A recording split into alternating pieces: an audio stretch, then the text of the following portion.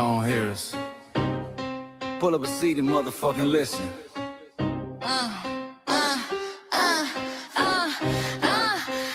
Pull up a seat and motherfucking listen. Pack your bag, time to go home. Talking crazy on our soil where our blood and bones grown. This our grind, we outside on it. While y'all fools on the outside looking, y'all show no respect to Black America, so leave. Hey. Y'all don't get it, so it's time to go home. Get the hell up out of America, take your digits, make it just fly on. Y'all don't get it, so it's time to go home. Get the hell up out of America, take your digits, make it just fly on. You landed on the tarmac, fresh off the boat. Talking about y'all building nothing, man, you choking on the note. My ancestors the reason that this country even breathes. Picked the cotton, built the White House, planted the seed. Jim Crow laws, redlined the map, we was the target. You think that struggle's a costume, man, you can't mark it. We fought the wars, we bled the blood, we died for our future's chance. And you come here and give our legacy a side eye while throwing shade on the guard. Why you benefit from doors we kicked down with our last breath? Now you spit on the architects who stared down death. Disrespectful, that's disrespectful, ungrateful, a slap in the face to only people who gave a fuck. So let me show your ungrateful ass to the right place. Pack your bags, time to go home. Talking crazy on our soil where our blood and bones grown. This our ground and we outside on it. While y'all fools on the outside looking, y'all show no respect to Black America, so leave. Y'all don't get it, so it's time to go home. Get the hell up out of America, take your digits, make it just fly on. Y'all don't get it, so it's time to go home. Get the hell up out of America, take your digits, make it just fly on. Passport, the visa, the privilege to be here. Cause my grandma did march for y'all, so disappear from our land. You cosplaying our pain. Think it's a trend you can borrow, but you ain't inherit the ghosts of our sorrow. We the foundation, the bedrock, the soil, and the root. You not no branch on our tree, and unproductive people always cosplaying me. Talking about we ain't do nothing, you lost your mind. We built this from nothing, time after time. From the beginning to now, we been the backbone and muscle. Why you look down on the struggle and cause a whole tussle? The energy's foul with disgusting, it's whack.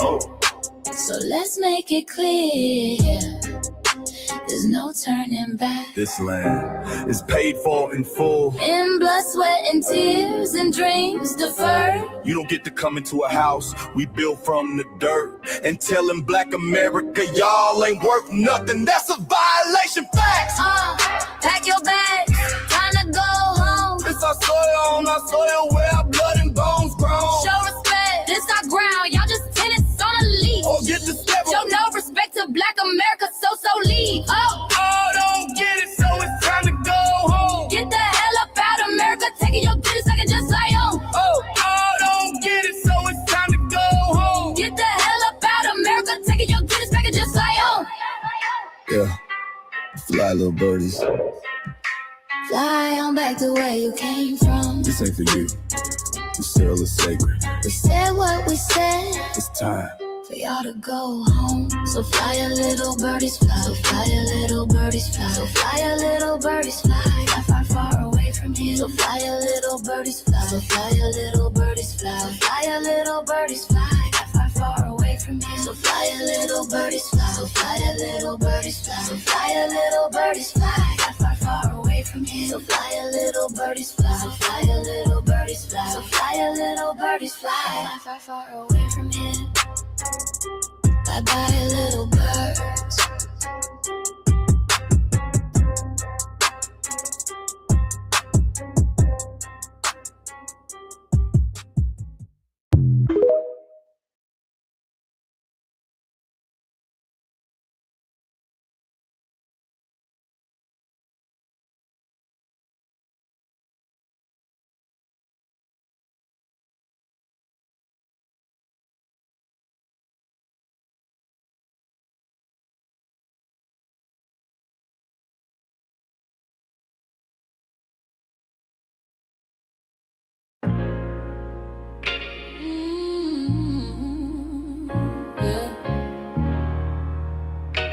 They thought we forgot, but we never forget. This one's for know the rules. We built this land from dust and tears, 400 years, and we still here. They write new rules, but they don't see every freedom they got came off you and me. We planted seeds, they took the bloom. We lit the flame, they left the room. But we back now, no disguise. The spirit's woke, we realize all we want is what we earn. That sweat and blood, yeah, that table turn. You can't buy culture, can't fake that fight. This is our day, this is our ride. We happiness. Say it loud, say it strong. We the heartbeat that's been there all along. Foundation of Black Americans, stand tall. We ain't begging for nothing, we built that all. Born from pain and grace, you can see the truth written in our face. We the soul, the sound, to fight the flame. Foundational Black Americans, say our name. They love our rhythm, but they dodge our blues. Use our voice when it fits their news. They take our sound, but not our scars. We the backbone, we the scars. Now the veil is gone, the mask is clear. We see the game, we know what's here. No more silence, no more lies. We lift that flag and watch it rise. Rise up, rise up. We the ones that made this nation breathe. Our flames are power, our roots are trees. We know world is rhythm and grace shows, and now we're reclaiming our rightful place. Can't copy courage, can't steal pain. You can't inherit soul by changing names. Our story ain't done, it's the revival. We guard the gate, it's about survival. We FBA, say it proud, say it loud. The world dances on what we vow. Foundational Black Americans, still we stand, still we fight, still we demand. Every block, every song, we've been right here all along. The soul of a people strong and free. Foundational Black Americans.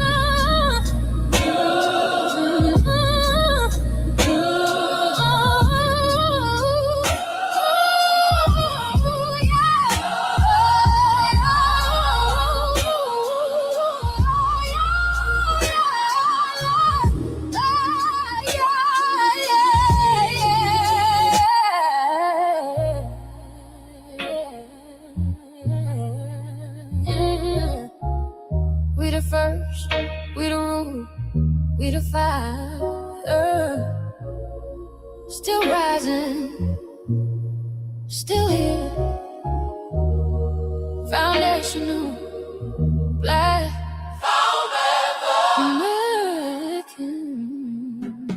We set the tone and they copy the cadence. Dance to our drums and deny the foundation. Wear the style but don't honor the source. Smile in the crowd and you distance and force. Say you not us but you rap like we breathe. Take the rhythm, then fuse the receipts. I ain't mad, I'm just holding the glass. Showing the mirror, now answer it back. I ain't here to cancel nobody. Just keep it honest, keep it solid. If you eat from the table we built, don't act surprised when we guard it. Do you like that? Do you like that? When I flip your sound and I ride like that. Do you like that? Do you like that? Do you like that? Cause that's how it feel when you borrow my culture. Then act like we never mattered. Hip-hop.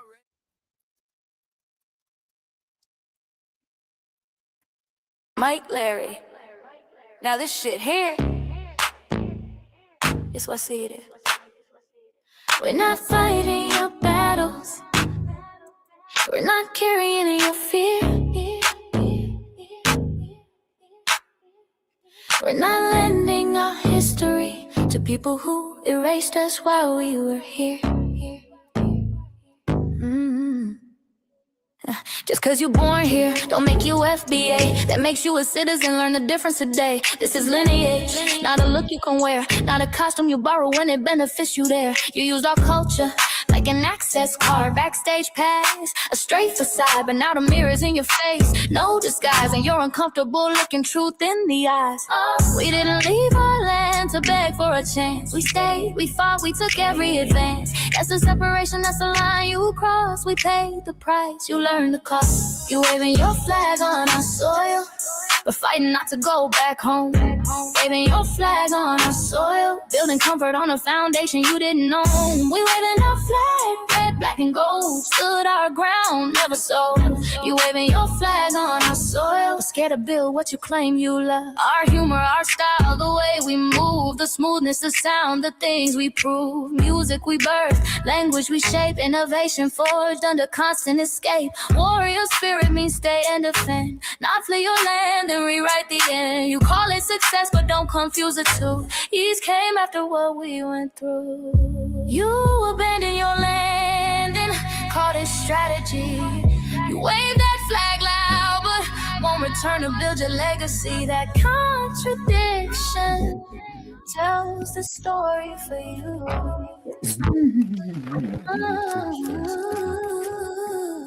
You waving your flag on the soil, or fighting not to go back home.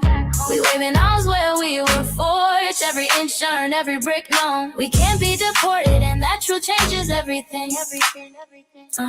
We can't be deported, and that truth changes everything. We know who we are, and now we see who you are too. Just because y'all born here doesn't make you FBA at all. It makes you an American citizen. It's biologically impossible to be us, because it's a lineage, not some damn costume you can just put on to look cool. You immigrants and immigrant Americans has used our culture as an access card, a backstage pass to our culture. Now y'all have to look in the mirror. Our sense of humor, the aesthetics, mannerisms, the style of dress, the smoothness, the creativity, our genres of music, innovativeness, our slang, our warrior spirit by staying on our homeland and fighting and not fleeing to somebody else's land to beg for a better life and shit on the very people who fought to have us there. That's who we are. And we know who the hell y'all are waving your flag on our soil and fighting to make sure y'all don't go back.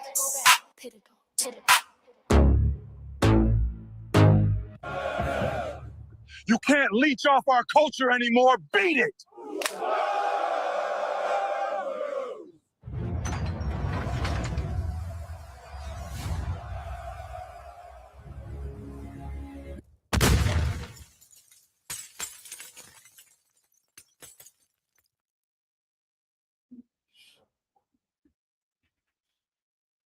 Mike Larry, man, you did it again. We really making history. Let's go. Do you like that? Do you like that? Flip your sound, how you like that? Do you like that? Do you like that? Say it loud, don't walk it back. Do you like that? Do you like that? You grew up mimicking us, now y'all switch it up. Turn the carbon copy, y'all ain't black, what the fuck?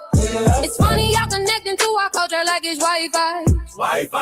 Surfing on our waves of our culture, no more agua. Telling my culture for all these years. Look how time flies, all these colonizers in the skies. Y'all hate, y'all still hate us outside. Study doctor, vampires, it's the blood of our gift. They copy the flavor, sip the juice. Love the results, hate the truth. Who?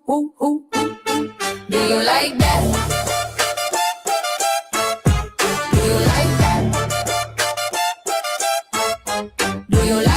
Flip your sound, how you like that? Do you like that? Democratic shields, talking points, the road they fill. Fish and chips, agent on the mic, judging FBAs, but ain't you half white? Talking like you one of us, we need a proof face. The agent type, the prune face. Like 50 and Jim, it's a cold game. Throwing stones, cause we built our own lane. I'm joking, kinda, but I mean, smile calm, pressure intact. Y'all proud where y'all from. Where they flag, beat they drum. But when it's us, tone switch fast. Same pride, but it's too much. FBA pride, lineage solid. You can't put this on, can't try it on. Built here, stayed and fought, that's the difference. That's the card. Do you like that? Do you like that? Say it clear, don't twist the facts. Do you like that? Yeah.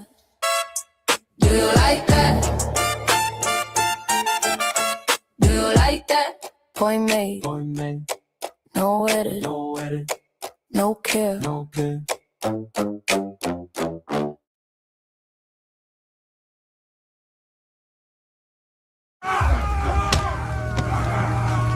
You know, erasing history is something that you have to do when it comes to conquest, domination, and destroying a people. If people knew who they were, and what they were capable of in the past, they will understand what they have a possibility or a likelihood of doing in the future. Foundation of Black Americans, we've always had a culture of resistance. We cultivated a culture of resistance on this land, and we've been resisting ever since we've encountered European domination. But nothing was really popping in Europe until the transatlantic slave trade, and that's where they amassed a lot of wealth. One thing that I think is unique about our culture as far as how we resist, how we fight back, is just the environment we were put in from day one.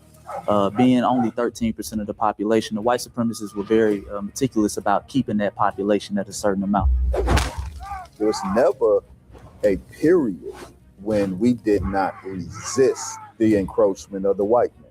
They have a natural behavior of authority no matter where they go. That's why they'll step up in front of us in the line at the store. We're not important. They don't even see us. We've never been able to excel. We've never been able to relax. We've never been able to just be, which means that existence is resistance. It must be something in our DNA, our historical background, to when something doesn't sit right with us, especially spiritually, in our souls and in our spirit, we just say no. We live resistance. You know, from the moment we're born, we're in resistance. And it's handed down generation to generation. And so I think that cultural resistance is actually in our DNA, in our epigenetics, and then it blossoms out into the culture. So there's almost nothing in America that we do, from song to dance to politics to the way we talk, the way we dress, having coded languages considered to be slang today. Everything about Black American culture is a form of resistance. Of course, they want to always downplay our contributions to the global tapestry because they continue to act like our number one export in this country is not Black innovation. Everyone understands that our resistance has been the cornerstone of what foundational Black Americans have always done. We are the life that breathes everything into this nation. The further back you go, the further Black you go. It's just simple like that, brother.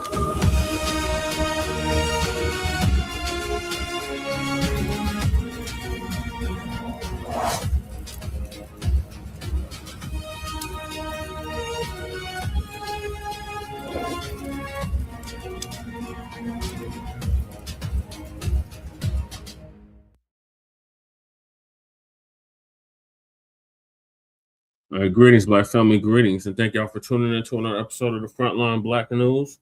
I'm your host, Chan Crewman. We might be joined with our other host, Lady Che, and we're joined with our West Coast correspondent, Shabaka Corey, Shabaka's Black Experience Enhanced, and which I'm the co-executive producer and co-host of, and we just did a show about an hour ago, ended the show about an hour ago of Shabaka's Black Experience Enhanced. Make sure y'all check that out. We had a good lineup of people that joined us. And on this season 6, episode 17, part 3, continuation of the Frontline Black News, we'll be discussing several topics. The first one is Black man checks a good old boy for trying to question him about his land. Then we got FBA's counsel 19 Keys for saying Delineation is a PSYOP program. He's actually in the new Hidden Colors film, and a lot of people are calling for him to be removed. Then we got 19 Keys disrespects Tariq Nasheed. He acts like the leader of FBA. There is no leader of FBA. There is no leader of a lineage. So that's just ridiculous when people say that stuff. And then FBA American OSHAY Duke Jackson proves Pan-Africanism doesn't exist in Africa. Duke O'Shea Jackson's been in Uganda for a number of years, and he says there is no Pan-Africanism in Africa. Does the term African American make FBAs de facto immigrants? FBA delineation is causing the diaspora in African countries to do this, exposing tribalism. Should Ghana receive reparations for slavery? If we don't receive ours first. And illegal migrant news, unhoused neighbor news, and local Denver and Aurora news. and we are based out of East Denver, North Aurora, Colorado. We get the news from a frontline and Black First perspective. We are a part of the New Blacc Media and also the signal boosters of the New Blacc Media. We have been around for 6 seasons now and counting, and we have several platforms that are part of the Frontline campaign. Frontline Black News being one of the first. We started back in 2020, 2021. And Shabaka's Black Experience Enhanced, which we just had earlier tonight, is based on the 50th anniversary of the founding of the original Black Panther Party for Self-Defense. We started on Blog Talk Radio back in 2016 and have been around for 11 seasons now. Shabaka's Black Experience Enhanced covers the Black experience from the beginning of time until 10 minutes ago. It is also a part of the Frontline campaign and has recently, within the last 2 years, moved from Blog Talk Radio to StreamYard. Please make sure y'all like and share the broadcast, family. Please join us on StreamYard, YouTube, Frontline Black News. The links to all of our channels are in the description, including Frontline Black News. Frontline Black News 2, our backup channel. Make sure y'all set up to that, just in case they try to take Frontline Black News down again. Then we got my personal page, Jesse Parrish, aka Chan Kruma. Make sure y'all set up to that as well. That's where we stream all the city council meetings and local events here in Denver and Aurora that are Black related. And then we got Lady Che's Seduction Doll channel. Make sure y'all sub up to that so she can start going live on that channel. Then her main channel, The Revolutionary Agenda, make sure y'all sub up to that as well. She did an RBA with day before yesterday now.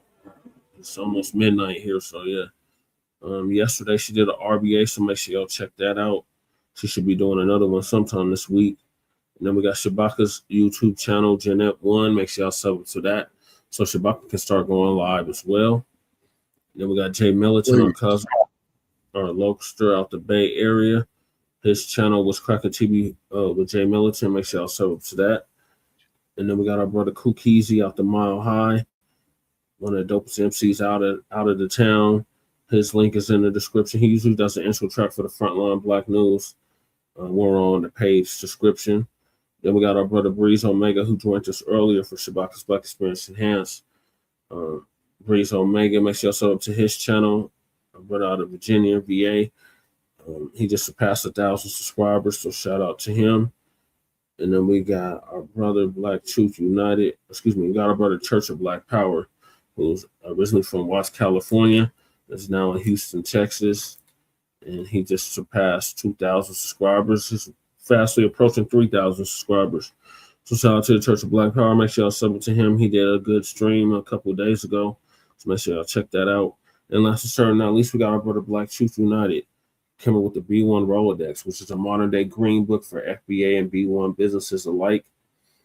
And yours truly is in it for my political work.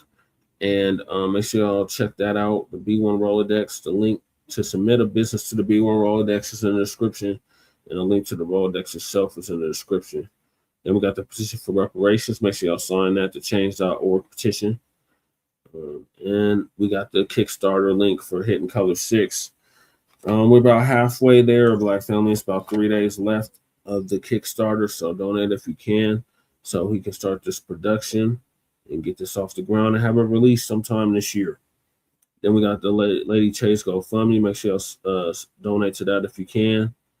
The link to that is also in the description. And then we got copyright disclaimer under section 107 of the Copyright Act of 1976. Allowances made for fair use for purposes such as fair use, comment, news reporting, teaching, scholarship, education, and research. And I do not own the rights to the music. And if you don't understand racism, white supremacy, what it is, how it works, everything else that you think you understand will only confuse you in all 9 areas of human or people activity. And that is economics, education, entertainment, labor, law, politics, religion, sex, and war. And some say health and nutrition.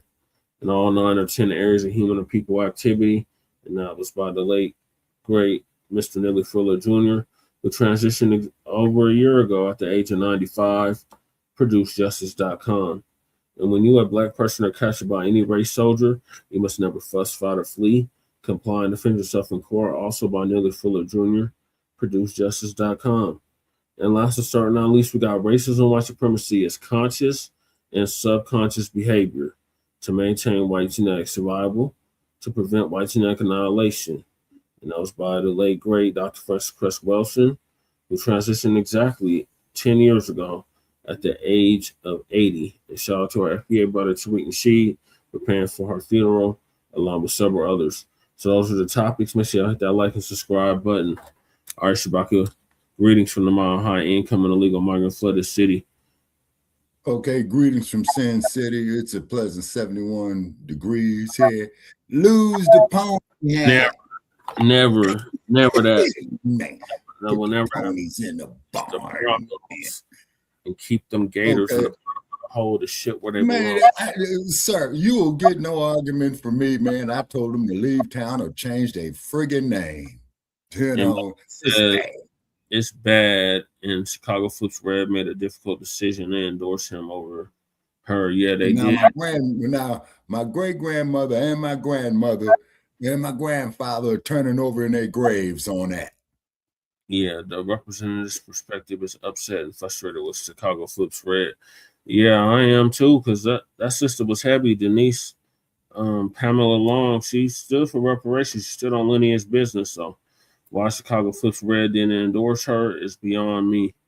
But Michael saying that she lost the primary, which is very unfortunate. And Don Tracy won the Republican primary race for U.S. primary race. Okay, yeah, so something is happening there, and this is why I wish we could find Sarge, since he's right there in there, you know what I mean? And if Sarge did, remember Sarge did transition, because I've been trying to find him, man, to no avail. But the last I seen her was on Sister Valerie's show, and that was almost a year ago. Right. Yep. Okay. All right. So with Chicago, you know, going Republican now. Okay. Well, it hasn't gone yet. They just have the primary. But okay, but it's leaning toward that way. Okay. So it's either losing its influence, man, of what it once had, or people are probably so ticked off with this orange clown, man. You know what I'm saying? And I'm not going to be yelling too much because I just found out I got. It's these goddamn illegal immigrants, Shabaka, that have Chicago under Brandon Johnson's watch. That's right. And under Lightfoot's watch too. Let's not forget. Yeah. Because Lori Lightfoot told him that's true too. And then they got rid of her and put Brandon Johnson in, and he was just more of the same. Yeah, pretty much. You know what I'm saying? Which is kind of sad. You know what I mean? Because I do remember late 60s, 70s, the dynamism that used to come out of those elections, you know, but Chicago has certain traditions, you know what I mean? Yeah, after all, Capone. Oh, yeah. And then also, too, I have reason to believe, Brother Che, that out here in the Wild Wild West, that California is going to flip back to red, is because, like I said before, for our listeners, them damn fools will elect a Republican governor and elect a Democratic lieutenant governor, and then in the next 5 elections, they'll do the exact opposite. That'd be great news if California flipped red. That would be great news. Because the Lord knows I'm sick of these goddamn Democrats. They are. Yeah, exactly. Because with the Democrats, you don't know what they got up their sleeves. But at least with these repubs, you know, they tell you how they honestly feel. I don't have a problem with it. You know? Yeah, so speaking of a Republican trying to tell brother how they honestly feel, Black man checks a good old boy for trying to question him about his land. Shout out to Michael for bringing this to my attention. Okay, did he whoop his ass? I think he came pretty close. Let's see. Okay. Now with them good old boys, you will have your hands full. I went up against a couple of them. Yeah, me too. All right, here they go. And you do know, and I'm just putting that out there for the sake of our listeners, you do know that when the police get involved, they're going to side with the good old. So just prep yourself. Okay. All right, so Uncle Phil's going to give us an update on that. He got one of our brothers out in Mississippi. He bought him some land. And because his brother got him some land, he bought it cash money. You got a good old boy that pulls up on him and just wondering how he got all this land. Let's go ahead and check that out. Ain't nothing y'all can do about it. You can't take it. Ain't nothing y'all can do about it. Ain't nothing y'all can do about it. How much land you buy here? I bought 5 acres, sir. The whole Man, just bomb on that motherfucker, man. Shit. Rearrange his dinner work. Gotta hear that stupid shit. Right. What you can do is argue with somebody about your land. But keep in mind, the opponent is formidable because of who and what he is and what he represents. My money. I work. Yeah. Yes, sir. Well, hey, how you doing, Mr. Cameraman? Yes, sir. Yes, sir. You know, let me let you know. We don't got no business talking. Well, just let you me talk to my attorney. You talk to my attorney. My lawyer, when my attorney send the letters out after the survey to the church. Jesse. You're coming to tear this building down. Or you and the rest of y'all are not welcome. Yep, that was a video I was talking about. You can rent out a spot where your family is buried at, or you could buy it. Yeah. It's $30,000 for that area. I'll tell you what I do, buddy. I just get the law down here. You do that. You do Yeah, that. go get the race soldier, you fucking coward. I am. I'm blessed. I'm really blessed. I'm Yeah, really you blessed. fucking coward. I'm a lawyer too. Yeah, because the white man Me too. thought Me that too. he could But corner you don't own this the land, though. You don't own this land. black You don't own landowner. this land, though. Give up the You land own for this free. land. You own behind it. And the white owner said, Step off my land. I gotta get the race soldier because the white guy knew that he couldn't. I said, there's get off no my way land. he get the, there's no way he could. I didn't start it. I didn't start it. I said, get off Fight my him land. for the land. Okay. I'm about And to not only find that, out. but he can Get off afford my the land. land. He should just All lock right, stay there. Stay right there. Stay right there. Yeah, I'm gonna tell you who that brother need on his side. You know who that is, don't you, brother Che? I'm gonna run that. You remember Cornell X? Stay right there. Oh yeah, Cornell. I heard of him in Houston, Texas, right? Video took place out in Mississippi. Yeah. The good old boy had a problem with this black man owning 5 acres of land. Mm-hmm. They've always had a problem with us owning land. Yep. Because land is wealth. Mm-hmm. And they don't like us to have compounding wealth, any kind of accumulating wealth. Sir. They told him, hey, if you want to buy this section here, wait, if your family buried there, 30,000. Oh, but calling it, what you talking about? You gonna call the cops? What they gonna do? Right. The cops don't got nothing to do with the man owning his land, right, or whatever. But black folks had millions upon millions of acres of land mm-hmm. at the turn of the 20th century, and black people were terrorized off their land, finessed off their land, and they can't stand. Listen, they can't stand to see black people have money. That's why I want my people to be successful. Right. I want you to be successful. Another reasons why the they deacons can't of do defense nothing came about into it. existence, Michael. When you are successful. Mm-hmm. You understand? They were the precursor to the Black When you're Panthers. successful, they have to look at themselves in that moment. Right. You know why? One of those videos. Because they know they have done everything they could to sabotage you and trip you up. So you can't really do nothing about your life. Mm-hmm. And when you become successful anyway, you own land anyway, you own houses, you have a bunch of investments anyway, you own businesses anyway. They got to look at themselves and say, wait a minute, we know we sabotage this black man and woman. Mm-hmm. We know we put laws down so we can sabotage them. And yet, even after all of that, they still own land. They still own businesses. And yet, I'm a good old boy, and all I got is maybe one business, but I don't have the amount of land he got. Mm-hmm. You understand what I'm saying? They can't stand that. Yep. Because it shows how mediocre they are. Mm-hmm. Because even with all that obstacle, black people still overcome that obstacle. Right. And that's what they can't stand, that you can overcome obstacles that they couldn't even overcome at all. They can't even deal with a government shutdown. Mm. They crying about it, but they need food and a food bank line. Please, black folks been living a government shutdown forever. Right. And we always figure it out, but they don't know how to figure it out. So we live in abundance. They just can't understand it. Because they feel that we should, as long as we are poor and in the ghetto and food stamps and all they happy. They are so happy with that. They are very happy with that. But when we live in abundance, when we have, Malcolm boy, X they can't addressed stand. That's that why I issue want my on people his to be speeches, successful. Brother Che. I want I recall everybody vaguely from under the the sound of my autobiography. voice in our community to be successful.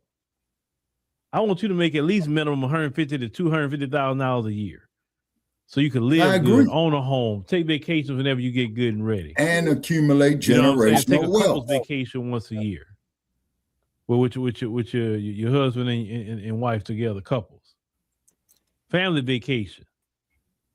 Shoot, if you can, a Christmas vacation with the family, even better. Right. You understand what I'm saying? Yep. I want y'all to be able to do that, because there are things that some of our ancestors couldn't even do. Yeah. So we need to be successful. And then we are successful, let's bring up the next generation with us. Let's teach some of our young brothers and sisters that want to learn, of course, and get involved, how they can be better. Right. You understand? That's what it's about. So shout out to our brother. Our brother didn't back down. Our brother wasn't scared. No, he wasn't. He didn't duck his head to that good old boy. No, he didn't. He let him know, get up off my land. And he had to get up off of it. Right. Because once they say you're trespassing, now you're committing a crime. Exactly. Some states a felony. These people don't understand. It's a new day. And that brother could have locked. Black folks are rising every day, and they are declining. And their racism is not going to help them in any way, shape, form, or fashion. That's going to speed up the decline. The more and more they racist toward us. Yep. But shout out to our brother, man. Shout out to our brother. I love how our brother put him in his place. That's the proper way to do it, brother. Proper way to do it. Proper way. Tell them, get off your land. Right. If you want something, you buy it. Exactly. That's right. Yep. Amen. All right. So I have a story to tell. Here's a little story, and I got to tell it. Oh, so, yeah. We had got some acres of land out here in Colorado, and we had the same thing happen. White supremacists coming up on the land, trying to figure out if we actually own the land and what we was doing there and all that shit. You remember, Shabaka? Yeah. And then we had Deerfield, Colorado. And I remember we had went out to Deerfield, Colorado, which was a black township just outside of Greeley. And them crackers was coming out there wondering what we was doing there. And we like, look, this is a black town. What do you mean, what are we doing here? Mm-hmm. And it used to be 1,000 acres, and it got down to 150 acres. Mm-hmm. But they were so surprised to see us. Like, what are y'all doing here? Like, what are y'all doing here? This is our town. Y'all have power tools? Oh, always, Shabaka. Right. All right. And this happened several years ago, right, Jesse? Yeah, this was back in like 2020. 2020. Yeah, about 5-6 years ago. All right, I'm putting a link up here, man, on the like page. We might have idiots. Yeah. Yeah, don't share the StreamYard out. Don't share. Okay. All right. Okay, got you. Okay, got you. I just killed it. Okay. Yeah. Oh, and Jesse, I found out why. Oh, go ahead, Sabaka.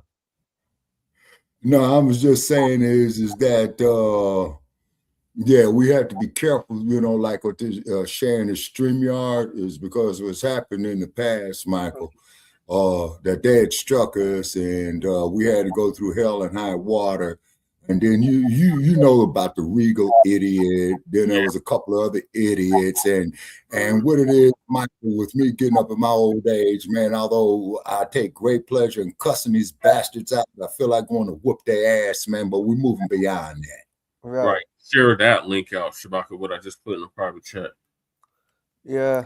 Yeah, that one is shared. Okay, but I can't see the responses on it on the YouTube. Hold on a second, Brother Che. Please continue. I'm going on mute for a second.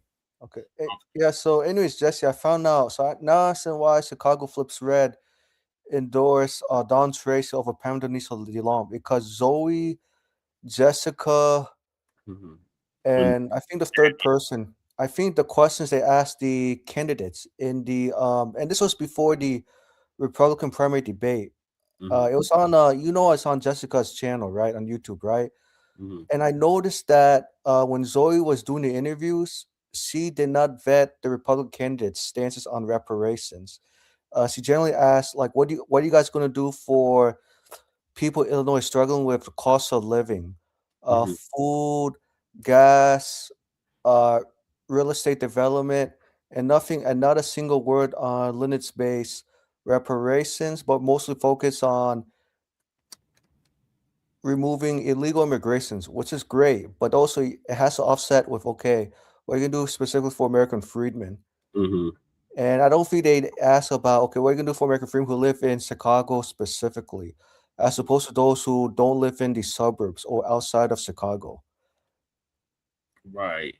And what was her response?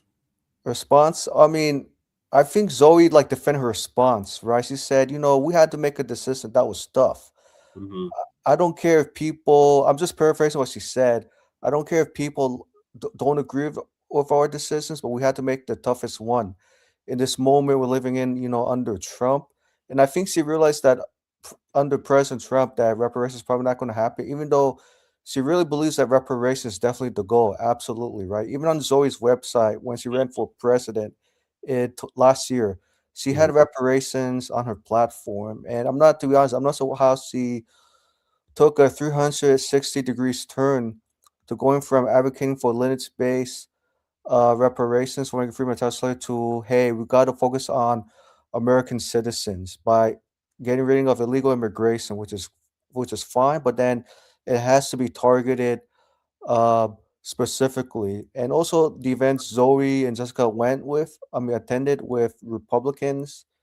Yeah, they didn't put reparations on the platform. If they did, I can guarantee you, I think Pamela Denise DeLong could have beaten what you say his name was, Paul something? Yeah. Oh gosh, sorry. I'm sorry, Tracy. Sorry, his last name is Don. Sorry, Don Tracy. Yep, exactly. If that reparations questions were brought up at that debate with like five candidates debating when I saw, I think Pamela could have won. I mean, maybe not easily, but in plurality. Right. All right, so I'm gonna move on to the next topic. And that's a very heated topic that has sparked up in the past week or so.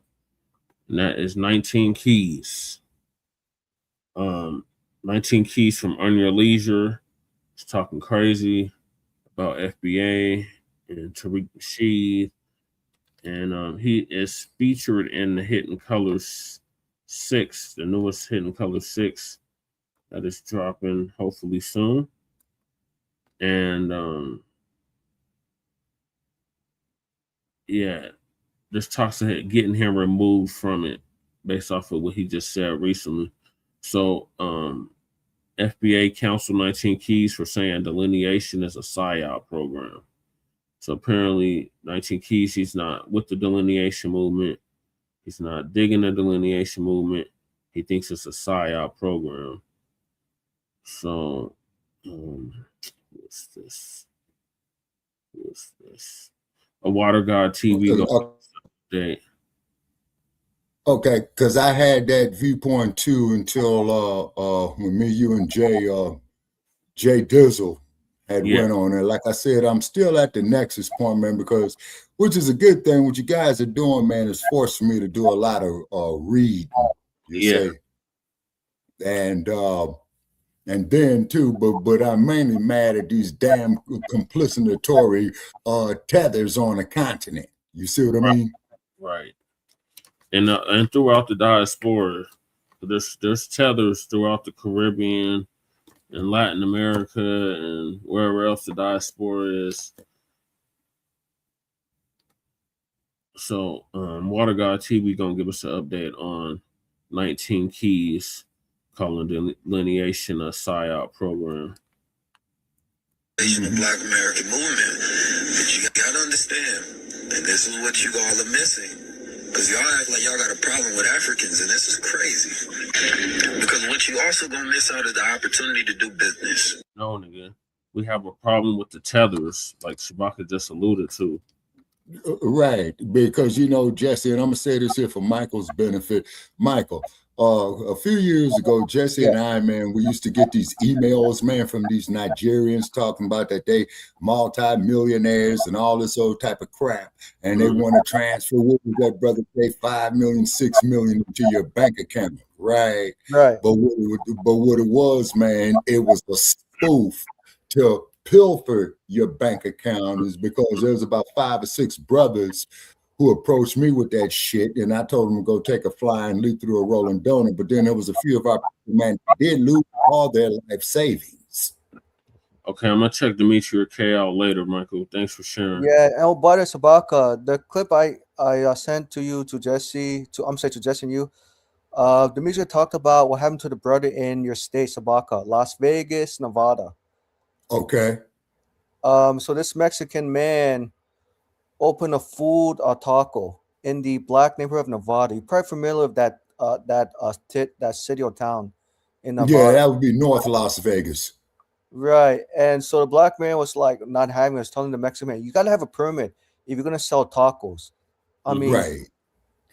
In this black area, especially in front of a church. You just can't do it if you don't have a license. And the Mexican man said, no English, no English. And that definitely. And so some people took an issue with the brother. Said, oh, why are you bullying a taco man? And the brother's like, I'm not bullying a taco man. I'm making a statement. Because if I were to sell taco in, let's say, in an Asian neighborhood, right? Hispanic, going to the brother, not a single Asian customer or Hispanic customer will buy tacos from him because he doesn't have the Mexican or Asian lineage. Right. And then also too, Michael, to give you some more cannon fodder. And what I mean by cannon fodder is more fire to your fuel. Okay. There was a people who had a Mexican food stand here on Las Vegas Boulevard. Yeah. The one down there, man, near the Las Vegas sign, man, and code enforcement, man, was coming on their asses because see what they were doing is that they were setting it up, man, just like at about 6 p.m., right? And they figured that code enforcement was off for the day, right? Right. So I guess they got wind, man, you know what I'm saying? And so therefore code enforcement was coming out there, man, doing their inspections on them, man, because they used to have one up the street from me here on Las Vegas Boulevard, and code enforcement was out there shutting them down and shut them down. Good. Right. Exactly. Right. Yeah. I don't them having their food permits, their health permits, and then of course too, like, have you ever looked at Jake Tapper with Bar Rescue, Michael? I'm sorry, said J Bar Rescue? Jake Tapper with Bar Rescue. Jake Tapper Bar Rescue. I never heard of that. Wait a minute. I might be wrong. Wait a minute. I think it is. But anyway, there's this dude, man, who's a restaurateur, okay? And he has Bar Rescue, and what it is he's got a lot of experience on it, at least 30 years. Then he has a staff 10 years, so that's 40.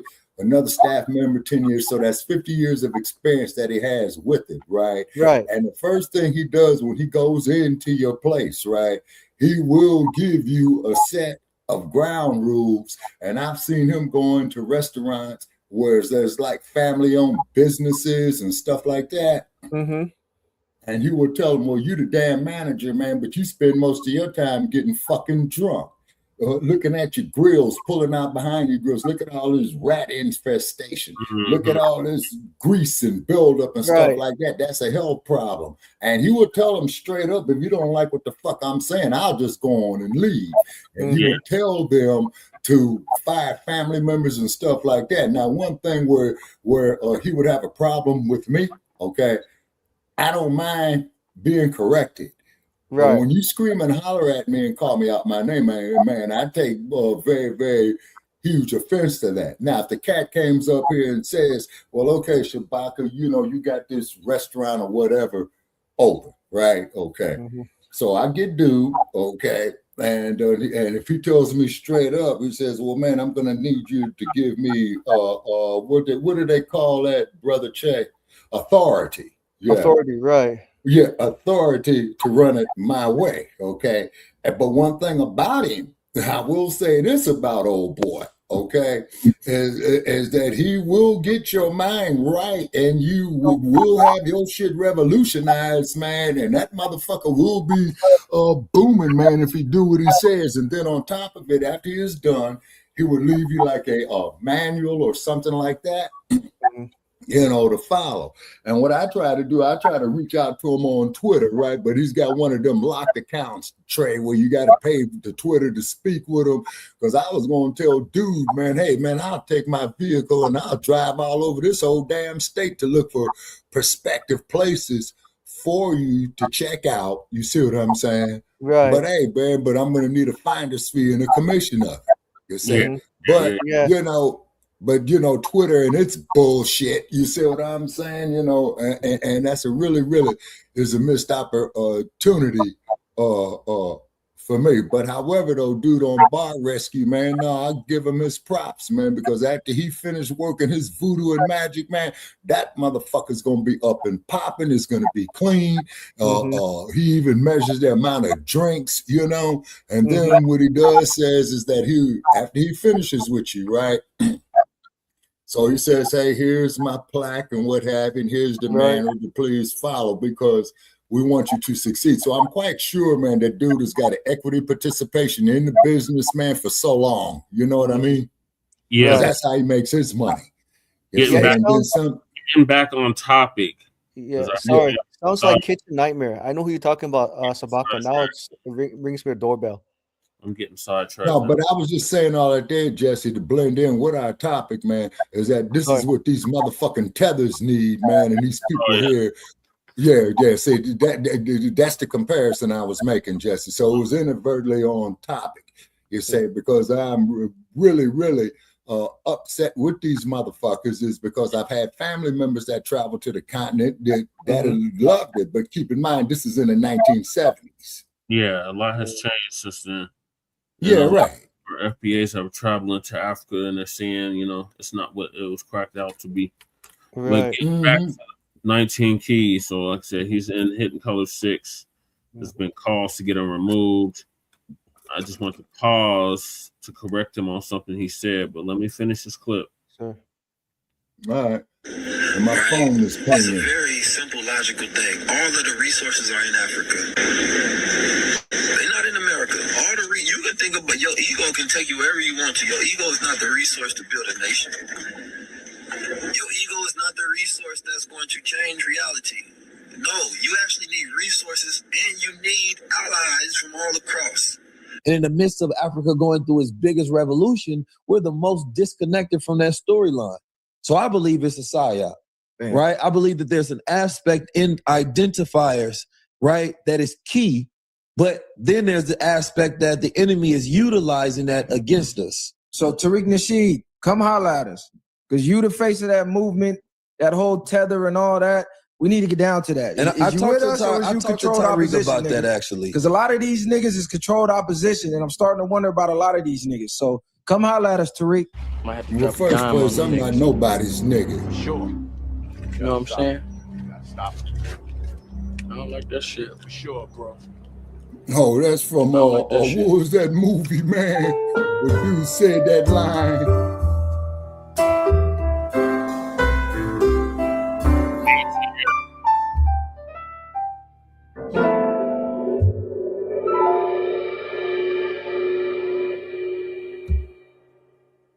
All right, y'all, we back with another video, man. Y'all know how we do. Always pushing health, wealth, and a better understanding of self.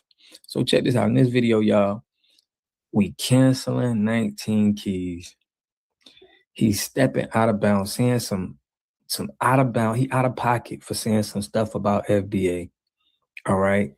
And it was on a viral podcast. It's like now he's going on a tour of throwing shade at FBA, okay? And trying to call Tariq Nasheed a leader when nobody feels like Tariq Nasheed is a leader. Tariq Nasheed makes movies.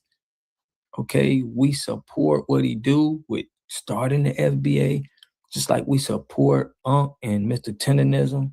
We're supporting our people at all-time highs right now. And I think a lot of brothers, they don't like that, in my opinion, okay? I showed y'all the clip of how he's sitting right next to the viral way, and They said that they think FBA is controlled opposition. Now, they look like they was from the streets. 19 Keys talked like he was from the streets at one point in time. There is never a time where it's okay to group somebody in with the police without no structured evidence.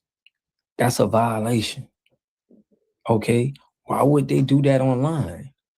Why wouldn't you try to research, get some information to where you can show something factual to where you feel like you can call somebody the police? That's why you canceled, at my point. You can't, that's not acceptable. All right? And go to your neighborhoods. Y'all from out there in California. Go to them neighborhoods out there. One of the California is a state, all homie, of our not a city. podcasts, you know, he's a gangbanger or ex-gangbanger. Ask your hood and ask your gang if that's acceptable. 19 Keys look like he's straddling the fence.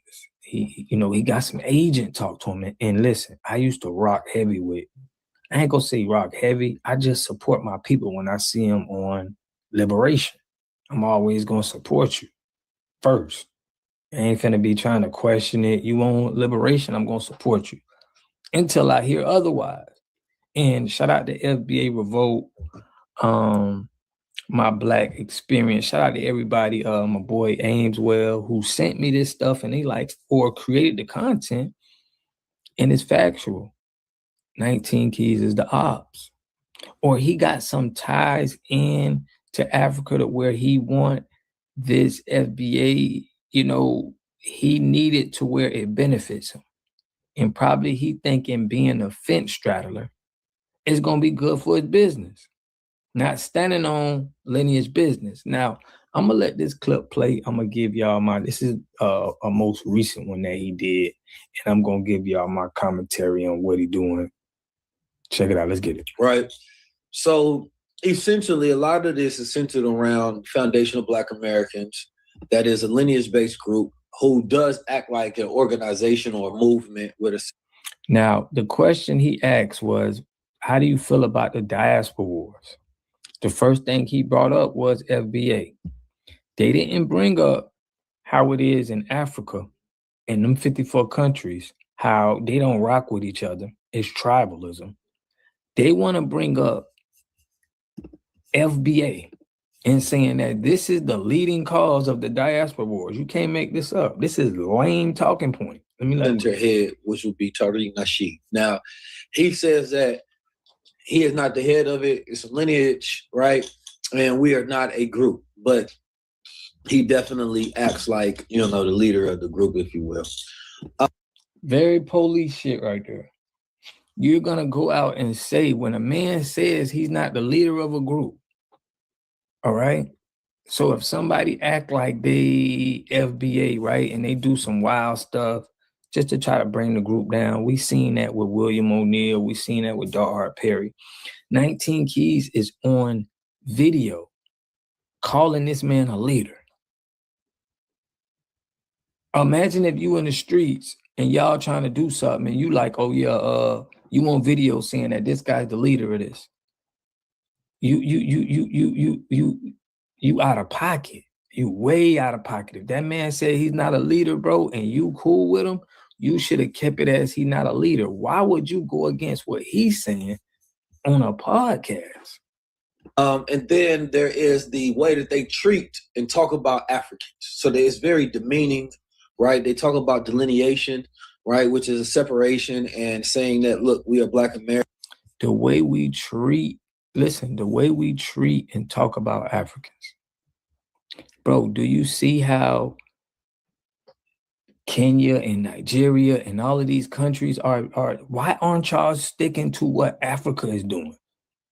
Why are y'all always because we don't treat Africans no kind of way. We can't treat them no kind of way. We're here in America. They over there kicking people out of their countries, calling them out, taking each other lives because they're not in the tribe. It's very more serious. Why would y'all be pointing out some online back and forth that's going through with a couple people? This is more of a joke thing. They're making it seem like this is a real diaspora war, what's going on, and not talking about the real diaspora war that's going on in Africa. Y'all got 54 countries over there.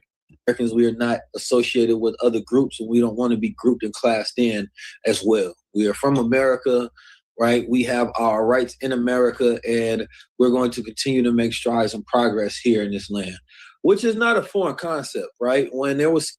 Now, he want to get in to say that, you know, these people been doing this. And it sounds very Asian-y talk, how he's speaking. It don't sound like he's, you know, just being truthful and just saying what it is, okay? Now they speaking as if it's a division in America, or it's a division with Black people, or before we were unified. And now, because we talking online and delineating, this is causing division. They ain't talking about the, you know, the Muslim, the Christian, the, you know, the gangbanger, the dealer. They not trying to make sure they're all on the same page. They're bringing it because we saying this online to Africans. You can't make this stuff up. It don't even make sense. May he rest in peace. He called us a psyop on All the Way podcast, the Viral Way podcast. Rest in peace too. Like I said before, why would you associate T.T. somebody Shepherd with was the a sheep. police without no evidence? That's what I just said, Shabaka. That's what James Smalls did. That's what a lot of these guys did. And now we got 19 keys following behind them. So we can't do nothing but put the X on his face, let everybody know, you know, he off code, canceled from the lineage until, you know, you gotta take back that police talk that you said about us, and you fence straddle. It's like you still want, you know, you still want to be on both sides. And it's not even a side now. This is just, on my channel, I expose how the CBC has been in connections with Africa, funneling people into our politics. Okay, we have been getting, you know, when we talk about reparations, we always got some kind of person that's not from America speaking on how they don't feel we deserve reparations in our politics. That's gonna cause problems. You got the YT people, especially the liberals, getting them, recruiting them over here and bringing them over to America to undermine us. They've been doing that since 71. We got research. We've been pulling this stuff up. We pull up facts and we tell the people this is what it is.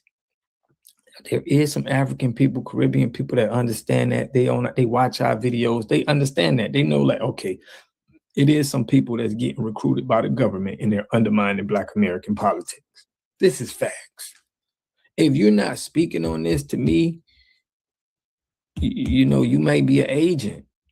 You're suspect, because you should never speak on something back and forth without speaking on the origin of where all of this started. It's like you missing a whole piece, a very important piece of infiltrating our politics and undermining us. You don't speak on that. You're just speaking on, we calling people tethers. It just don't make no sense to me. But that's what I got on 19, man. He out of there. And I used to rock with the guy. Listen to his content and big up him. I think I may have purchased a class from him or something before, but a while back. But I always want to support our brothers or anybody that's doing Black liberation until I hear otherwise. And I've heard otherwise. I've seen it out of his mouth. I've seen how he trying to throw shots and hide his hand and then fence straddle. We don't need none of that. We don't need no allies. And that's what he said in one of his videos, is that we need to be allied to Africa because America don't have no resources. This is what he said. Disrespectful to the land. Why would you say we don't have no resources and everybody's coming over here? Just very disrespectful. But I want to know what y'all think, man, in the comment section. Definitely share this video. Like and subscribe to Frontline Black News. Yes, Shabaka, of course. But yeah, shout out to Water God TV for giving us that update. What are your thoughts, Shabaka, on what 19 Keys said? Okay, I have to research it more to get more in depth, but basically it sounds like that he's on to something. And then also too, man, I was trying to Google, if it's up there, which I doubt, the documents, the surveillance of the organization of itself. It's not just like they did. So that's the thing. It's not an organization. It's not an organization. Like, we have to keep repeating that. It's not an organization. It's a lineage. It's not an organization. There's no leader. Okay, what do you mean by lineage? What do you mean? What do I mean by lineage? About the bloodline. Bloodline. Trace your lineage back to the United States, the founding of the United States. That's all it means. It's not an organization. It's not a group. It's a lineage. Okay, but so far I haven't seen anything you're not publicly about the feds on it. You're not going to see anything because it's not an organization, Shabaka. It's okay. What are your thoughts, Michael? Yeah, so my thoughts on like 19 Keys. I really think that, he's pandering, and I think he wants to be including the FBA's fight. And then for him to say that Africa has a lot of resources and America does, he's forgetting that FBAs were the ones who created resources, just not only for FBAs themselves, but for everybody else, for immigrants. Right. And America gives plenty of resources to immigrants, more than they give to FBAs. And I think 19 Keys doesn't realize that, or he's pretending that he doesn't want to acknowledge, right? And it's like what Phil Scott said. The U.S. government doesn't want any Africans who are like Julius Dilemma, because if they imported Julius Dilemma, Malema, right? Thank you for correction. Malema, he's going to like question the government's authority. Hey, United States government. They shut him down for 15 years, Michael. He's incarcerated for 15 years. Right, and I just think that 19 Keys it's really an insult what he did, what he said to FBAs. And I think that 19 Keys, he really needs to examine himself. And 19 Keys needs to talk about how the Chinese, white Europeans, and Indians, Africa, right? Exactly, or like colonized or finding covert ways to take over the African continent. So he really needs to talk about that than trying to like insult FBAs. We addressed that recently. Right. And 19 Keys to me sounds like he's not that different from Congressman James Clyburn. He sounds like Professor James Smalls. He sounds like he's straddling the fence. Right. And he also sounds like somebody else. Who else was I thinking of? Dr. Mayat. He sounds like her too. And she's also in the Hidden Color 6. And there's questions on this. She should remain in there too. Okay, let me ask you a question on this Hidden Color 6, Brother Che. Being out here in the West Coast with Hollywood and all that. Who owns the intellectual property rights on it? Tariq. Tariq owns the intellectual properties on all of his flicks. Okay. He's not going through Hollywood. That's the whole point. None of the so he's doing a what do they call it? Independent project. Yeah, they're all independent projects, Shabaka. Every last that's why he's running a Kickstarter. Okay. Now I'm not sure. I'm gonna research it, Jesse. But I'm thinking, man, he might have to get it registered through Hollywood, but I'm not sure because they're real tricky with that shit. You see what I'm saying? So I'm gonna research on that some more. Independent documentary, Shabaka. He ain't gotta get nothing registered with Hollywood. He does independent films.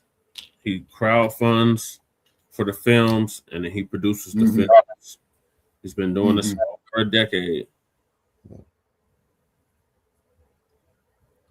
All right.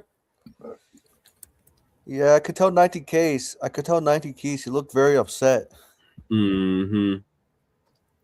Yeah, it's very obvious. He's talking very obvious. And 19 Keys was out in Colorado last year.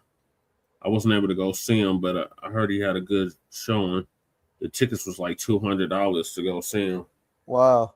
Oh, hell no. That's so expensive. Mm-hmm. I was wondering, did Theo go? Theo Wilson. He probably did. Oh, man. So would you say that 90 Keys reminds you of Theo Wilson, a contributor on African Diaspora News Channel? Yeah, there's a lot of similarities. Okay, but wait a minute, Brother Che. Who was that dude out of Atlanta, man, when we was with Blog Talk? Mm-hmm. And this dude was out of Michael M. Hotep, I think. Yeah. And I tried to invite that dude, man, about 12 times. He never picked up our invitation. Yeah, Michael M. Hotep's a damn Democratic shield, too. Yeah, he did mention our name, man, when he was doing a live feed when I said greetings from Shabaka's Black Experience Enhanced, you know. Yeah. But as far as that shit there on Blog Talk, man, like I said, when you told me to get that terabyte, right? I'm glad that you did. Yeah. Told me that because I believe we got anywhere between 65 to 75 episodes on there. Our junk episodes, you know, I just dumped them out, you know. I've been noticing a pattern.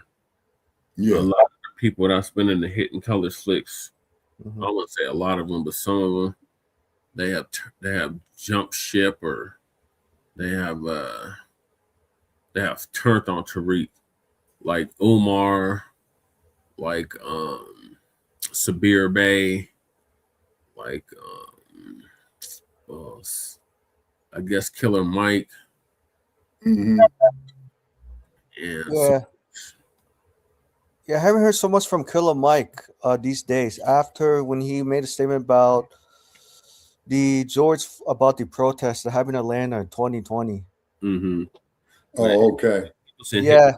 Yeah, but I've done some research on Mr. Tariq, and it's kind of like unfavorable about him, what I've came across, but I'm not going to mention it. Well, whatever he did in his past life, that's his past life. For the past 15 years, he's been producing documentaries that showcase Black history.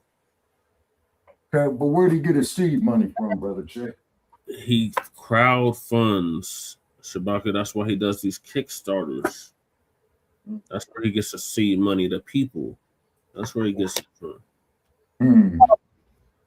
I wish the hell we could do that. We could do that.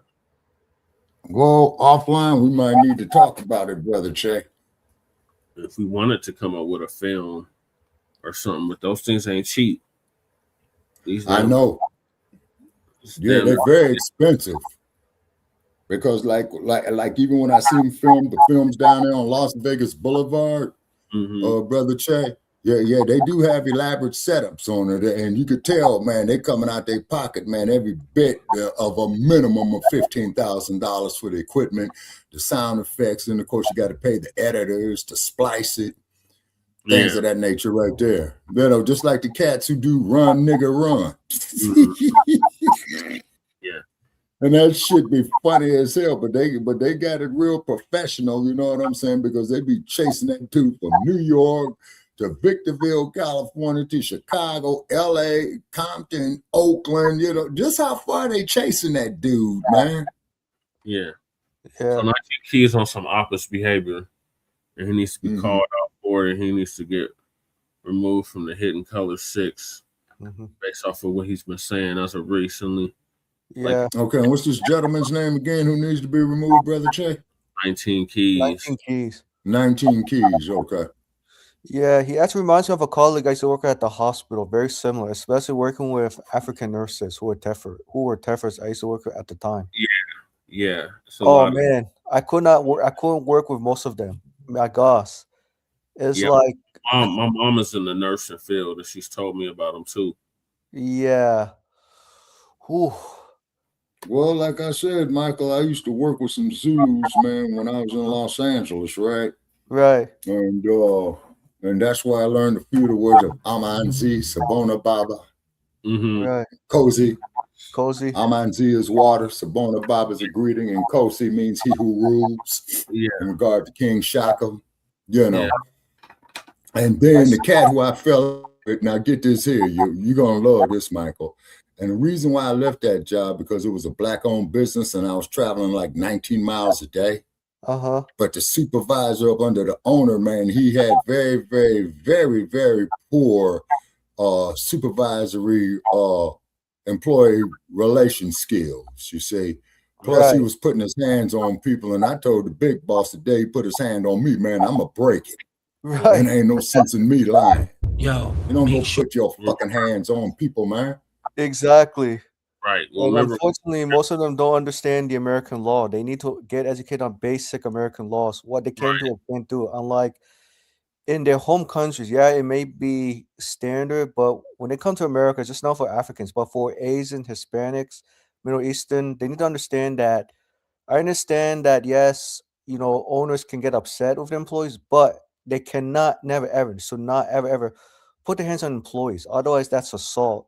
And that No, it's battery, Michael. And battery, then I told him, battery. yeah, Sorry, and then battery. too, Michael, I also had informed him today he put his hand on me, man, I'm gonna break it.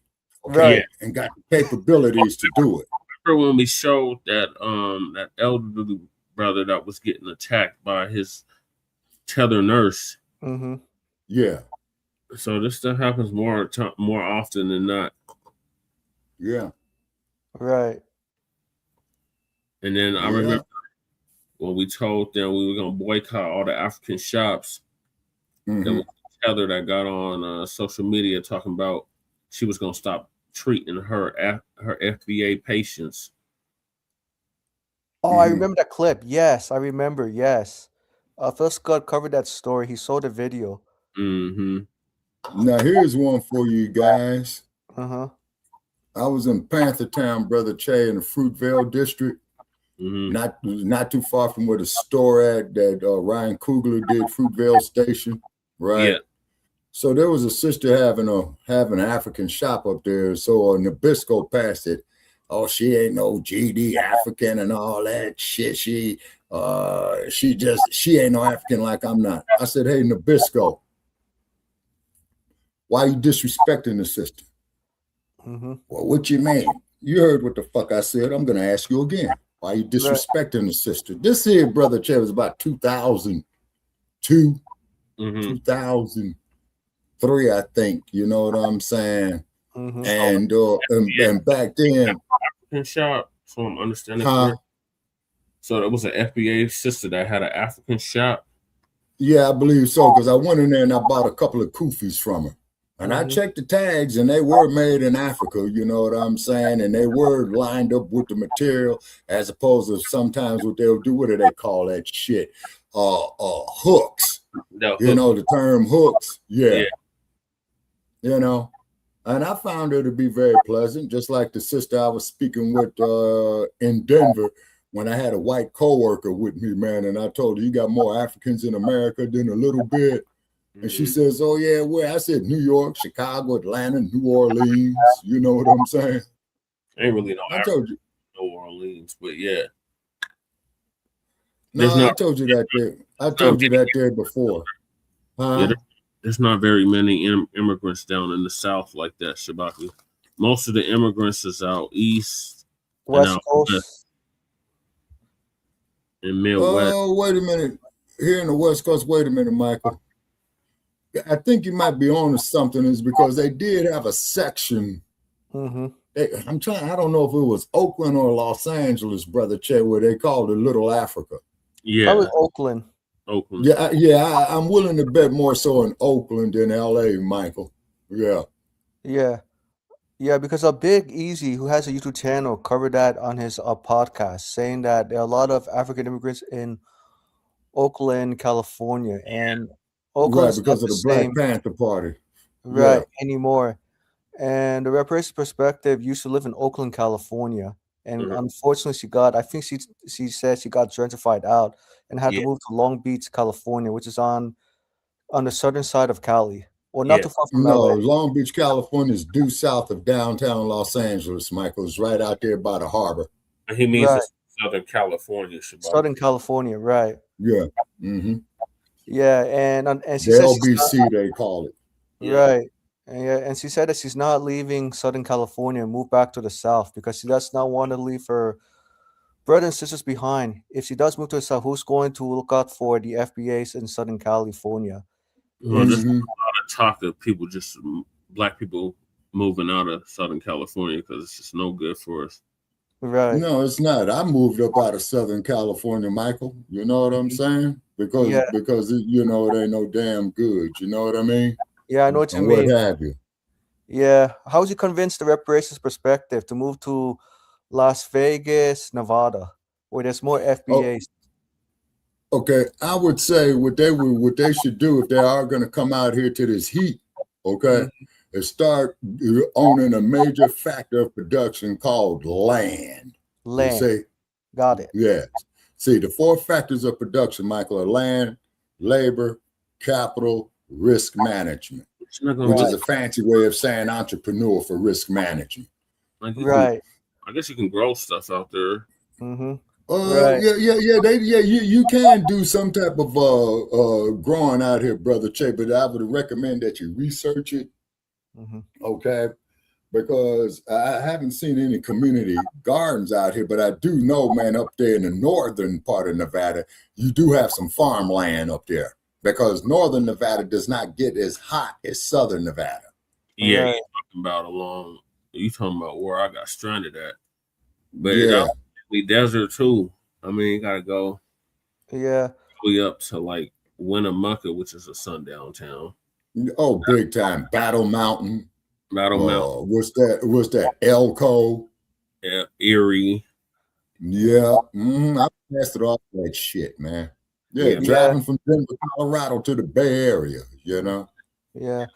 Well, anyway, thank you for the suggestion because I know the rapper's perspective. I know she's very passionate about staying in California for the rest of her life until she gets reparations. And when I see her like frustrated, right, on YouTube, I can see that a lot of stress she has in her mind, body, dealing with Hispanics, Asians, especially at the local level. And I was trying to persuade her or give her a hand, hey, reparations, Phil Scott wants his brothers and sisters to do well in the South. Maybe just move back to the South is probably like the answer to solving her economic problems and the FBA's concerns. Not have to deal with so many Asians, Hispanics in California statewide. And I know she wants to fix her own problems. She's very committed. I don't have no problem with that, but I'm also watching out for her health because I don't want her to have like a heart attack. You know what I mean? Because you're dealing with especially at the local level in Long Beach, California, of course, statewide. And I'm sure Sabaka could attest to it because Sabaka, I know you lived in California for so many decades. Right. I lived in Southern Cal and I also lived in Northern Cal. But the cost of living in California is just too damn high, Michael. It is. On everything. California used to be affordable. Yeah, and then keep in mind, though, too, is that this is why I'm crumb bumming on a lot of these Hispanics who's crumb bumming on black people because the Black Panther Party back Cesar Chavez, man, I said this here before, about boycotting the grapes. You see? Right. Well, we backed all these Shabaka. We made it possible for them to be able to come here, and this is the thing. Right. For these Mexicans to pick up grapes because of FBAs. If it weren't for the FBAs, immigrants will not be in the country first place, and that's why I think the immigrants definitely need to give credit where credit needs to be given to melanated immigrants. The melanated immigrants definitely wouldn't be here. Right. Well, I was just say like immigrants in general. So, you're right, but the melanated ones, yes, for sure. Yes. But keep in mind, though, Malcolm X did give a speech on what you're talking about, Michael. Where he said we didn't come through Ellis Island like the majority of the other immigrants did. Right. You see what I'm saying? We came through them damn slave ports. We're not immigrants. Right. True. And then also too, Brother Che, I think we had Sister Bianca on, and I did come across the records of the slave ships. Shit. Okay. Don't add up, Shabaka. Huh? 50,000 don't add up to 4 million people. No, it was a hell of a lot more than 50,000, Brother Che. I would have to do maybe tomorrow, the next day. I'll sit down the data, man, and add up the numbers, man, and I'll put down the points of entry. Yeah, it was only 50,000, Shabaka. We already done the research. There's only like 50,000 that arrived from Africa or the Caribbean. Actually, Brother Che, I counted out roughly about 200,000. Even Because 200,000 don't add up to 4 million. Okay, no, but the other but the 2,000, Brother Che, is what spearheaded the 4 million, just like the research you did with the buck breaking farms. You see what I'm saying? That you know, and the movie you told me. What was the movie? There's not enough breeding to have been going on for there to add up to 4 million people at the eve of the I think it was, Brother Che, because when you told me to look at that movie, Goodbye, Uncle Tom, you said I couldn't look at no more movies until I finished Goodbye, Uncle Tom. Yeah. And man. The number's been exaggerated, Shabaka. It doesn't add up. It just doesn't. Well, it adds up to me, Brother Che, because I think it's a little bit more, because you got to see, here's what you got to factor in. As like when we did the episode of Black Friday, the raping, slave trading, pedophile. And I think, man, when we was with Blog Talk, I used to play a clip from Oscar Brown Jr. called Bid 'Em In. Sabaka, they didn't even have cargo ships big enough to transport that many people. That's why it just Brother Che, they had so many of the cargo ships. How many ships did they come through from 1776 till 1860? Okay, I have to pull up the maritime records. The maritime records. Was the British. Sabaka. Yeah. That's what we're saying. The math ain't mathing. Okay, well, I'm gonna pull it up, Brother Che, and I have to do it. And you're gonna please give me a few days to do it. Because I got the notes in it, man. I had to dig through them, you know. And then keep in mind, though, too, that they pulled more of the women than they did the men's, Brother Che. Baka, they weren't even bringing women over at first. They weren't even bringing women over at first. When they started bringing women, that's why you got to see Hidden Colors. Baka, all this gets explained in Hidden Colors, the whole series. But they weren't even bringing in women at first. And when they started bringing in women, they were bringing in little girls. 12, yeah, 13. I know that, Brother Che. And then you had did the research, man, which was mainly in Jamaica, the buck breaking farms, as they called them. Only 4 to 6% of the Africans that was transported from Africa actually landed in what is now the United States of America. Majority of them went to Brazil. Well, that was through the Portuguese, because you got to look at the Europeans that had colonized various lands. So what do they call this here? The New World. Yeah, because the Portuguese took a hell of a lot of them to Brazil, and that's what we got to get with Dr. Ani on, man, when she did her Maafa story. They went to South America. They didn't come to Brazil. That's why it doesn't add up. It just doesn't add up. The math ain't mathing. But I'm gonna let. Well, Brother Che, you had to give me a few days on it, man, to jot down what I got, because I got all these notes and stuff like that, and have to go through these files. You know what? I will go through these files, Brother Che, after I make the move out of this apartment. Then that way there, I'll be more settled, because I got a lot of this stuff packed up, you know. All right, yeah, so just make a footnote on that there for me, man, and get back with me, man, on the next couple of months when I'm settled. You know what I'm saying? Because it's a job for real, man. It really is because what gave me this information is what our girl Dr. DeGruy was talking about, man, about the insurance companies of the slave ships. Yeah. But again, we don't have no relic of no slave ship. Well, we're going to get with Dr. DeGruy, because she's been doing it. Oh, and also, too, Brother Che, there was the sisters out of the Bahamas.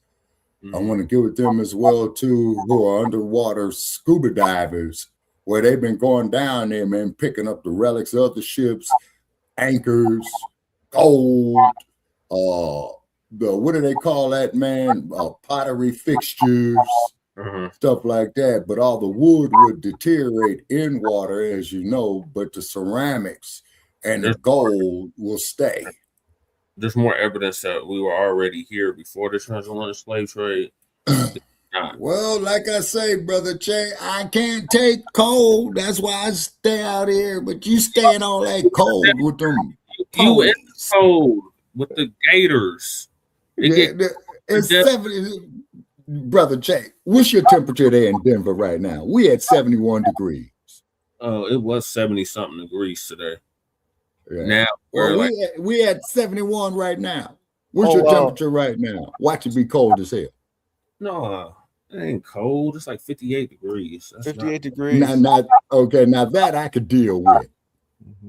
But when y'all got down there to 14 degrees and 0 degrees and 10 below zero, I said, guy, California dreaming, and I'm looking at the damn sunset go behind them Rocky Mountains setting in the west. I said, I gotta get back to California. Don't lie. It's cold in the desert. It actually can snow in the desert. Cruise show. Yes, it can. Yes, it can, particularly when you get up there in Utah, man. That's for real. Yeah, it gets cold in Nevada too. Yeah, in the north, yeah. It gets real cold up there because I remember me and a homie one time went to Reno, Nevada in the heart of winter. Man, they had like about 12 inches of snow on the fucking ground. Yep, I believe it. Y'all tune in to All Viral Access Media, man. Make sure y'all subscribe. How long has this dude been in existence? Man, oh man, peace everybody. Welcome back to All Viral Access Media. All right, that's the broadcast. See you guys later. Button, and leave a comment in the comment section. Yeah, I man. got something early in the next one. Everybody pay attention, man. Now it seems like this is how the playbook works. For years, this brother, he done sat down with Tariq Nasheed, the interviews, and he knew exactly what foundational Black American. He knew what it meant. He knew what the delineation stood for. You are in hidden color 6, family. You don't understand exactly what foundational Black American is, and you know it's a lineage, it's not an organization, and you knew the stance on delineation. None of that was new to you, but now over something you want to jump on niggas' podcast and act confused about what FBA is, like framing it as a fucking organization, and that's exactly what he's doing. Like Tariq Nasheed is a secret leader or some shit like that, and he said that he acts like he's the leader even though he says he's not a leader, which there's no leader. You can't be a leader of 45+ million people. It's a lineage. See, you can't trust everybody. These niggas is controlled oppositions. I'm not even gonna talk your head off, y'all.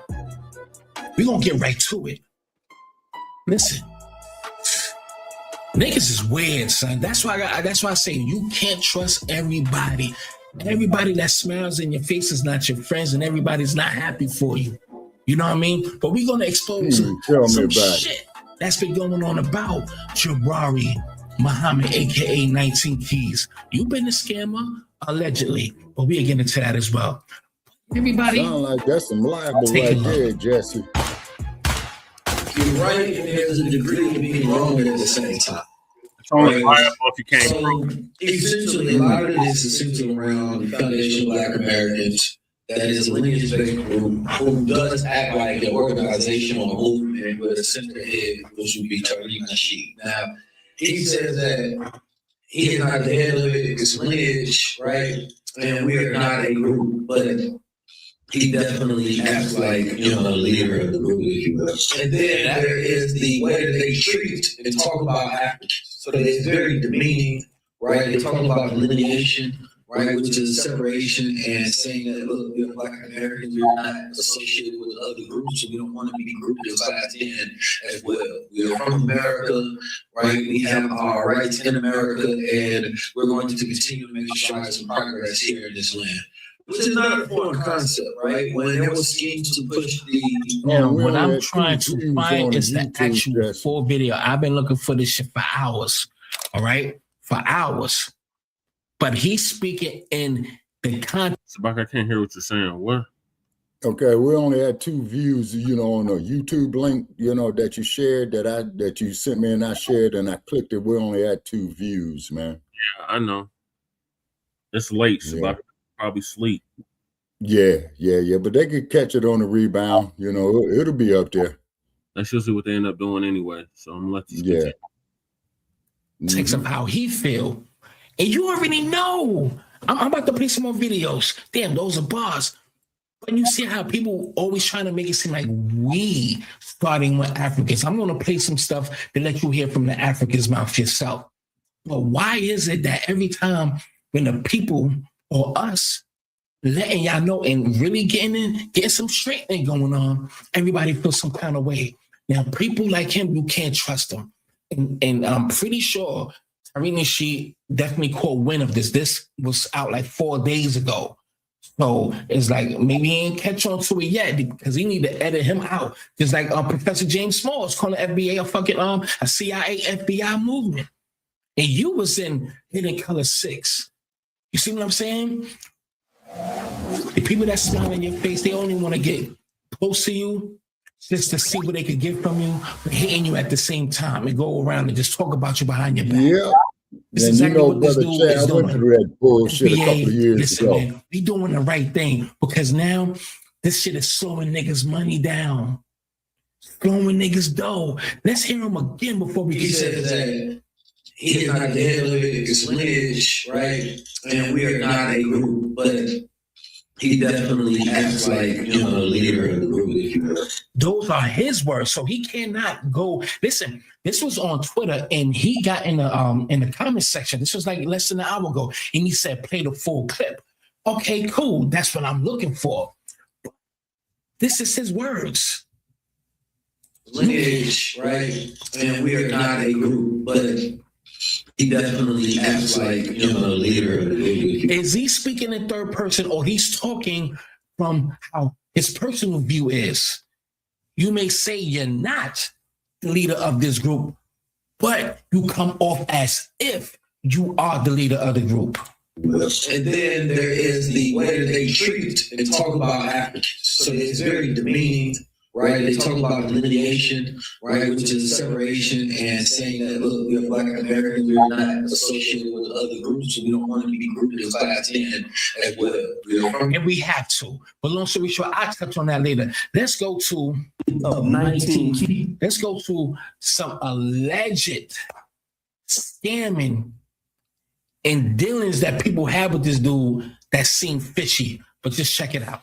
Peace, aka Jabril Muhammad. Now, at first, I was biased about this young brother because I didn't want to do a video about him simply because he's from Oakland, California. And me being from Sacramento, California, we're like twin cities. So, people from the West Coast, I typically don't like to go after. But after reading and getting some information about Mr. 19 Keys, he left a lot to be desired. Now, about the diaspora wars that's been going on, you know what I'm saying? And me personally, I feel like it's just another distraction to keep us from building, to keep us from coming together and building at the end of the day. You know what I'm saying? I want to know what your thoughts on it because it's been killing my time.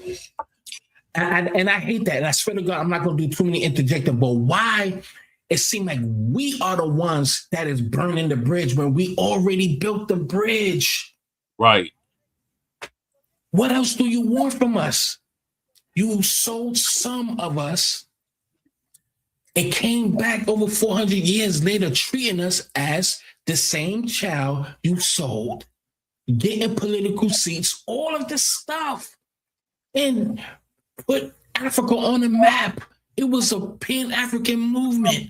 We show love to Africa, and y'all never participated in nothing. Y'all just came and took and sucked the blood.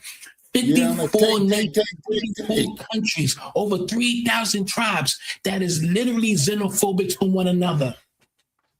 What bridge? We always gave the olive branch. We always extended our arm and our love. Who's burning what bridge? This is why you have to ask any African, what did Africa ever do for foundational Black Americans? Right. Name them. And we can say over 100 things that we have done for Mother Africa, the same mother that sold us. Like Brenda. And the ones that did the selling got captured too, Jack. You got to put that in there. You see what I'm saying? You can't trust They people got who captured talks too. like this. Either way, Shabaka, they still sold it. There's a lot. So the And they got captured too. There's some validity in it, only in the sense that everybody's right. And you're right, and there's a degree of being wrong at the same time. Right? So essentially, a lot of this is centered around foundational Black Americans. That is a lineage-based group who does act like an organization or a movement with a center head, which would be Tariq Nasheed. Now, he says that he is not the head of it. It's a lineage, right? And we are not a group. But he definitely acts like, you know, the leader of the group, if you will. What? Bro, what are you talking about, man? And then there is the way that they treat and talk about Africans. So it's very demeaning. Bro, I'm out, man. That nigga's tripping.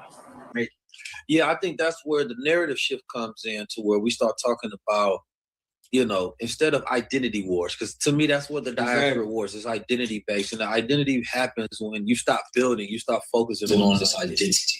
Black order, which of course identity wars, nigga, it's destiny swap. They trying to swap destinies. What the fuck is he talking about? Right. Everybody, once we start talking about unity, everybody want to claim unity or talk that unity shit when we delineate and claim things for ourselves. Right. When we was like, everybody, come on. Motherfuckers say, I take the benefits that you kick down the doors for, but you niggas stay over there. Now when we like, okay, the moment of clarity.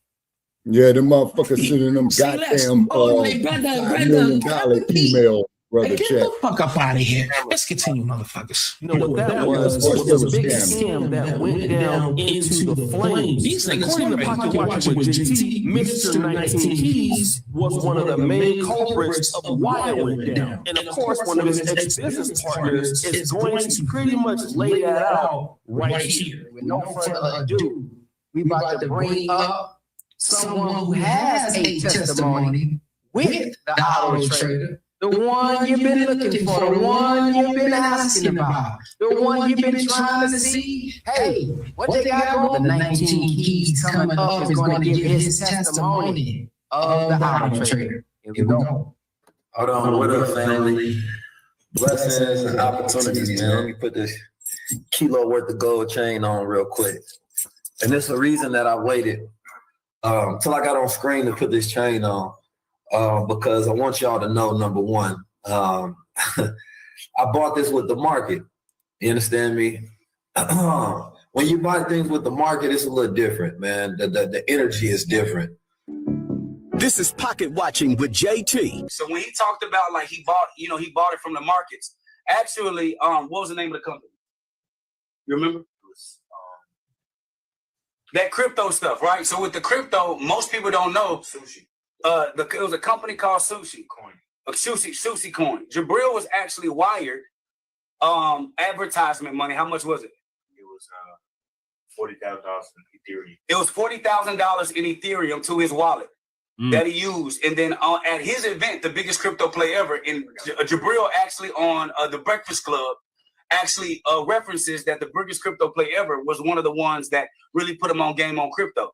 It was Jabril wasn't talking crypto for real and actually trying to be a white paper analyst until after all of this stuff, because he was trying to figure out what value add could he add, because at the time Chris Cole was over all currencies, trading and currency, so crypto and everything. He said, "Oh, Jabril, we'll give you crypto, learn crypto, know crypto, and then as you learn it, you'll be able to put yourself into position." So the biggest crypto play ever was in what, Miami? Yeah, Miami. In what month? Hollywood, Florida. And he posted a video what day? May 19th, 2021. Jabril got wired 45 or 40. This is the day that we posted. Hold on, let me unshare my screen. No, it's that. You good? You good? He said he made the money from the market. So he didn't make money from the market. He got wired money from the company to be an endorser and advertiser for this crypto coin. They gave him coins and they gave him cash. He actually called them back and asked them for more money. The owner of the coin called Iggy and was like, "What's up with your guy?" He asked for more money. He went to the market telling everybody he made money in the market when he really got wired advertisement dollars through Ethereum and crypto. That was the first bit of bread. So when he doing that chain, crypto, God stuff, that money came from advertisement money. When you're advertising the coin, you're trying to get your audience to believe in this coin. So you're talking about the papers, you're talking about what it is, you're talking about the greatness of the coin or the trade. So when people are getting in, everyone that gets basically scheming and lying to the people just for them to basically invest in that crypto, knowing that was just something that they gave them, you know, that was a little sponsor, that was a little, you know, for advertisement, you know what I'm saying? So you scamming and lying to the people off rip. First, they making money, but everyone on the bottom, they're losing. They're taking the L's. We had an event in Miami that was based on educating people of crypto. Like Jake said, if you go back and you listen to the Breakfast Club interview, he talks about how we teach earning crypto versus just making crypto, like from wherever, like right, like actually earning it, understanding the skill set that it takes. So he came to the event that me and two of my business partners put on free. So first of all, he charged people that he invited to come to a free event. They paid him first. They paid him to come to an event that was free. Now, if you've heard that, it's very interesting and it's very telling. And the reason why it's very telling is because it appears that Mr. 19 Keys charged his own audience to go to a free business conference. That's pretty interesting. Damn. A guy charging to go to a free business conference. And again, when I look at this young man, I don't really know very much about him, but it doesn't look very good. While I can't say he's as bad as Boyce Watkins or this other guy, Jay Morrison, it definitely appears that he's guilty by association. Guilty of what? Hanging around scammers, and birds of a feather typically flock together. Of 19 Keys, aka Jabril Muhammad. Now at first, this motherfucker looking like a goddamn fucking iguana. You see? Motherfuckers be talking to no, they got this Jay Morrison has been accused of scamming too, Shabaka. Oh, okay. All righty. Fucking trust these motherfuckers. Niggas that fail, take it just for you to spend your motherfucking money. A pyramid scheme, son. You understand? Looking like motherfucking light-skinned dude, Bellamy nigga. Get your ass up. What is this cat doing with this bullshit, Jay?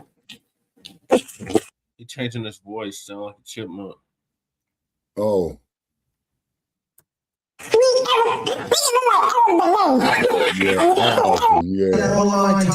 again. Like, how does this make sense? What you think about that? I think number one, it's important to be able to recognize your American roots.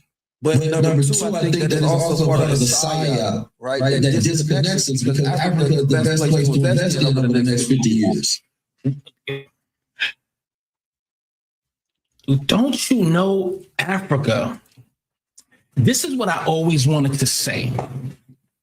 Don't you know Africa have deals with foreign governments like China, Russia now, Britain, France, whatever money that is made there is going literally strictly to those people who are literally in power. I'm not saying you can't make no money with a little export trade, and they can send some shade butter and things of that nature. This is not no utopia.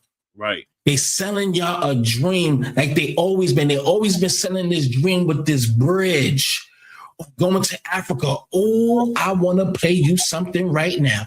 Let me show y'all something right now. Let me go find it because I deleted it, but I'm going to show it to you right now.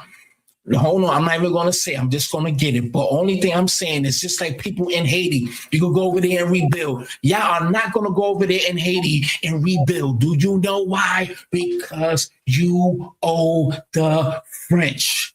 You owe them reparations, family. They got millions and millions of dollars for the earthquake that happened out there in Haiti and Port-au-Prince. Yep. And what happened? Not a fucking building built. You know, One or two. was at that time, brother Che. That White House, I think they call it the White House, that the president's house or whatever in Port-au-Prince, is still lopsided and still fucked up. The president of Haiti was murdered. Was it in Haiti? If I'm not mistaken. Yep. A motherfucker jumped out of Uber and went in there and assassinated the motherfucker. Yep.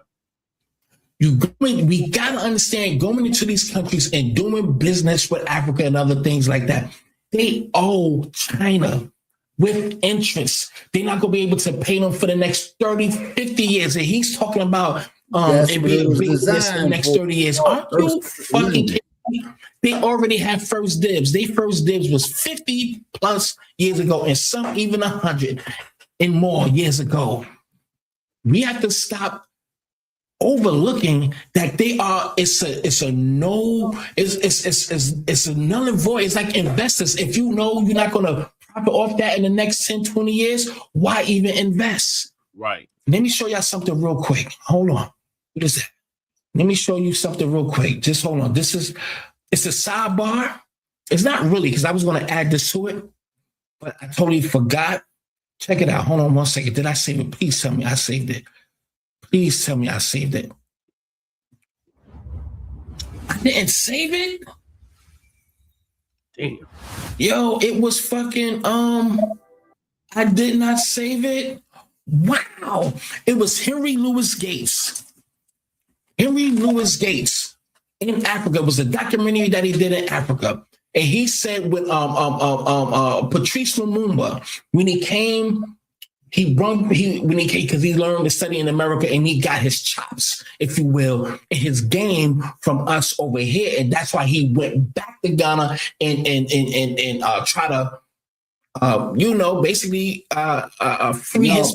He already knew what happened. So he won like over 64 people from America, Black Americans, to come. I think he said Ghana, right?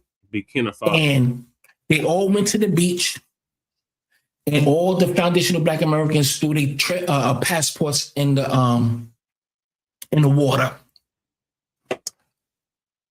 60 days later, if I'm not mistaken, 6 days later or 6 weeks later, they was at the beach looking for their goddamn passports to go right back to fuck home. I wish I would have saved it. I didn't save it, but let's continue. And I'm gonna look for it because I need y'all to hear it. But don't let these motherfuckers fool you. Don't let them fool you. I'm not saying you can't do no business in Africa, but I'm just saying, son, come on, man. This back to Africa shit. That's why this is some co-op shit, because this shit is funded. This dream of going back to Africa. We all had those dreams. And what happened? And why does it always have to be on us to lend a hand? We've been lending a hand for over 70 plus years and we got nothing in return. So they really trying to make us be dumb. Mm-hmm. They really think we dumb. That's why this shit right here, these niggas is traitors and paid ops. Ain't no more to it. Let's continue though. They have the population growth. That population growth means that bring it back. This is turns towards other black people that's not from here, calling them tethers. Yeah. And I see that online time and time again. I'm like, how does this make sense? Like, what you think about that? I think number one, it's important to be able to recognize your American roots.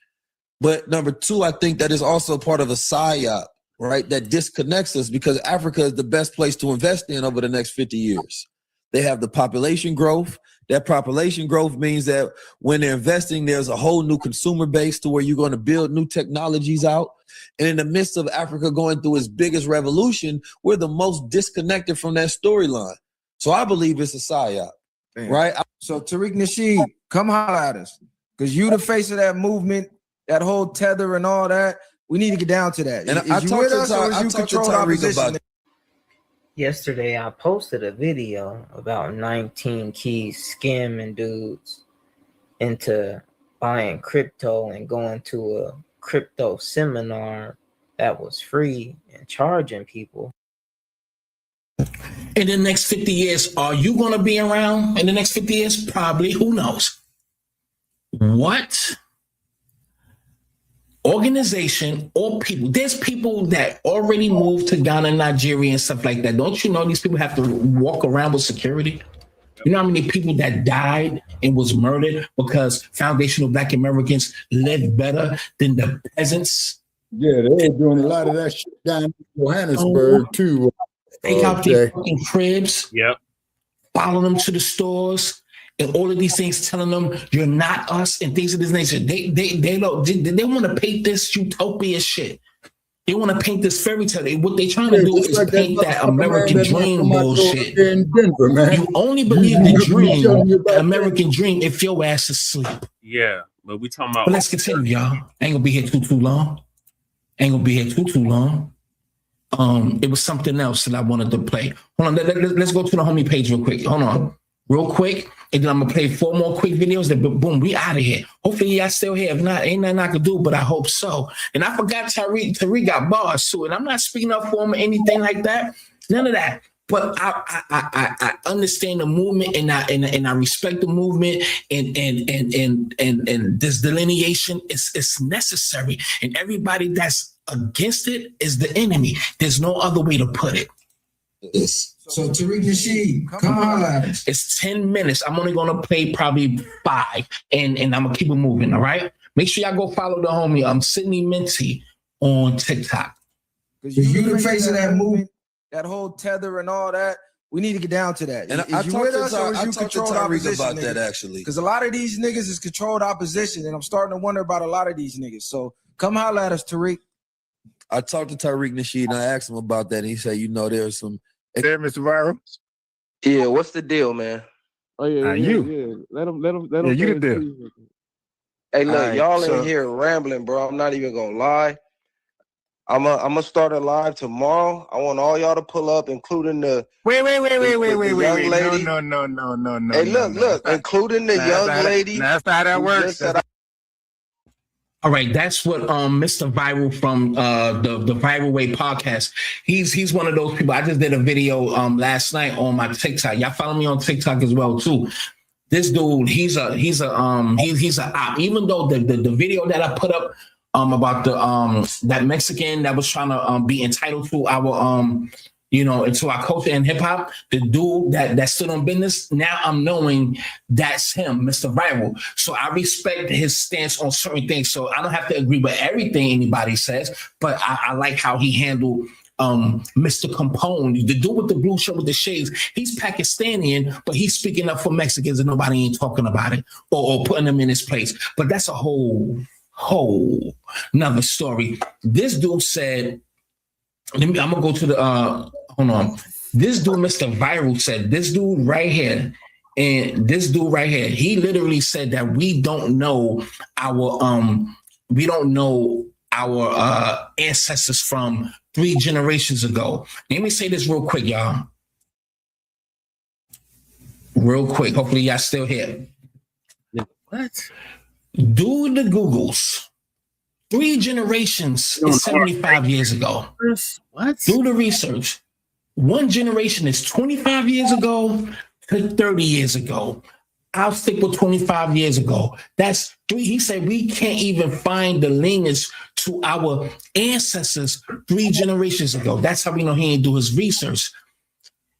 That's 1951. 75 years ago was 1951. My mother was 1 year old. She was born in 1950. Now, if you want to do 30, 3 generations, that's 90. That's 1936. My grandmother, she was born in 1934. She was 2 years old. Right. What the fuck is this nigga talking about? Exactly. 400 years. That is 16 generations our people been here. Yep. With documented history and documentation that shows you we are the most documented people on the planet. So what the fuck is you talking about, Mr. Viral? Right. But anyway, I'm not going to talk your head off. We're going to go to this. And that's real shit. This is why all of these motherfuckers have to be paid by somebody. Because, you know, and I got to read something at the end. So hold on, man. So let me just push through. Let me push through. Hopefully I say, if not, it's nothing I can do. Damn, I'm barring all night. Bars. All right, hold on. All right, hold up. Make sure y'all follow me on Instagram. On what's the name? Let's go to let's say some things. Oh yeah, look at this nigga. He's this nigga. Generation. And so I think that culture of resistance is actually in our DNA and our epigenetics, and then it blossoms out into the culture. So there's almost nothing in America that we do. Songs, to dance, to politics, to what we talk, what we dress. Look at that nigga. There you go, right there. Mm-hmm. There you go. 19 keys. Yep. You gotta always watch the timing with these people. Watch the timing. Motherfuckers will watch you. Try to build off your platform. Not say he don't have a big platform, but they suddenly become fucking critics. Yep. When the camera is bigger. So you talking about behind this nigga back, knowing you just sat down with the dude? Yeah. On this upcoming Hidden Color 6 documentary. That's why he's a traitor. Mm-hmm. Let's continue, man. Can't fuck with niggas like that. Check it out. Come on. We at war. You say you from Nigeria, right? Do you really want to talk about what's going on right now in Nigeria? No, I'm just serious. There's a lot of projecting. You seriously want to talk? Look, all right, listen. Let me explain to you, right? The black community in America is the poorest. No, we are not. No, we're not. See, look, when you look at those numbers, let me break down numbers for you, right? When you look at the numbers in the black community, they're going by per household. We seem to be independent. We live by ourselves.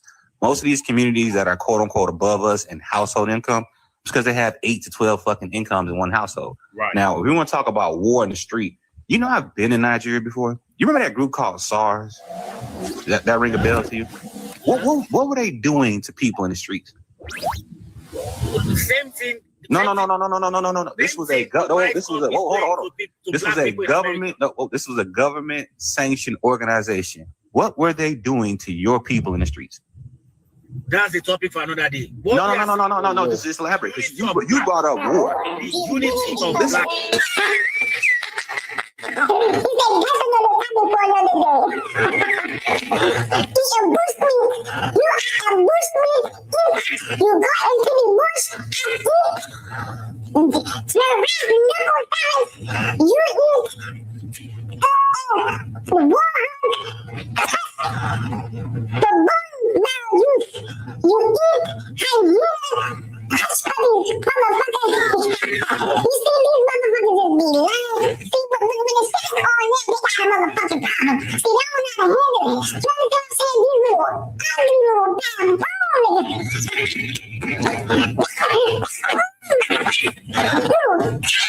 Extorting people, and they were.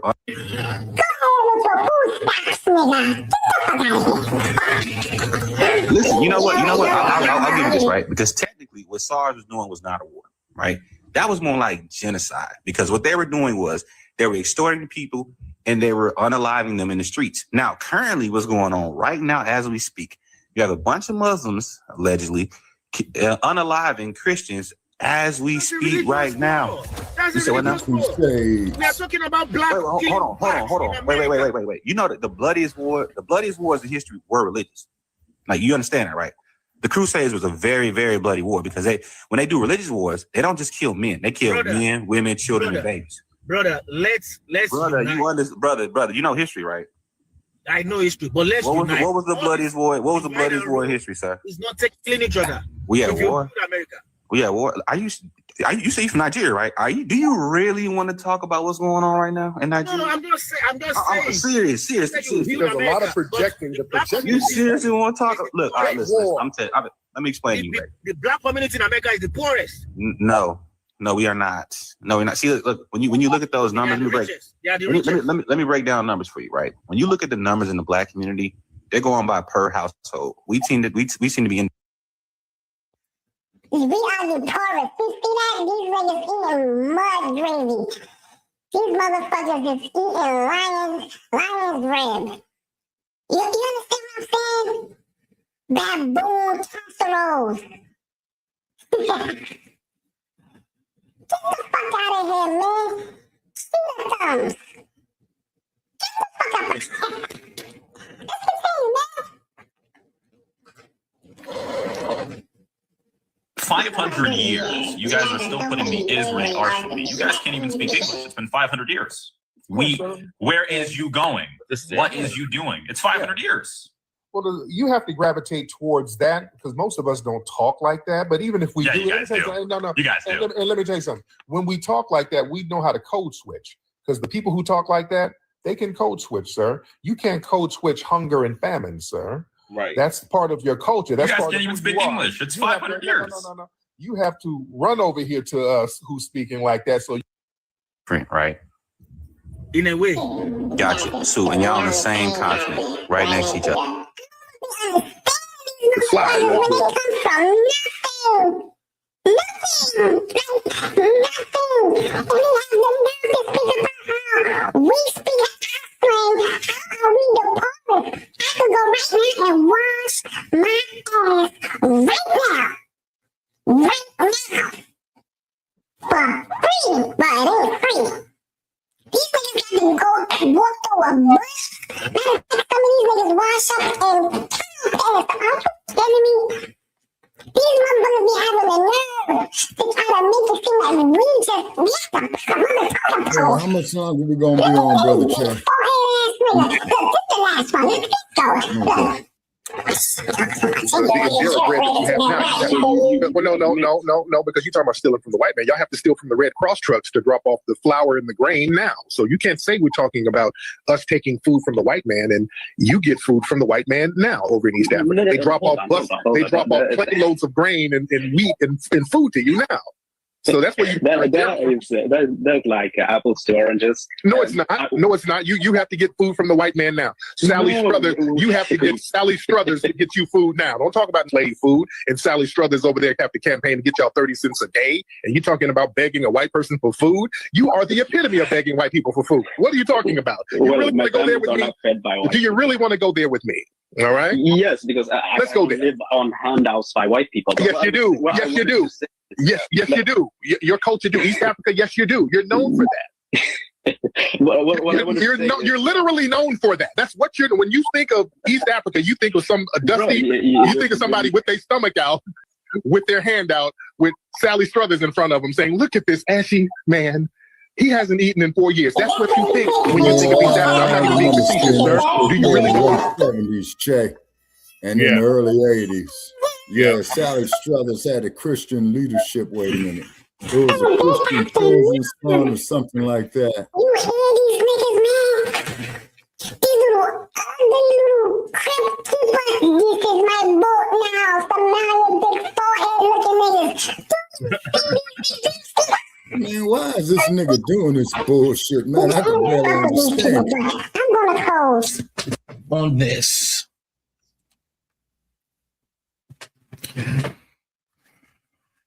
We say foundational Black American, right? That ain't a hashtag. I really need y'all to listen up, man. This ain't Twitter talk. That's power in 4 words. That's history with base in it. That's lineage. For centuries, we've been labeled by other people, classified and reclassified like we were paperwork in somebody else's filing cabinet. Colored, Negro, Afro-American, Black, African-American, minority. Every few decades, somebody renames us. Yep. And notice something. We never chose those names. Listen closely, everybody. When somebody else names you, they frame you. They define the box you're supposed to live in. Yep. Let that marinate for a minute. But language ain't neutral. Words are architecture.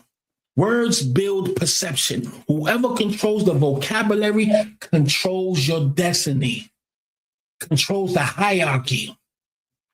So when institutions label us minorities, what are they really saying? We're less. Minorities where? In the very country our ancestors literally built with unpaid labor?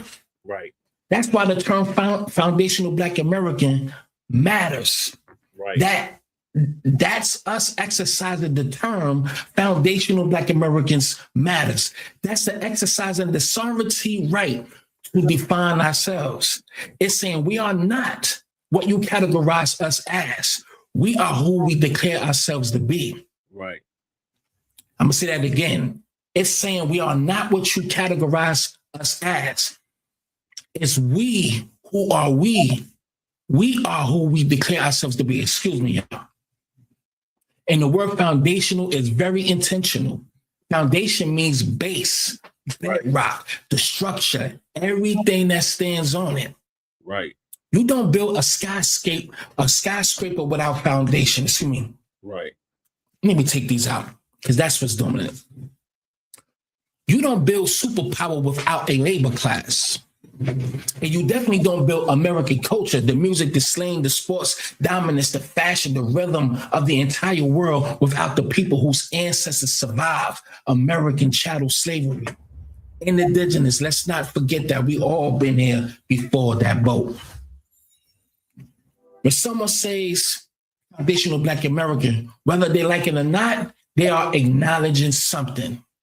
They're acknowledging that the United States, as we know it today, could not exist without the blood, sweat, resilience, and ingenuity of this lineage. That's not arrogance, that is factual. Right. Historical facts. And it creates, it demands respect. Mm-hmm.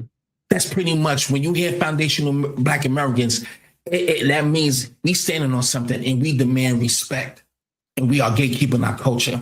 And let's be clear about something. This isn't hate. This is not division. Every group on earth has cultural pride. Italians do, Irish do, Nigerians, Jamaicans, Mexican do, Jewish communities do. Nobody calls that shit divisive on no point. Right. At all. Y'all don't call that shit divisive? Mm-mm. No. But when we divide ourselves, when we define ourselves, excuse me, God damn it. And I wrote some of this, most of it, right? When we define ourselves precisely, suddenly it's controversial. Mm-hmm. Foundational Black Americans are a distinctive ethnic lineage, the descendants of the enslaved population who survived slavery, Jim Crow, redlining, and segregation, and still produce the cultural engine that drives the world today, family. Blues, jazz, rock, R&B, hip-hop, so off and so on. House, funk, soul music, we already know.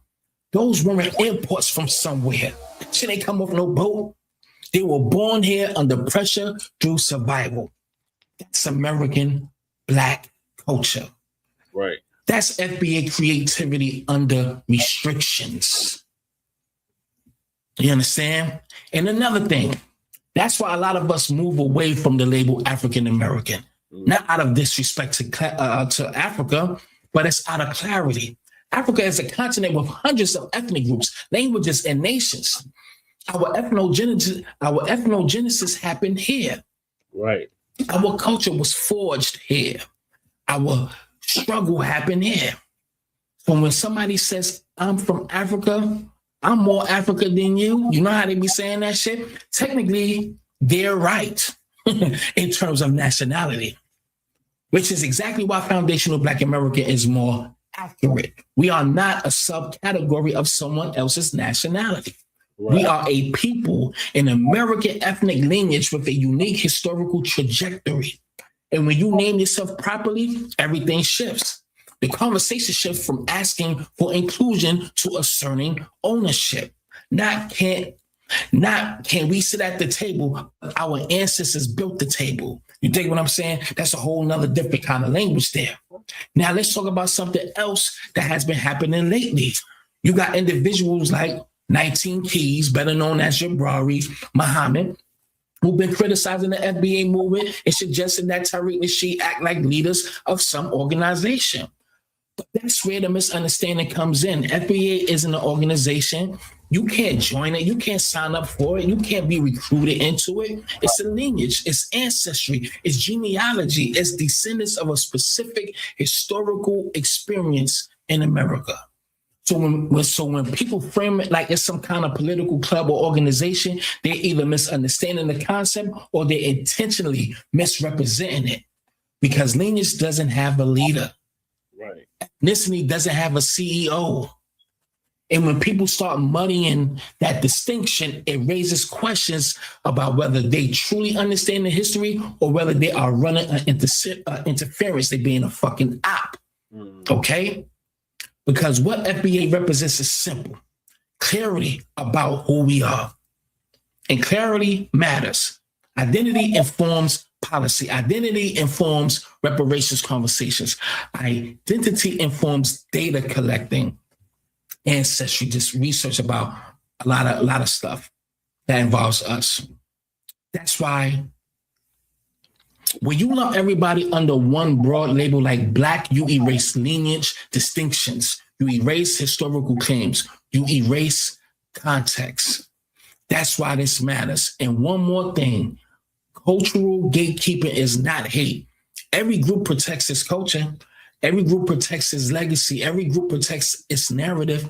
But when we do it, suddenly it's a goddamn problem.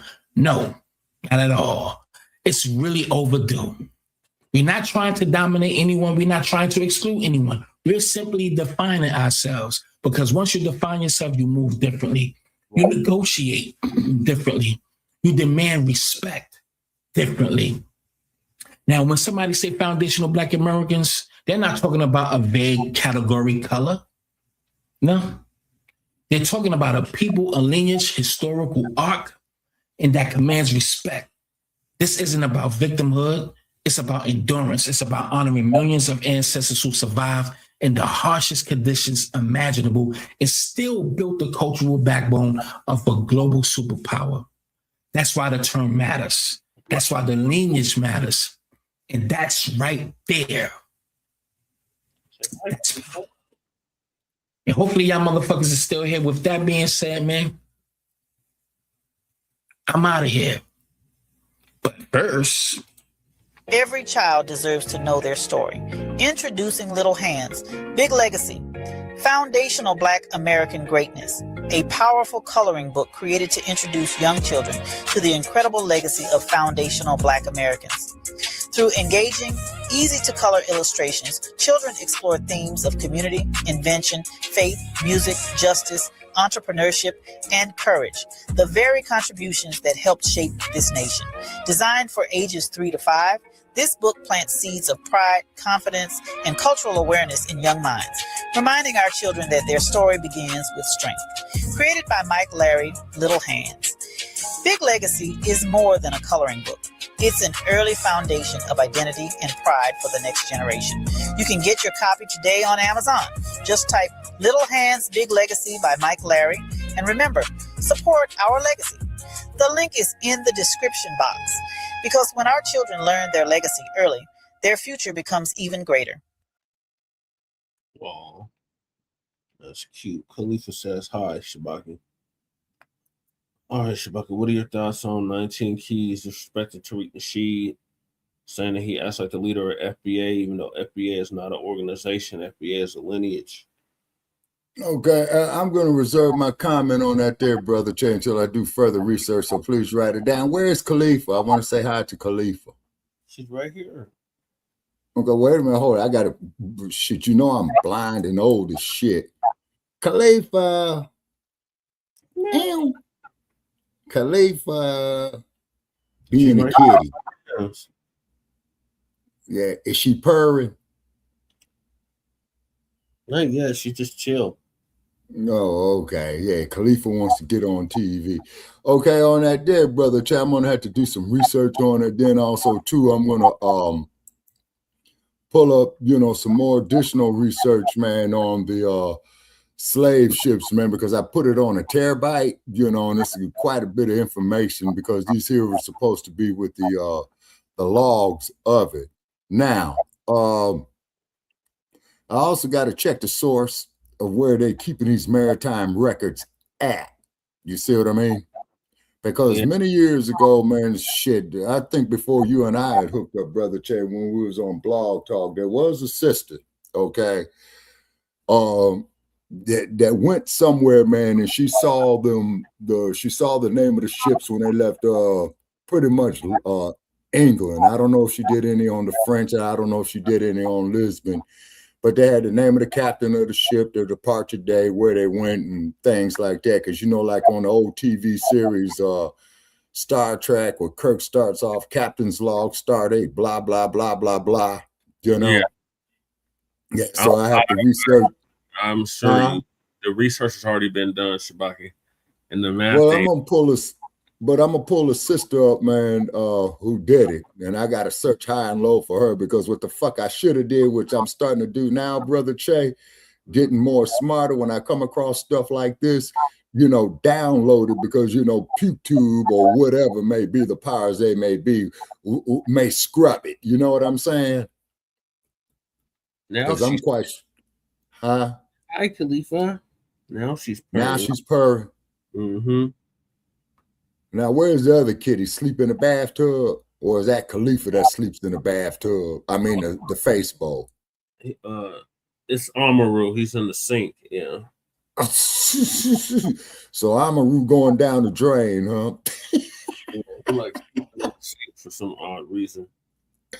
Man, and that pony's hat, man. Hating on the Broncos, Shabaka. It's the Broncos. Man.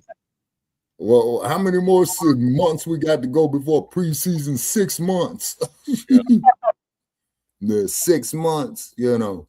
Yeah. All right, so I'm gonna do that. Plus, I got to do all this other shit, you know, getting ready to move and all that, man. So my hands is kind of like full. So for the next, you know, 7 to 10 days, man, I'm gonna be in and out, in and out, in and out. You know what I mean? Yeah. Until I get squared away.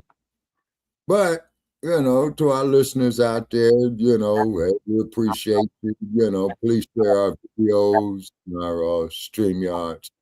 To all our haters out there, we love you even more. So when you sit there and say hateful comments about us and all that shit, please put the video up there with your hateful ass comments. You know what I mean? Pull, check, Brother Check. So yeah, 19 keys you need to remove from Hidden Color 6. This is very opposite behavior. Like I said, this is a lineage. It's not a damn organization. So anybody talking about this is an organization, this is a group, any of that nonsense, you're an op, and you need to be dealt with accordingly. Yeah, so I'm gonna research his shit. You know what I'm saying, to find some holes in his shit. And for all you goddamn people out there on the continent that called me an Akata, I got 2 words to say to you: fuck you. Yeah, and that's how. And I want to make that perfectly clear. That's how they feel about FBA, Shabaka. So there can't be no unity. There can't be no. There can't be that with that stuff going on. Yeah, and too bad, man, you know, that the X-Man died at a young age, because if the X-Man realized this, Shabaka, we got what I'm talking about it too. This is nothing new. When did he say this, Brother Che? In the 1960s, before he died. Okay, is it in his autobiography? It probably is, Shabaka. All right, okay. See, man, that boy, y'all got me doing all this reading again. Everything's all right. Shabaka, there's videos of him talking about this. Malcolm X was delineating before there was delineation. Khalid Muhammad was delineating before there was delineation. This is nothing. Amanita Ross was delineating before there was delineation, otherwise known as... I heard the name Amanita Ross. Okay. All right, so I want to see what Marimba has got to say about all this, because she's up in age. And she might have done some additional research on it as well, too. But all these other groups hate us because they can't be us. And then also, too, For all you straight hairs out there saying that we all the same, Las Vegas is getting warm. Come sit out in the sun with me in the middle of July. Yeah. You got to leave your sunscreens at home. At home. Yeah, leave them at home. You know? Yeah. And then when your Nabisco ass fries out here, I'm gonna laugh at you. I might give you a cup of piss. You know what I'm saying? And that there's for all the brutalization that you motherfuckers capitalized on over a collective basis. Yeah. All right. How much longer do you got, Shabaka? Because I got more topics to get to. Say what now? How much longer can you stay with me? Because I got more topics to get to. Okay, it's 12:41, man. Okay, I could stay with you, man, say for about anywhere between 30 to 45 minutes. So get to the major topic so we can get that there done first. You know what I'm saying? Let me close this door because this air conditioner is making too much noise. But and then we'll take it from there. So Michael, he fizzled out on us, huh? Yeah, he went to sleep. Yeah.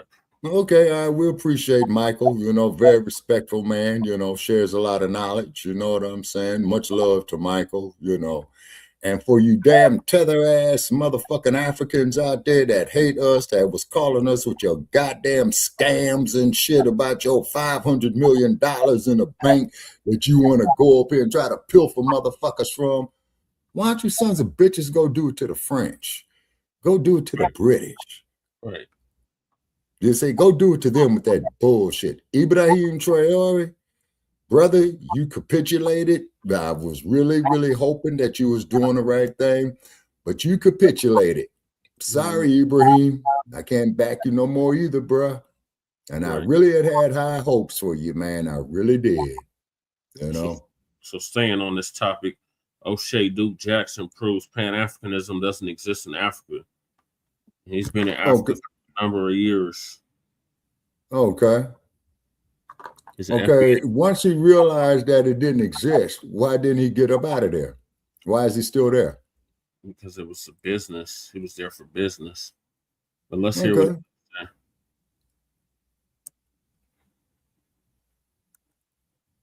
Talk every day, but he been knowing this stuff. I've been telling him every time that I was having an issue with the dude, I was talking to my brother in Philadelphia about how to move around this, how to go about this. But again, because I was trying to show the brother a little bit some grace, I didn't want to come out here and put him out there.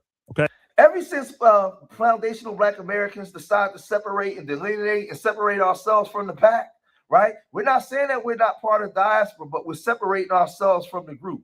You guys come over here, we got to check your paperwork. We shutting the door, we locking all windows, we doing everything. You got to show who you are before we let you in the room. We got to tether proof the room now because there's too many tetherists running around here terrorizing the community, talking down on us, and we getting rid of all terrorists. All tetherists got to go. They got to get away from us, right? They got to we going to the tether deportation department and get rid of all tetherists, right? OSHAY Duke Jackson is now in Africa, and he's calling out African scammers. And he's uncovering a lot of the things that we already knew, a lot of things that we were already talking about. Now, he's a foundational Black American out of Sacramento, California, by way of family being from the South, right? He talks about this a lot. And he's been living over in Uganda for some time now.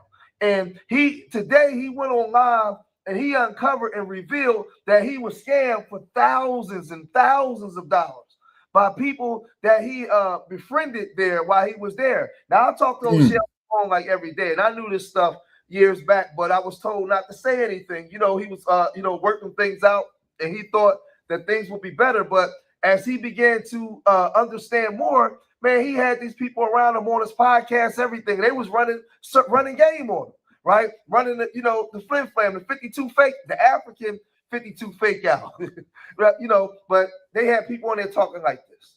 you have an individual or a group of people who may not necessarily be your particular flavor in terms of the kind of individuals that you would want to spend your personal time with or develop friendships with. But in the context of tapping into business opportunities, you find that this person could actually be a conduit to helping you grow and achieve something that you want to get done. How do you navigate that? First of all, what I've noticed is you're hanging out with people in the community here that if you had an opportunity to see them in the States, you would never want to talk to them. Like, there's no way that me and you would ever be friends in California or New York City. I would never even talk to you, and vice versa. But because of this small ecosystem here, you're almost forced to be friends with people that you would never hang out with. But maybe you have a specific skill that I need. I'm almost forced to work with you. And a lot of collaborations in the Uganda market, they're never going to be equal. So you're not going to get any parity. And they can promise you anything, and they don't bring it. And in the States, if you do that, it is a death sentence. And you find out that... Now, that guy OSHAY was talking to was a gobbler. Now, I saw his game from thousands of miles away right here in Philadelphia. I said, OSHAY, I don't trust that dude. That dude's shady. I can just see it. I can see it. He's shady. He's very arrogant. He came to America. He studied abroad. He got his degrees. He went back home. He thinks he's better than his people, and he's using you because you got motion. He's you because think about it. He comes from a family with paper, right? He went to the States, got all kinds of degrees. What do he need you for, right? He should have it popping in this country, right? But he's sitting on the couch with you, right? And I said, don't trust that guy, man. He's using you for his own game, right? Because you came to the country out of nowhere and you got motion. Right? You got motion. And he gets to be seen amongst people over there with the American, right? Because he considered himself an American because he went to school here. I didn't trust that guy. And OSHAY, I remember OSHAY telling me, he's like, you think so? You really think so? I said, yeah, trust me. I'm older than you, man. I can see this, right? I can see this. Because he was also talking like this. The big question I have is, how long is that electronic travel authorization valid for? But if you're telling me I got to pay it every time I need to travel, then that's going to significantly decrease the value that I have for going to Kenya. I mean, I'm a member of the East African community. Therefore, I would be able to secure my ETA for free. But still, it's just an additional pain in the neck to be able to do that. Right. We live in a world where people do business between East African countries frequently. And you might need to jump on a quick flight on a Monday morning to go for a meeting in Nairobi, come back same day to Kampala. That happens regularly, every day of the week, with Ugandan business people. It just seems like in a lot of cases, it's very difficult to understand why people want to make life more difficult than it needs to be. I feel like a lot of our people, a lot of our African people, a lot of our, in this case, Kenyans, want to choose to do things the hard way on purpose. I just can't figure it out. But I mean, at the end of the day. And I told OSHAY that dude was a scammer. Now, 5 years ago, I told OSHAY when he was first leaving Poland, going into Uganda, I remember I had told him, I said, man, you should go to Ghana, man. They more, they know more about Black American culture over in Ghana or maybe South Africa than Uganda, right? They can speak the language.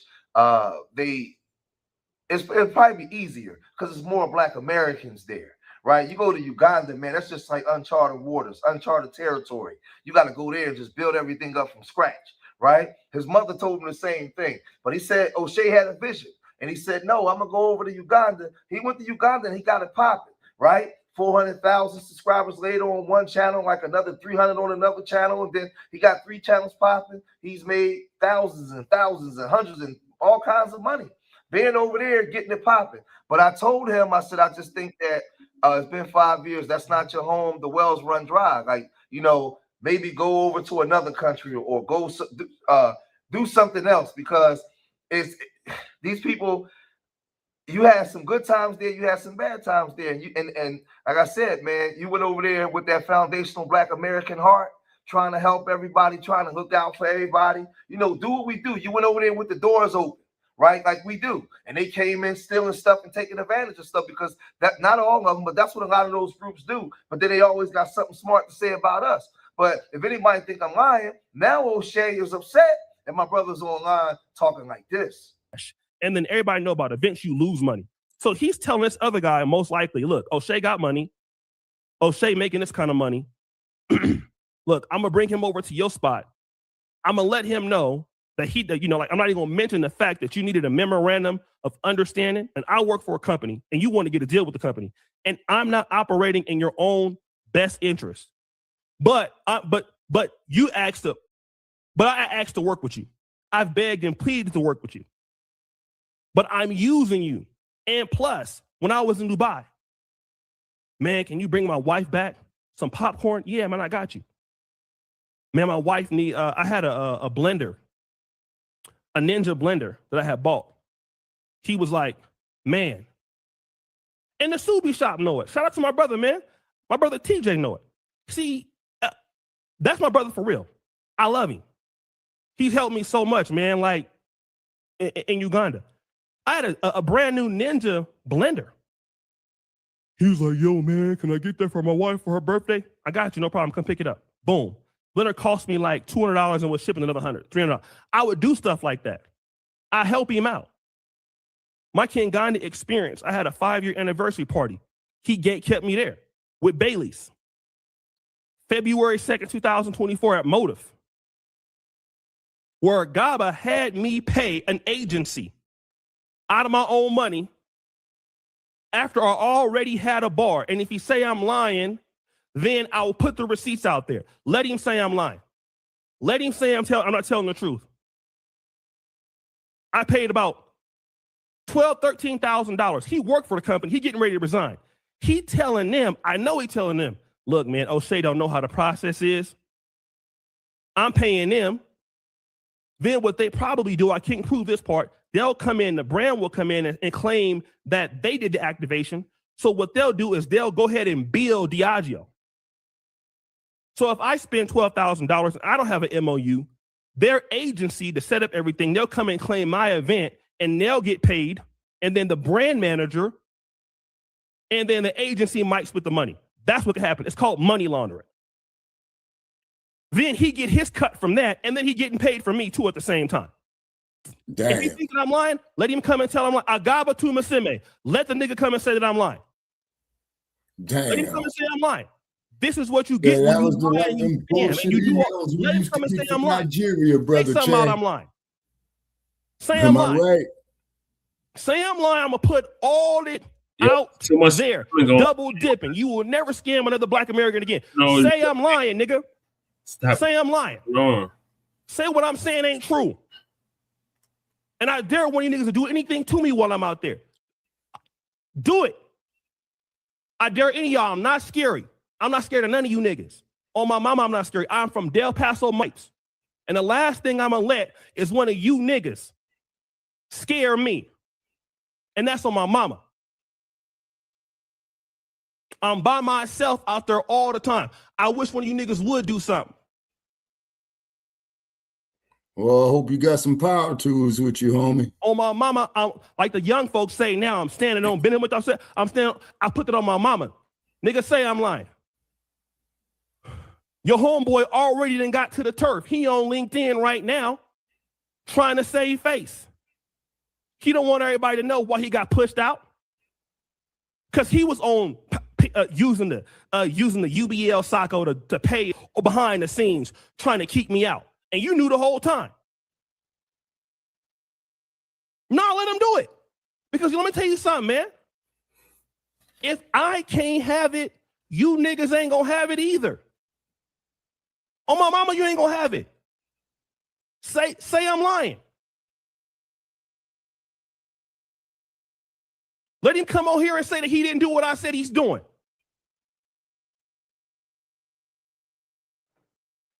Nigga. Say that you're not doing what I said your bit, nigga. On my mama, you did everything I'm talking about.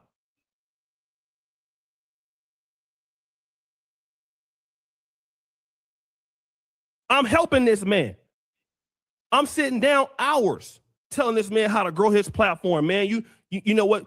You need this. You need me to edit your videos for you, bro. I got you, my brother. The whole time the dude is snaking me. The whole time. He ain't trying to let me grow. But he came to me. I got the dude on retainer paying $1,000 a month, $1,500, whatever. When he quit his job, first thing he told me, hey, bro, man, you know, I appreciate you, family. I'm going to need you to hold me down for a minute, man. You know what I'm saying? Things is rough out here. I ain't going to go into the other stuff because there's other stuff I could really go into. but I'm not gonna do that right now. But let him tell me I'm lying though. So boom, I end up getting hit double dipped. I already had a bar at my event, and the event is right here on the channel. I just didn't know it then. I didn't find this shit out until about 19 months later. I didn't find it out, family. And the dude was coming to the events, smiling in people's face. For the cheddar shuffle. In my house. I'm paying him to come out, cast. Damn, and I'm gonna tell you this, man. God is with you, bro. Had I had known, I'm hanging in there, brother. Just getting old. Had I had known this is what you was doing, keeping you it would have been touching every wall of my house. Best I can, There's no doubt about it. You know.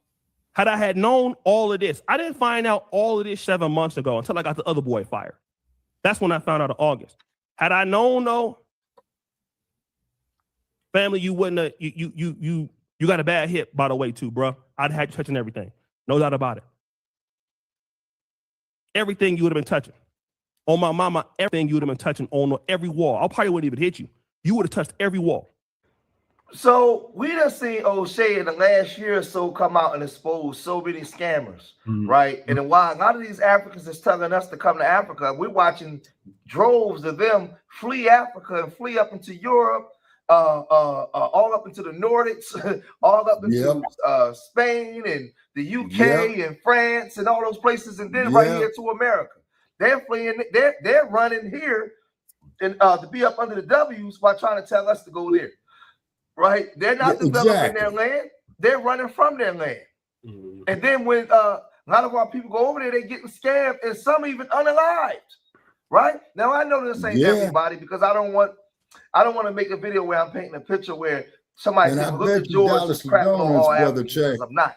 Right? I know it's not all Africans. I know Muhammad Ali saw 60 years into the future from 1974. He wouldn't have had to rumble in the jungle. Nigerians have great people. Ghana, Uganda, but they also, like every other ethnic group, they also growing up in his era, man. I think I was well rounded enough about him in his public imagery. You know what I'm saying? So I don't want that. If Ali would have known this shit then, that these motherfuckers was going to do this shit here and this time, he wouldn't have had to fight and rumble in the jungle. Trips to these places and be around the people, be around the culture, the food, everything. I do, but there's a problem that needs to be called out, and it can't be one-sided. We can't. They talking this Pan-African stuff, but every time our people go over there, they got these horror stories, and they come back with these horror. They come back with these horror stories. George you speaking and these about? Are things that need to be talked about. These are things that need to be explained. Because you asking us to come over there, but then our people that's already over there is reporting. Is he speaking of George Foreman? This is what's going on, and this stuff, and they gatekeep. No, he's talking about the brother that's speaking. Oh, okay. He's wishy-washy. Oh, okay. He's talking about George Macon. Okay. They don't let you in. They don't let you in, and when you try to get in, they take your money and scam you. It ain't just OSHAY Duke Jackson that's reporting this. It's been so many people. So many people. And then here in America, not all, but a lot of them, the tetherists, right? Because not every immigrant is a tether, but the tetherists come over here, and they come over here with that same gate-kept tribalism foolishness, man, that we're calling out. That we're holding them accountable. And we're saying, no, we ain't got nothing to do with that, man. We ain't flat black. We ain't African American. We're foundational Black Americans. We over here doing our thing over here, man. We ain't got nothing to do with what they got going on. Right?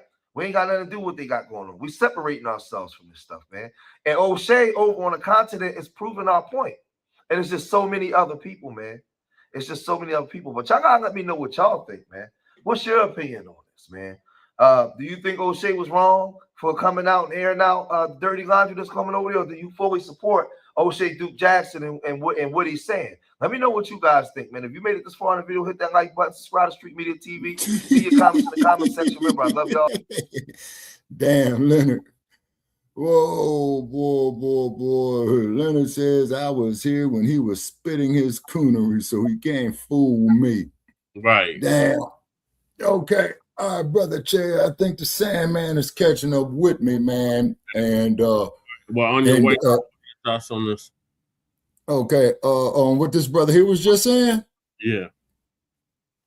Yeah, I have no problem with what he's saying is, man, he saw bullshit and he's calling it the bullshit that it is, you know?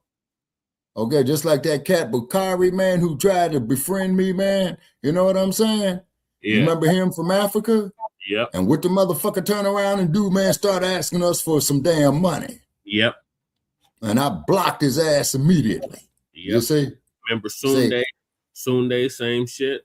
Yeah, same shit. And the fucked up part about it is if you motherfuckers would have came correct, I might have would have had some sympathy for you. But you motherfuckers sat up there, drank that white man's alcohol when you first came over there. You wouldn't chase blondes. You see what I'm saying? Hating on your own. Then you motherfuckers participated in the slave trade, and the white man put the twist on you when he threw your ass in the coffles of them goddamn slave ships as well, too, you stupid motherfuckers. You know what I'm saying? Yep, they were. Yeah. Listen with it. Okay, now Leonard, what are you saying hell now on? Okay. I'm waiting on Leonard's response right here.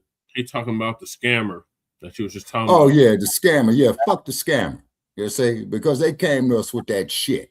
You know, just like that dude, man, who came up here, man, and befriended us a little bit, Bakari, and what's the first thing he gonna ask us for? Some damn money. Mm-hmm. Delete Blacc. You know what I'm saying? Yep. That's what delete Blacc, man, because over the years I've been on social media, man, I must have had at least 150 of these motherfuckers from the continent coming up there with that Eurocentric bullshit. And I'm telling them, instead of coming after us, you know what I'm saying? Go after these Trumpsters. Go after these damn Nabiscos. They got the fucking money. And then you wonder why the fuck when you come over here talking that shit and get jacked up by the LAPD and shit like Amador Diallo did, wondering what the fuck is wrong. Yeah. Because you're full of shit. If you motherfuckers would have came correct in the first goddamn place that you did not, you see what I'm saying? I might would have had some sympathy for you. But I will tell you much, you Africans, okay? This is the only thing that I would go with you as far as, and this is a very, very small stone. If you over here in this desert dying of thirst and there's a Nabisco laying there with you, I will only give you a half a teaspoon of water. Nabisco, I will give none, but I will give you a half a teaspoon of water. Half a teaspoon. You know, you motherfuckers, yeah, Leonard. Yeah. And the cold part about it is, Leonard, these motherfuckers are so goddamn insane, man, that they think we stupid over here. And then the cold part about it is when we tell you dumb motherfuckers, when you go to places like San Francisco and Los Angeles and New York City, you wonder why you being unalived by the policy enforcers. Right. You stupid motherfuckers. And then when that happens to you, then you want to come to us. Mm-hmm. Fuck you. Right. Fuck you. You see what I'm saying? And I really wish Muhammad Ali was still alive to see this bullshit. You see? Because if he would have saw it back then, he wouldn't have had that fight with the rumble in the jungle. I know, right? I have a teaspoon. Yeah. And then Leonard, and then when we going into the summer months, as soon as you put the water in the damn spoon, the motherfucker's going to evaporate it by the time you get it to the motherfucker. You know what I'm saying? I'm like, when that shit evaporate us? Hell yeah, Che. In the summer months here, I've literally poured a glass of water on hot asphalt, and that shit had evaporated, man, in about 90 seconds, most. Yeah, drink your water, man. Yeah, drink your water. Get your purified water, brother. Get your purified water. You know what I'm saying? Need your water. You know what I mean? And then the cold part about it is this. What these goddamn tethers don't understand is that when you motherfuckers come to us with this bullshit, you're still aiding the British. You're still aiding the French. You're still aiding the Portuguese, the Dutch, and shit like that. You still aiding them. You know what I mean? The Chinese, the Indians. And yeah. You know what I'm saying? You know, so you motherfuckers shot your own selves in the foot with your bullshit. Just like that broad who sit up there, oh, I'm here to take. Yeah, that bitch was from Uganda too. I wonder how Idi Amin died. Big Daddy would feel about that shit. I ain't come here to build with y'all. I come to take. Yeah, but one thing though about Idi Amin Dada, he had them crackers bowing down to him. Yeah, he did. And then what was even more sadder too, Brother Che, because you and I both saw this, and pull this picture up here too, Leonard Dejota. Who was that motherfucker over there in Nigeria, Kenneth Copeland, and got the African peoples, man, bowing down to him when they should have been whooping his ass. Yep. Say, but if you and I go over there, man, the first thing they want to do is attack us. You know what I'm saying?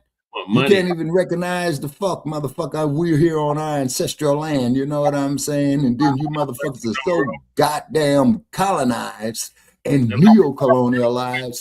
Your ancestral land. They will let you know real quick. That is not your ancestral land. Well, then that's when you got to start working the right hand on them, Brother Che. You know? It's because just like, who is this cat that Marvin Hagler fought? They used to call him John the Beast Mugabe. Guess where he was from, Che? Uganda. And he was a beast. John Mugabe the Beast. He was a beast, you know, and Marvin Hagler, you know, had his hands full with him. But the point is of what I'm saying, though, Brother Che, to quote your words, in a perfect world. Yeah. Repeat, in a perfect world. If them motherfuckers had their motherfucking minds right, man, and was in tune with us, man, we'll be running this whole goddamn planet commercially. Just like the sister who went up there to France, you know, when Trump had called all those African nations shithole countries, and she says, you know, dumpster, if it wasn't for the shithole companies, the goddamn U.S. economy would collapse. Yep, and all the Western powers. Yeah. Well, Brother Joshua, the rapture scammer. I ain't hip Leonard Dejota, Brother Che. You hit the Brother Joshua, the rapture scammer. Yeah, I remember that fool. What was that clown about? He kept talking about the rapture was coming and we need to donate to him to survive the rapture or some crazy shit. Like he was. Well, then we should have been donating some punches upside his dome, man, and cause him a rapture with a broken nose and a fucking broken jaw. Yeah. And I hate to say that, but I ain't stupid. I hate to say that, but it is what it is. Yeah, I don't know what happened to that fool. Hopefully he got. Well, he probably got smashed somewhere. You know what I'm saying? And then, of course, too, what these motherfuckers is doing, you know, with these girls over there with the human trafficking and shit. Yeah, you know what's going on, Shabaki? Oh, that's going on over there. Yeah, doing all that fucking human trafficking, and I know that there's some goddamn Euro somewhere that's shielded behind that shit. Now, Brother Che, us over here to think it's a utopia over there. And it's Wakanda, and like I'm saying, just here personally with our brother Moray. Moray went over to Kenya. Oh, right, that he did do. And then on top of that, there too, Leonard Dejota, when I was up in Montana, right, and I would see these Nabiscos with these little black girls, and you could tell that they were from Africa, and man, I would just pray for those babies. You know what I'm saying? You know, and because I know that they was getting violated or getting exploited some type of way, just like the little baby girl that ate the paint chips and died. They sell their children, Shabaka. They sell their children to these Nabiscos. They got a whole open market for selling their children in African countries to these Nabiscos. Yeah, but keep in mind, though, Brother Chap, I'm still a believer that there's a Nabisco hidden in that woodwork somewhere, capitalizing off of both sides with that shit. It's just a gut feeling, you know. I would hate that they were doing that deliberately, you say. I really would, but it is what it is if they are. They are doing it deliberately. Yeah, I say. But I just want to unearth that topic, man, because I want to see what the Nabiscos are in that one, you see, because they're getting help somewhere somehow, even if it's transporting them off of the continent and they wind up in places like Europe. And I would imagine too, Brother Che, that they are ending up in places like India and the United States. You see what I'm saying? So I'm sure there's some Epstein shit with that. Yep. All that human and sex trafficking. Yeah, all that. And then you motherfuckers sit up here and talk this shit, man, and we up here trying to speak up for you motherfuckers, you know what I'm saying? And then that's why I'm coming with the real. You know what I'm saying? We can't do it no more. They got to hold their own. Nah, man, you right, brother Che. We cashed out on it. We cashed out on it. We cashed out on it. We cashed out on it. You know? Plus that, look what they did to Joy Reid. Yeah, fuck Joyless Reed. Now she's trying to start talking like us. The hell with you, Joyless Reed. Yeah. We ain't Okay, now what's this here? Bots. The U.S. supposed to get touched today. Okay, could you specify with that there, Brother Leonard? Iran, I guess, is supposed to strike the U.S. today. Oh, okay. Okay. I don't think that there would happen. We'll see. Yeah, the motherfuckers might do. Wait a minute, man. What the fuck they call these motherfuckers? Because there was a brother, man, who was a sergeant in the U.S. Army, man, like in around. Okay, he said, yeah, he is saying Iran. Okay, there was a brother in the U.S. Army, right? And I was sitting there, man, talking to him about the fight, the rumble in the jungle, and we was looking at it, and he was saying is that he was a soldier over there, right? Yeah. And he had said, man, that, you know, he had his M16A7, I think. And he had said that he saw this woman bringing this girl toward him, right? And so he locked and loaded, right? And he saw that the girl was pulling away. So what he had to do, he had to dump on moms, and guess what, man? She blew up. She was a suicide bomber. Damn. Yeah. And then, you know, he said, well, hey, man, it was either her or me. You know what I'm saying? I says, well, I can understand that, particularly when you're in a combat situation. You know, you're on edge. You know what I'm saying? Okay, Leonard says they was woofing at the Associated Press news conference, but it was curiously empty in there. Okay, all right. Okay, so when I wake up, man, I'll check the damn news on that. You know what I'm saying? Yeah. And bid you a good night. All right. Okay, Brother Che. Okay, so I'll give you a call tomorrow, man, after I make my runs tomorrow.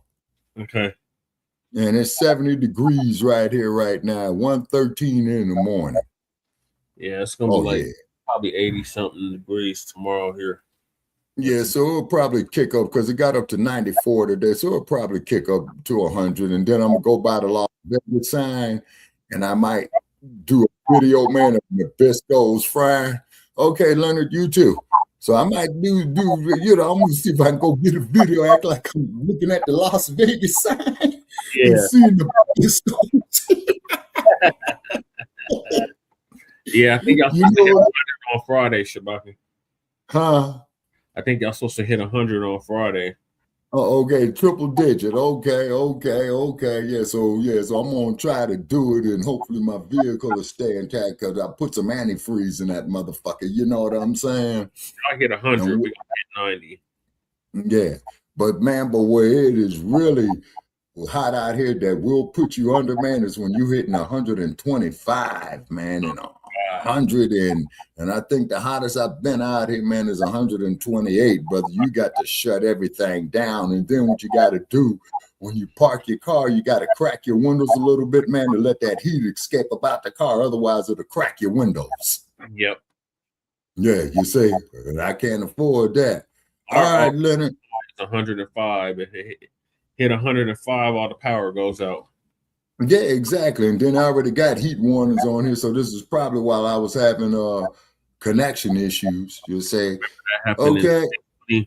And in 2017. Yeah, 110. I'm done, bro. Leonard say he done in 110. I don't blame you, Leonard. So 150 for me, Leonard.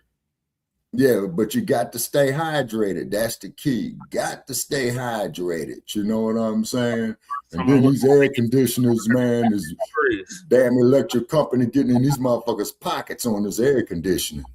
And it was still 90-something degrees at 4 o'clock in the morning. Yeah, because you can see what happens is when the sun hits that asphalt all day long, then when the sun goes down, then the heat kicks back up from the ground. You see? Yes, sir. Okay, we did 3 hours here. Air dated this episode here. I'm still gonna go, but I'm just letting you go because you said you only had. Yeah. Okay. All right, Brother Jay. So I'll give you a call tomorrow. Okay. Have a good night. Or later on today. Okay. Yeah, okay. All right, Leonard. Okay, y'all have a nice night. I'm out. Okay. Peace. Mm-hmm. All right, so moving along, we got does the term African American make FBAs de facto immigrants? So Tariq gonna give us an update on that. Let's see, I'll find the video. Here it is.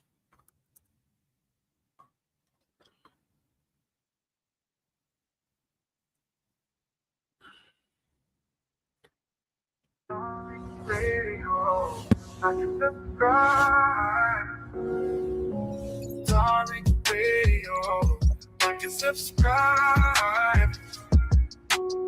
Darling Radio, I can subscribe. Now let's see who else we got. Let's who is this? CC? What's up, CC? Hey, Tariq. I just wanted to come on here real quick. And like I said, anytime you see me up here, it's because I've made a pledge. So y'all, I just want to make a pledge to hiddencolors6.com. It's very easy. Go and support. We got 6 days, y'all, okay? Now we got. There you go. Thank you, Sister CC. Love you for that. All right, let's get Mr. McFly. David McFly. Hey, what's up? How's it going? I'm good, Mr. McFly. How are you, sir? I am doing all right. I just want to thank you in reference to educating us in reference to the FBA. I went, my mother passed away a couple of years ago, and I went down south to speak with some of my old family relatives. I remember you was talking about it's important to speak to our elders to find out more about our history and everything. Yes. And my mother's from South Carolina. So I found out my grandfather was born on my mother's side, was born in 1908. He was a Cherokee Indian. And my father was also from North Carolina. And my grandfather was on my father's side, was real close to slavery.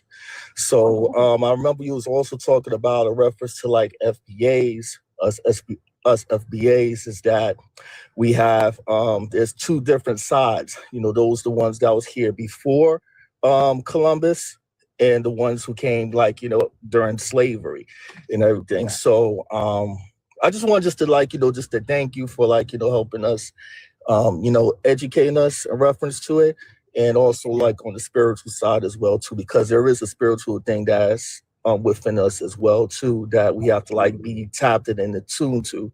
And there's another thing that I just don't like when we talk about FBAs, the resistance from some of these people, some of these plantation mammies, and they be questioning. And another problem is that we have people who don't know how to explain FBAs very well.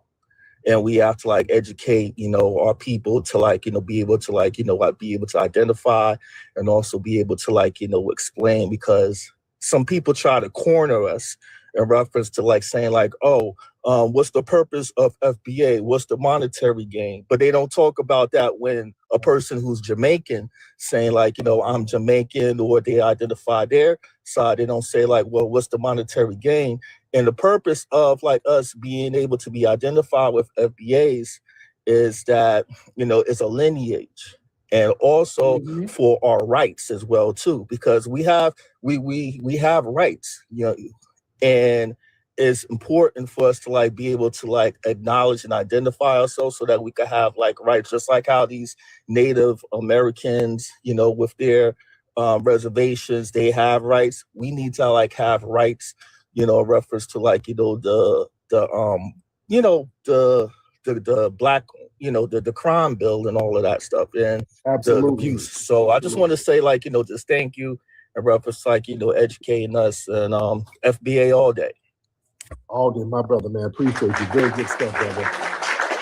And Mr. McFly, he touched on something real, man. Listen, there's the dominant society, they've been tricking us to overlook our foundational Black American ancestors on this soil.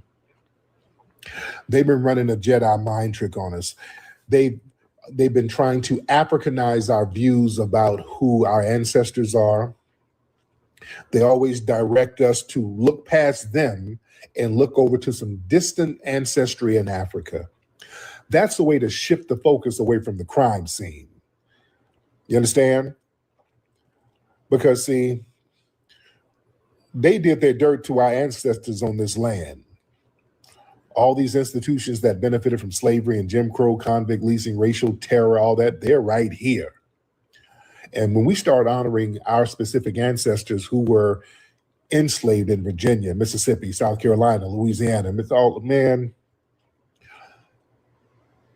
So now we get to see who did what and who are the descendants of who did what. You see, but when the conversation is redirected to some vague African identity, the timeline becomes blurry. You know what I'm saying? So now it's all about everything happened on another continent somewhere. And they make us de facto immigrants. That's where the term African American is a horrible term because it makes us de facto immigrants.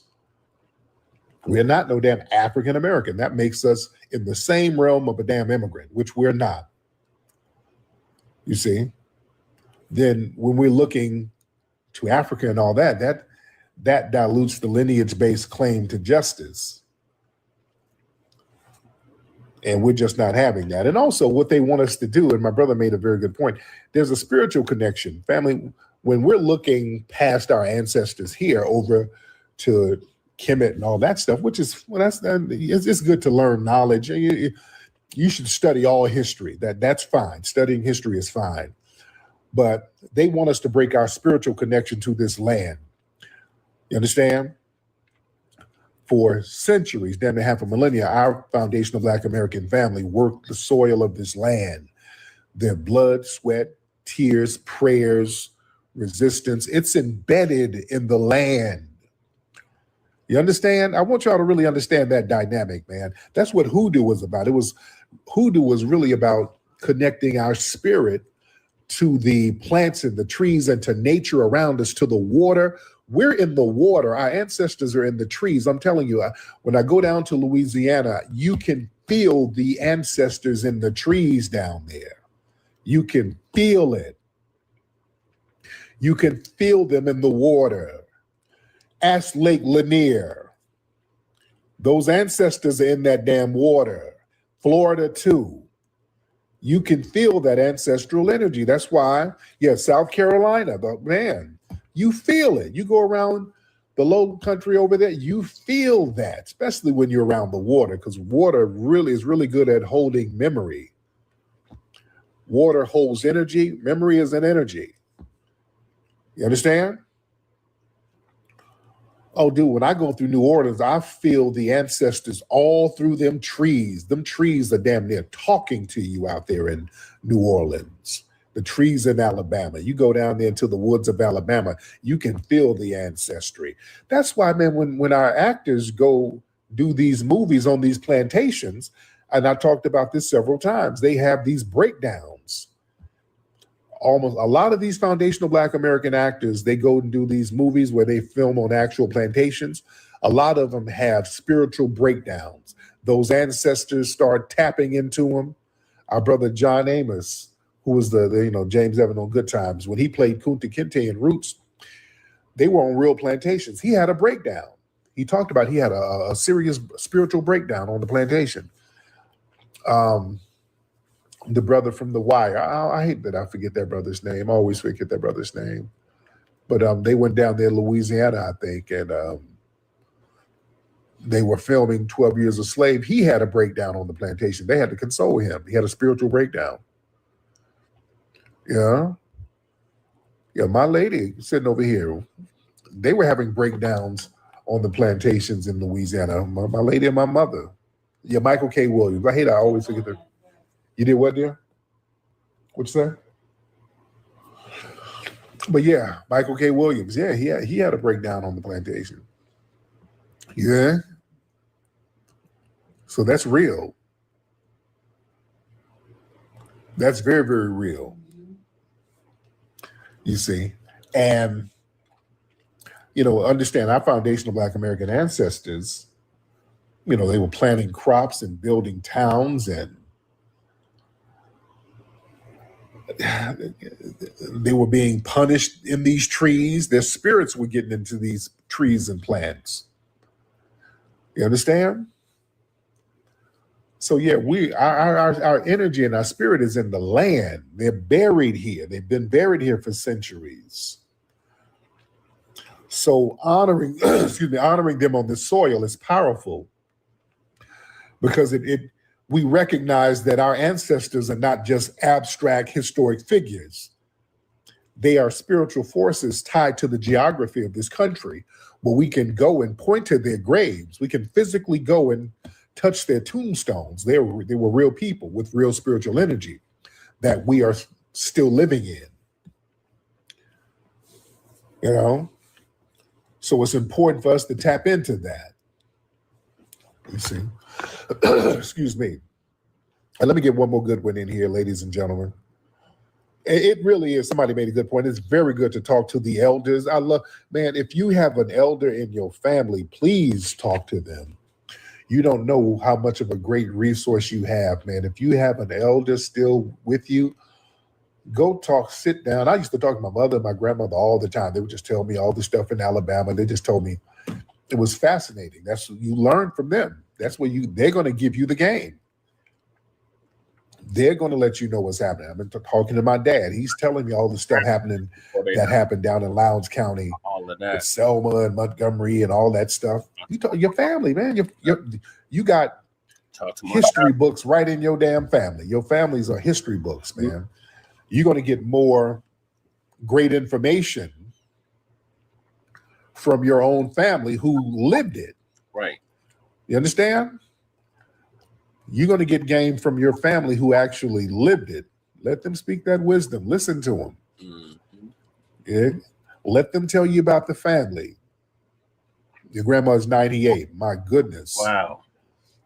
Man, sit down with her and talk to her about everything. Talk to that grandmother. You see? It's very important.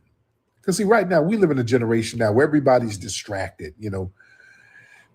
We're distracted by a lot of electronics. We're distracted about a lot of stuff. So we got to get back to just sitting down with an elder and listening.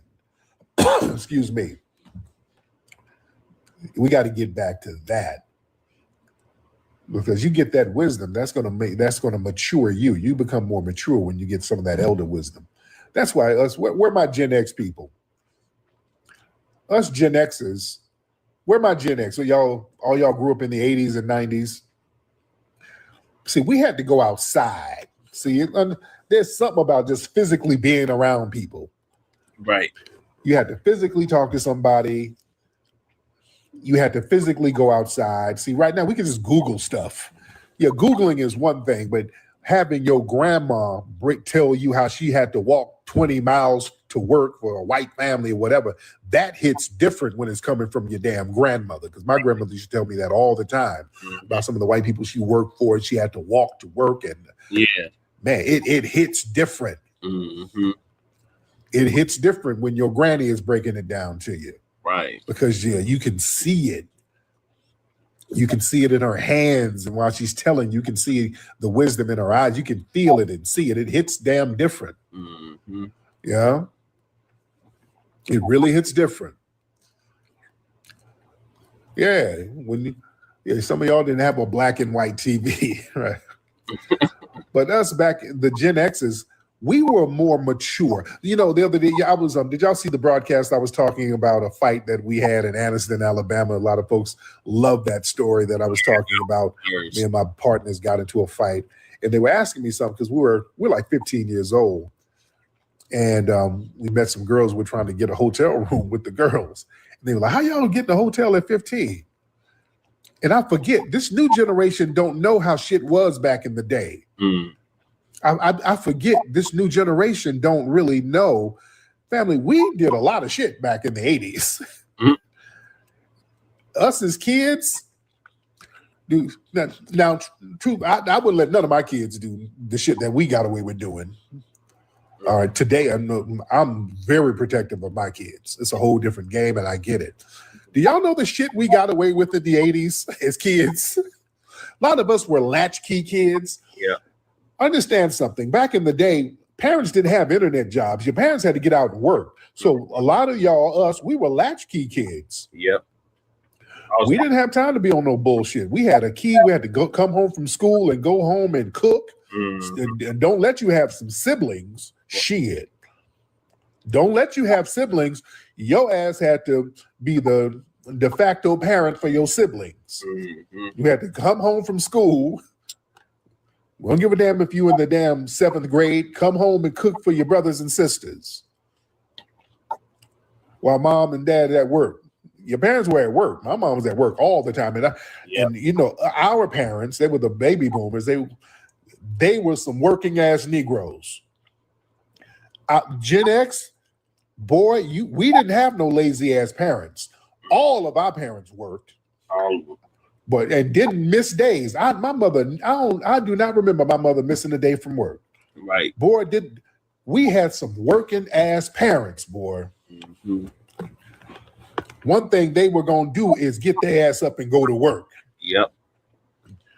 My mom was a worker. She worked her ass off, worked for the phone company. You understand? But family, but back to what I'm saying. We're 15. We got rooms at 15. Family, in the 80s, you didn't need an ID to get a room. A lot of y'all don't know that. In the 1980s, you didn't need no ID to get no hotel. You go get a motel room. All you need was money. They don't give a shit how old you were. It's the money. Yep. It's a whole different game now. That's the money. Yeah, we can go if we had money, we go get a hotel room. Yeah, you didn't need a money or credit. You didn't need ID or credit card. You just needed cash. Yeah. There's a lot of shit you can do. You can go get on a plane. You didn't need an ID in the 80s. Yeah. When I flew out to LA in 87. I was a teenager. I came out here. My dad gave me a ticket, $125. I didn't have no ID. I hopped on a plane and came to LA. I had no ID at all. I was underage. I was a teenager. Flew my ass out to LA. Yeah. You didn't need no ID. You didn't? You damn sure didn't need an ID for a bus. That's why cats was trapping so hard. You used to get work out of town on Greyhound. Cats would hop on a Greyhound bus, go get a brick from Miami and take that bitch up to New York, and nobody knew you left. Yeah, you didn't need no ID at all. You do all types of shit back in the day. Man, we were very mature in those 80s. Yeah, we'd go buy cigarettes at 10 years old. How many of y'all had to buy cigarettes? My mom would send me to the store to get cigarettes. Grandma. I'm like 10 years old, and they would sell them to me. Yep.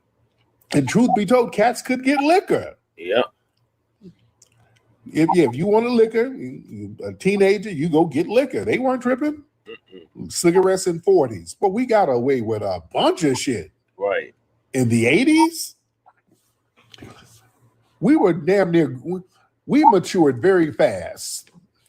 We were extremely mature, and we hustled. Man, we were, all of us knew how to make little money. Girls, what y'all do? Girls would babysit. Y'all knew y'all made a little money babysitting somebody. You go do somebody's hair. Some of y'all sisters knew how to sew clothes. Raise your hand if you knew how to sew. You knew how to sew clothes. Raise your hand. Back in the 80s, the sisters knew how to sew. Yes, I do have people that's old on here. We got some of my wife's like, who's that old on here?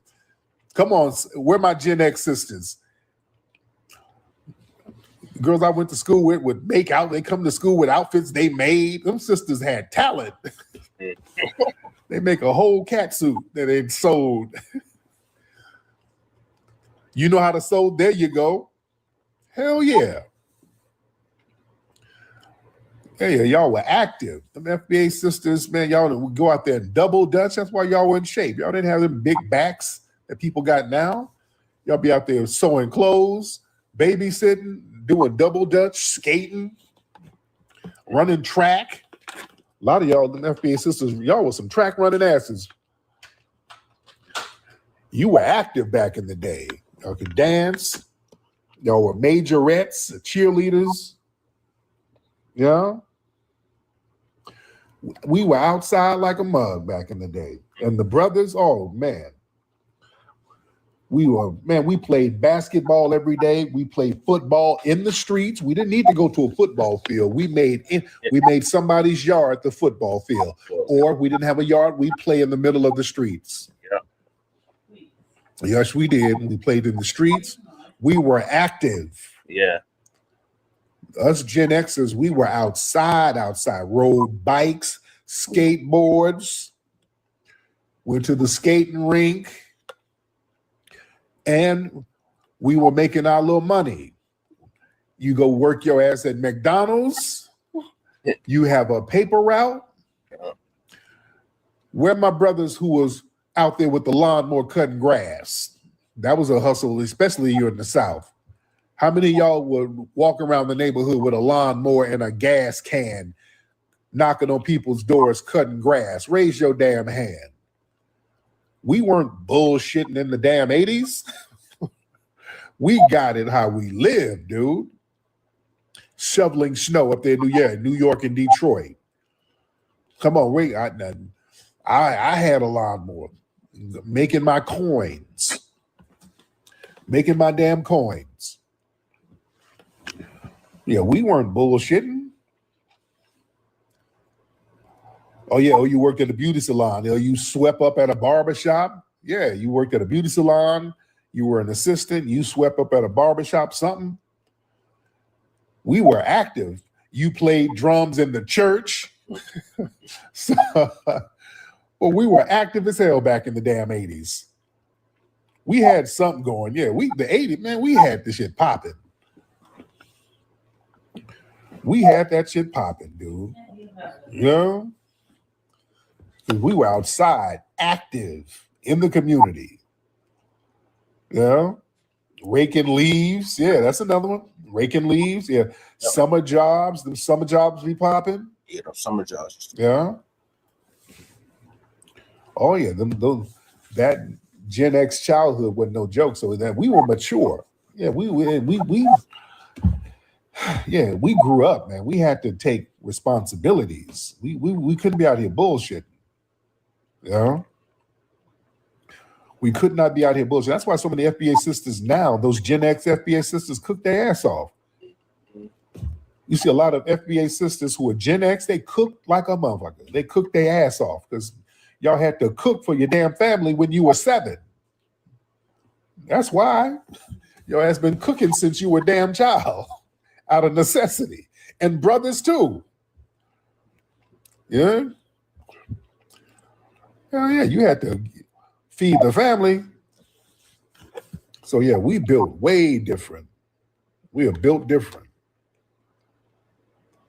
You know, but yeah, some of the stuff that we got away with, you know, I'm very protective of my children now. Especially out here in California. You know, because, you know, you got all these other people, all these different ethnic groups out here. See, back in those days, we all knew each other. We lived in FBA neighborhoods. Right. We lived in FBA neighborhoods, so everybody kind of knew each other. And everything was cool. Mm-hmm. They try to portray all of our neighborhoods as just like cracked out ghettos, and that wasn't the case. You know, when the drugs came in later, that did become a problem a little later. When it, you know, that became a problem. But, you know, that was some shit that was imposed from outside forces. But right, generally, we knew each other. Everybody knew each other. Everybody was cool. Everybody knew each other's parents, stuff like that. So everybody just kind of looked out for each other. Yeah. You know? I got the last of that. Yes, indeed. And another thing, y'all notice, another thing, back in those days, notice we weren't really sickly like that. Yeah. That's another thing. We weren't really sick because we're outside all the time. Just being outside, you know, you build immunity. Right. We weren't really sickly like that. Plus, we had them parents and grandparents who had them old school ass remedies. Right. They wouldn't let you get sick. Right. We were healthy as damn hell. Yep. So was. Yeah, they wouldn't let you get, if you had a cough, they're like, uh-oh, go in that cabinet. Oh, shit. Mm-hmm. Oh, Lord. They give you that nasty ass medicine. The shit y'all got now, y'all got all these syrups with flavors. No. Y'all spoiled now. All my youngins, y'all got y'all pussy ass Flintstone vitamins and little syrups with little flavor. No. Nigga, we had cod liver oil. Cod liver oil. You understand what I'm saying? Yeah, some of these kids now, you give them some little fruity ass medicine. You coughing. Nigga, do you know the shit we had to take? Right. The shit, man, we had to take cod liver oil, castor oil. Castor oil, yeah. That Father John's medicine. How many of y'all remember Father John? Father John. How many of y'all remember that? Barely. Dude, the medicine back then, them old school medicines, our grandparents, man, the nastiest shit ever. It got you right, but it was horrible to take. Right. Horrible. But it got you right. It worked, though. Robitussin. What y'all know about that Father John, that nasty ass Father John medicine? Oh, that castor oil. Oh, make you want to puke when you take it. Right. Oh, yeah, that 3-6. Oh, yeah. Oh, yeah, that 3. I know. That 3-6, yeah. Oh, Yoni, okay, how'd she get on? Okay, I don't know how she got on. People are getting on. Yeah, man. But yeah, it worked. Your ass, they weren't gonna let you be sick. You couldn't, no. You couldn't afford to be sick. No. They had to get you right. That's why your parents, you never saw them sick. You barely saw your parents sick until they got way older. No. They got up. I never saw my grandmother in the bed until she got like 90 when she got Alzheimer's and she was on her deathbed. I've never seen her in her bed. Mm-hmm. I'd never seen my grandmother laying in the bed when I would stay at my grandmother's crib. I'd never see her in the bed because she would get up before me and go to bed after me. Yep. Same here. You understand? Yep. She would get up before me and go to bed after me. But you know, the grandparents be up at 6 in the damn morning. Right. 5 in the morning. I've Oh, never seen her in the bed. You know? Just up. Mm-hmm. Always up, always moving around. Yeah. Yep. And watching the stories, yeah. Then my grandma be watching The Price is Right. Yep. That was her shit. Mm-hmm. The Price is Right. How many of you watched The Price is Right with your grandmother? Yep. That was her thing. I definitely did. Yeah. So As the World Turned, yeah. All that shit. Oh yeah, y'all watch All My Children. Yeah, my grandmother used to love The Price is Right. And her thing is she didn't like to watch it if it wasn't no black folks on it. Yeah. That's her thing. She's like, is any colored people on there today? Mm-hmm. No, ma'am. I turn it off. Yeah. She's like, she wanted to see colored folks on it. Mm-hmm. My grandmother was old school. Yep. Us too. Oh yeah, me and her we'd watch Sanford and Son. Yep. All of that. Yes. And I remember when I got older, I went to visit my grandmother. She's like, "You married yet?" I'm like, "No, I'm not married. Just waiting on the right girl." "You waiting on a white girl?" I said, "No, the right girl." "Oh, okay." Her blood pressure got up. I said, Yeah. "Oh, no." But my grandma was one of them. Yeah. She was one of them. She was on that. Yeah. Oh, let me enunciate so I don't get her blood pressure up. I said, "No, ma'am, the right girl." That's with an R, not with a W. Right. Yeah. Man. And so they already let me know what time it was. Right. All right. They already let me know what time it was going to be. Mm-hmm. You know? Man. Yeah, grandma didn't play around like that. Nope. Man, but anyway, let me get up out of here, man. Y'all go to Hidden Color 6. Hidden Color 6, ladies and gentlemen. Hidden Color 6. Hidden Color 6, ladies and gentlemen. We got 6 days to go. We need the family to get involved. I think now 3 days to go. 67 hours left. We can make the goal. We just need the family to get involved. We need y'all. It's an all or nothing thing. So we got to get everybody involved, ladies and gentlemen. All right, y'all. I'm up out of here. Puppy Akute Lullaby. Peace. Yep. Damn, Tariq was bringing back so many memories with that. I really miss my grandma. She was definitely the glue to the family. All right, moving along. Yes, big rest in power to my grandmother. She was a Black Panther. She passed away exactly 11 years ago. It'll be in September. So may she rest in power. I'm moving along. We got FBA delineation that's causing the diaspora in African countries to do this, exposing tribalism. So the thing, as Breeze would call them, is going to give us an update on that. The thing from Fantastic Four. Khalifa, what, baby? I hear Khalifa, what, baby? What, baby? What? Do you want, baby? What?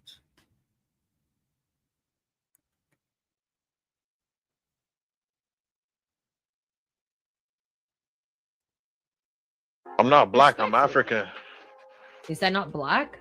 No. Oh, it's a big difference. You know what I'm saying? I came in a plane, they came in chains. Yeah, I'm passenger in their cargo. If you know that you're not a South African citizen, may you please stand up and leave our hospital.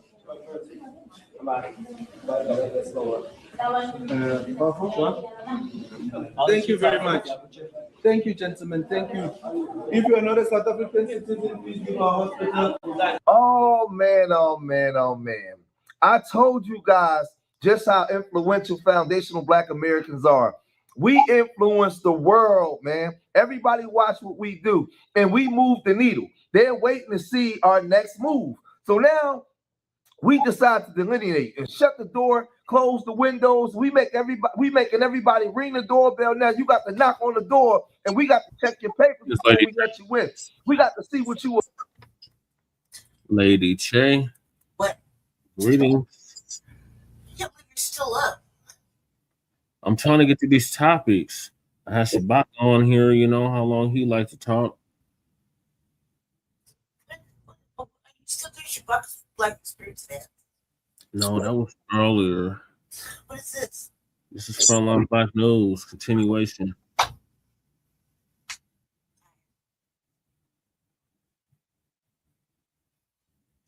Don't let me stop.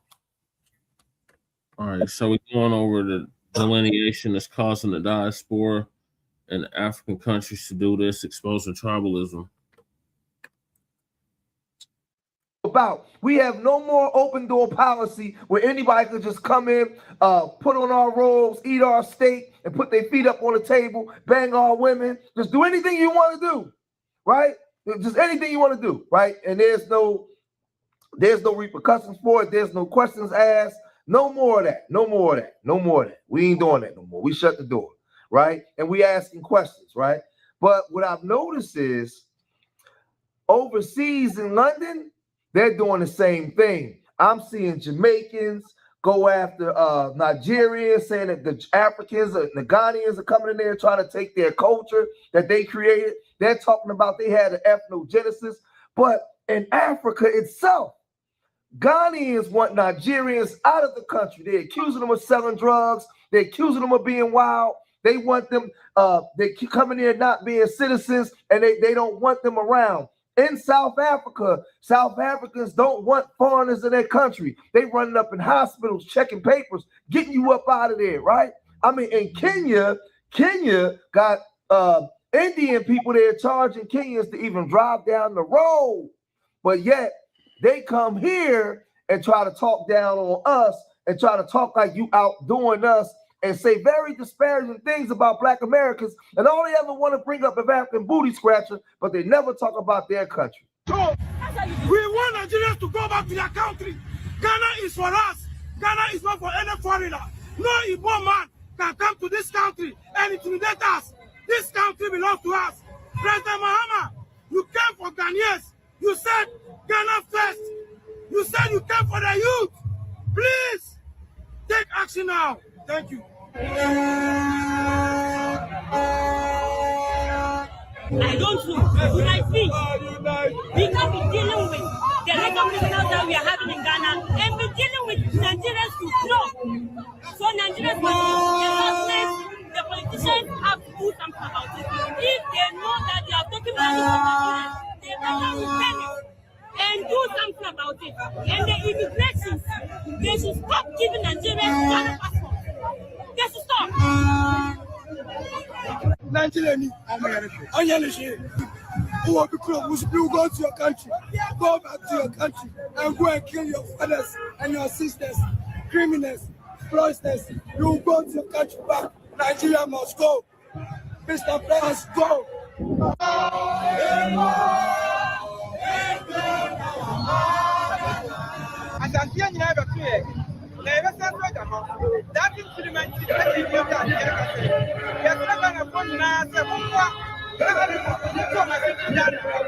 Scamming, kidnapping, I did the account.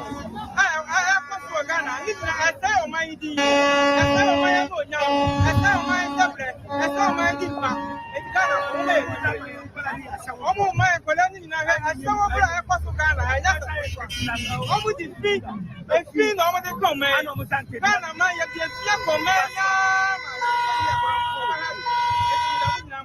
You see, the Nigerians, don't nobody want Nigerians in their countries, right? I seen a video in Uganda where Nigerians was in Uganda and they wanted them out, right? But in Ghana, they not playing, right? How come they don't ever come here and talk about this? They come here automatically and start talking down on us. Well, we've had an open door policy for everybody. Nigerians, Ghanaians, people from Senegal, Liberia, everywhere, right? Nobody's running for their life when they come here to America, right? Okay, we called you African booty scratcher, but that was it. After we got past that, y'all was accepted into the community. Y'all lived in the community with us. Y'all wasn't running for y'all life. Y'all went to school with us, everything. So man, stop the bull crap. But in y'all countries, y'all got this stuff going on. We ain't never did that in the streets, protesting against Nigerians or Ghanas or Cameroonians or Senegalese people, trying to get them ran out of the country. We never done nothing like that. Even when an African came here and did harm to a foundational Black American, we've never done nothing like that. But y'all come here and say those disparaging things about us. But then in South Africa ain't playing. Y'all don't believe me? Look at this. If you know that you're not a South African citizen, may you please stand up and leave our hospital.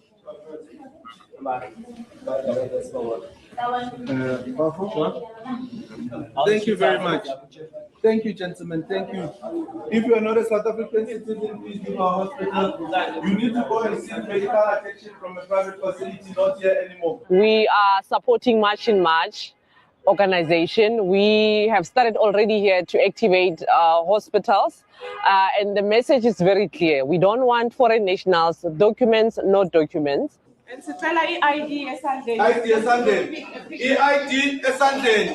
This is specifically to the MECs of health and the Minister of Health. Stop threatening us with prison. Stop threatening us with prison. It's either you join us in this fight, not unless. Good morning, my good doctors. How are you? How are you, my good doctors?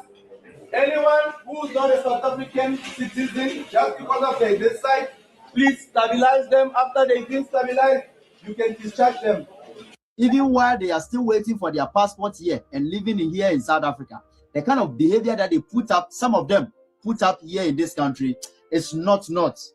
And nobody would like a foreigner to do that in their country. And so definitely the citizens will react to such behaviors and characters. Sometimes, just sometimes, we see these angry reactions by the citizens and we blindly conclude that they are racism, xenophobia, and etc., etc. But deep inside, would you like your own country to be abused by foreigners like this? Let me make this example. You came to my house hungry and homeless, and I had food for two. And so I offered you food and gave you a place to lay your head. And now you gain a little ground and you start selling cocaine and drugs to my children. What do you expect from me? A smile? No, how do you want me to react in this matter? To smile at you? Definitely no. And now when the citizens begins to react against this lawlessness by foreigners, they don't tend to tell the truth, the actual truth to people back home. All that they say is, oh, they hate foreigners. They don't want us in their country. They are jealous of us living in their country and then prospering. Really? You're talking about prosperity? Look at this.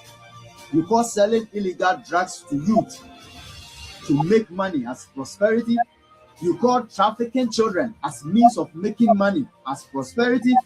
You rob and steal people's properties as means of making money. You know what I've noticed with Nigeria, bro? I don't understand. Nigeria is extremely underdeveloped, bro. Because there's no Nigerian. There's no rugby team. There's no Nigerian golfers. I've never seen. There's no Nigerian. They shop at this wire. And I think they can cook there by rugby also. They can. I think there is a rugby team. There is none. I don't think they do have. Even if it's there, it's very weak for sure. Yeah, it's weak. There is one. But if it was there, we would know it. Nigeria is underdeveloped, bruh. You know, for you to do well in sports, you must have a very well-structured country. Yeah. Because for people to dominate the sports, there must be a lot of financial investments in that sport. So South Africa doing well is a reflection of the country's infrastructure. In rugby, I mean, bro. You know what's funny and sad at the same time? Everywhere you look now, you're seeing the same thing. Ghanaians protesting for Nigerians to leave their country, and South Africans shouting that Nigerians and other Africans should go back home. And I keep thinking, do these people even remember history? Because this isn't the first time Ghana has done something like this. In 1969, Ghana's government ordered what they called the Aliens Compliance Order. Over 200,000 West Africans, most of whom were Nigerians, were forced to leave overnight. Families lost everything: businesses, homes, children's education, all gone. And guess what happened next? Ghana's economy collapsed. Their shops were empty, trade suffered, and they went into deep recession. Then just a few years later, in 1983, when Nigeria was facing its own economic pressure, we also asked undocumented Ghanaians to return home. And that's when you saw the famous Ghana Must Go bags. But even after that, when Ghana's lights went out, it was Nigeria that sends electricity from our grid. When they needed trade and oil, Nigeria opened its doors again. We helped them rise back up. What of South Africa? That one hurts even more, because during the apartheid, when black South Africans were being beaten up and silenced, it was Nigeria that stood up for them. We funded the African National Congress, gave scholarship to South African students, and even led international campaigns to isolate the apartheid government. Nigeria lost money, influence, and even lives fighting for their freedom. But look at it today. South Africans attacking Nigerians in xenophobic violence, burning shops, blaming us for their unemployment, calling us criminals. It's really heartbreaking and painful to watch. Well, maybe it's time for our leaders to wake up, because the real issue isn't just how others treat Nigerians abroad. It's why Nigerians keep leaving in the first place. If we had a country that truly worked with good healthcare, steady light, jobs, security, and justice, nobody would be rushing to Ghana or South Africa looking for survival. Our leaders need to build Nigeria that values its people, fix our schools, repair our roads, support young entrepreneurs, eradicate corruption, create policies that make living here feel like a privilege and not a punishment. Because the truth is, when Nigeria works, Africans will respect us again. We don't need to beg for space anywhere else. We just need to build a country that makes us proud to stay. So while we're in America saying, listen, we need to have our own identity, right? You know, some of our people say they're not of African descent. Some of us do. You know, I'm one of the brothers. I say that we are of African and indigenous descent. They brought our people here. You know, they brought some of our people here, and some of our people was already here, right? FBAs and lineage, we don't all agree on everything, but I'm one of the people that says, no, we do have African DNA. Absolutely. Absolutely. I agree with that 100%, right? But we are our own people. We had our own ethnogenesis. We have our own culture. We created our own culture here in the last 500 years, right? We are damn near older than a lot of those. First of all, we're older than those countries. A lot of those tribes that was amalgamated and put together by the Europeans, by Frederick Lagarde and all those other groups that was there that moved them people around and shifted them to different places on what the Arabs did before the European even got there, right? We know what Mansa Musa did in the back then during the Ghanaian Empire, and how all those marauders and invaders came in and start pushing all those people around, man, and running people up into the Arab nations to be slaves. We already know this stuff, man. So, man, y'all can miss me with that. Most of y'all don't have birth certificates or any of that because y'all don't even know where your family come from. The land you on now, your family don't even come from that land.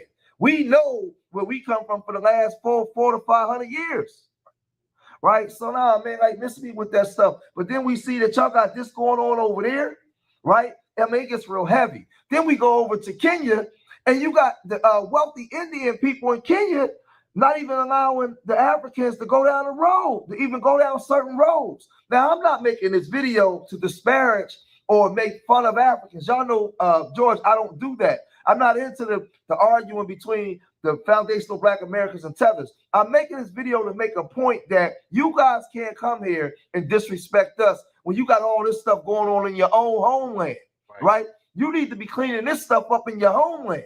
That's what you need to be doing before you come over here and part your lips to say anything about us. Right.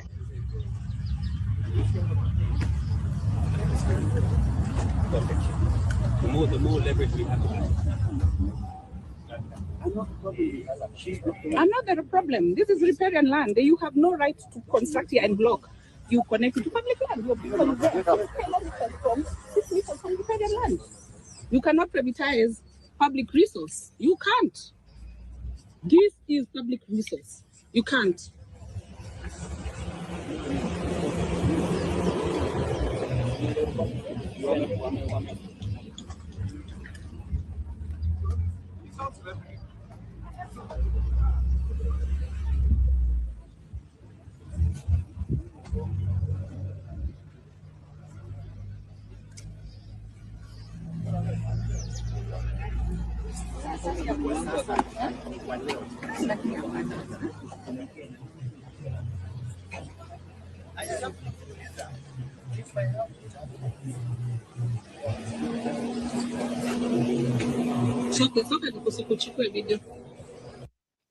If Kenyans are not careful, the country will start looking like South Africa, especially Nairobi. It's like on a speed lane to becoming the next Cape Town. We're going to start feeling like second-class citizens in our own country. This is why colonization happened. Kenyans are so welcoming, so nice, just want to be in harmony. Like, you can't do that anymore. I mean, there's an all-white town in South Africa that the real South Africans can't even access. Make it make sense. Make it make sense. And you can't tell me neo-colonialism is not well on its way. I mean, it's already happening anyway. And then gentrification. I mean, half of the business, not even half, almost all businesses right now are like foreign owned. Nothing is Kenyan anymore. Even properties are USD. Like, they're already buying up lands, properties because it's cheaper. Oh, and then what to wacha wakujewa buy or like wacha wakujewa, let's say businesses. Just wait until you can't be able to afford anything in your own country. Just wait. And this will all lead to indigenous groups being displaced. I'm telling you, if you're not careful, nothing at all is catering to Kenyans anymore. It's even easier for Mzungu to get a Kenyan passport than an actual Kenyan. Make it make sense. All I'm saying is Wazungu warudi kwao. I just think Wazungu need to rudi kwao. And then 2027. Just wait until you're in line with Wazungu's voting. Because the West is collapsing, now they're coming to our countries. And they're going to gentrify out of that place. Borders ifungwe sasa. Borders ifungwe. So if you're not a tether, you guys have to do a better job in calling out the Africans that disrespect us. You guys have to start holding those Africans accountable that only want to talk about African booty scratching. Don't talk about the way that we supported you guys and open up our arms for you guys and fought for you guys. You guys need to do a better job of telling the history, right? when those African snakes come over here, you guys got to intercept them before they even get out to the mainstream for us to see them. Right? Okay, yeah, when you was young, we called you African booty scratcher. We did, right? But we called each other African booty scratcher. That was our way of ingratiating you into the culture. We talked about everything we called you guys. We called ourselves that first, right? But it seemed like that's the only thing that you guys talk about, right? I remember we made Coming to America, right? 2 foundational Black American men depicting a story about Africa. Nobody was showcasing Africa the way the Black Americans was. It was in our music. It was in our movies. It was in everything, right? We had the red and black African medallions. We had everything. Nobody was highlighting and showcasing Africa more than us. How come, you know what's funny? How come y'all never, ever talk about that part? All y'all talk about is the African booty scratcher. You never talk about how we celebrated Africa. Even when the movie Wakanda came out, everybody went and got their kente cloth and threw their kente cloth so it was going to watch the Wakanda movie. How come that stuff never come up? Because you guys see us in a negative light, and that's the only thing you ever talk about. You never talk about none of the other stuff that we knew more, damn near more about African culture than our own. Yep. You know. So now we found out that wasn't respected and it was neglected. So now we separate and we building our own stuff, right? Right? We building our own stuff. We creating our own identity. And now all of a sudden you're upset. No, you guys had one job, and that was to check your people, and you wouldn't do it. So now we over here. But y'all, man, listen. Foundational Black Americans up. Y'all gotta let me know what y'all think about this video. If you made it this far in the video, hit that like. Make sure everybody that watches this video, if you made it to the end, leave a comment, right? Whether good or bad, and hit that like button. Everybody do the same for Frontline Black News. All right, Lady Che, what are your thoughts on FBA delineation causing the diaspora and African countries to do this, exposing the tribalism that exists in their own countries? Lady Che. You hear me? Yeah, now I can. I said I missed the first half. I cut the second half. I don't know, you know, I agree with him. They don't ever highlight the good shit we talk about, or that we do, you know, or we rock their shit, or you know what I mean. Embrace them here. Let them have businesses, eat their food, shop at the places, you know, break bread with them financially. Yeah. You know, that's a big thing. They always want to talk shit about, you know, they don't want our money, but they want our money. Yeah. They want to talk shit about us making a purchase, whether it be a kente cloth or some sort of oil or bracelet or beading or anything like that, you know, any kind of like art or anything like that. They want to act like they don't want us to shop there with them, but we break bread with them because we break bread with all our people. We thought it was cool to break bread with them too. And sometimes it is, and sometimes it isn't. I guess this is one of those sad state of affairs. And it's like until they get an understanding that what they're doing is causing more trauma than it is being helpful. I mean, we can spend all motherfucking day talking shit to them. It ain't gonna go nowhere. They should learn better to fight with us, fuck with us. We got them all day. But do we even want to act like this? This was them first. Right. Vitriol and disrespect first versus us. Just like that lady talking right there with the glasses and the bonnet on, talking about. Yeah, the Kenyan. Talking about the West is collapsing and we're going to, calling us Bazungos. Like, we're going to go over there and colonize it. They're not going to be catering to Kenyans or whatever. They're catering to us and we're going to colonize them there. I'm like, come on, haven't you already been colonized? Right. Like, what you talking about, cuz? Yeah, they were colonized by the British. And we ain't going over there. It's not like that. We'd rather just stay over here. It's better to go somewhere where you could be celebrated than tolerated. You know what I mean? Right. That's what I was saying. With a brother Marais, he went over to Kenya. Yeah, he was having a good ass time though. And they came back. You know what I mean? They went somewhere else. But I think they like, you know, there's a certain thing called respect. And when you come here and you're nice and polite, and This is like we go somewhere, we're nice and polite. We Mhm. deserve respect, they deserve respect. Until a line is crossed and you can't no longer respect them. And it's better to be celebrated than tolerated. Now, Right. look where I'm not motherfucking welcome. And Right. if you want to come in my business for whatever reason, but you want me to go eat bread with you and enjoy your cuisine and enjoy your language and music and whatnot and your dances and whatever your histories, to do the same for us. Right. Be respectful. We respect your histories. We respect your Traditions. you know what I mean? Your struggle. We respected it. We respect it. Why can't it be the same way? Instead, you're gonna make us get ugly, and then you're gonna try to fight back. FBA got that energy all day. It doesn't matter how much you fight back. We're gonna keep going and going and going till you get tired and give up. Exactly. That's where we're at. Sadly. That's exactly where we at. So moving along, should Ghana receive reparations for slavery? Hell no, especially if we don't. Nobody gets it before us. Right.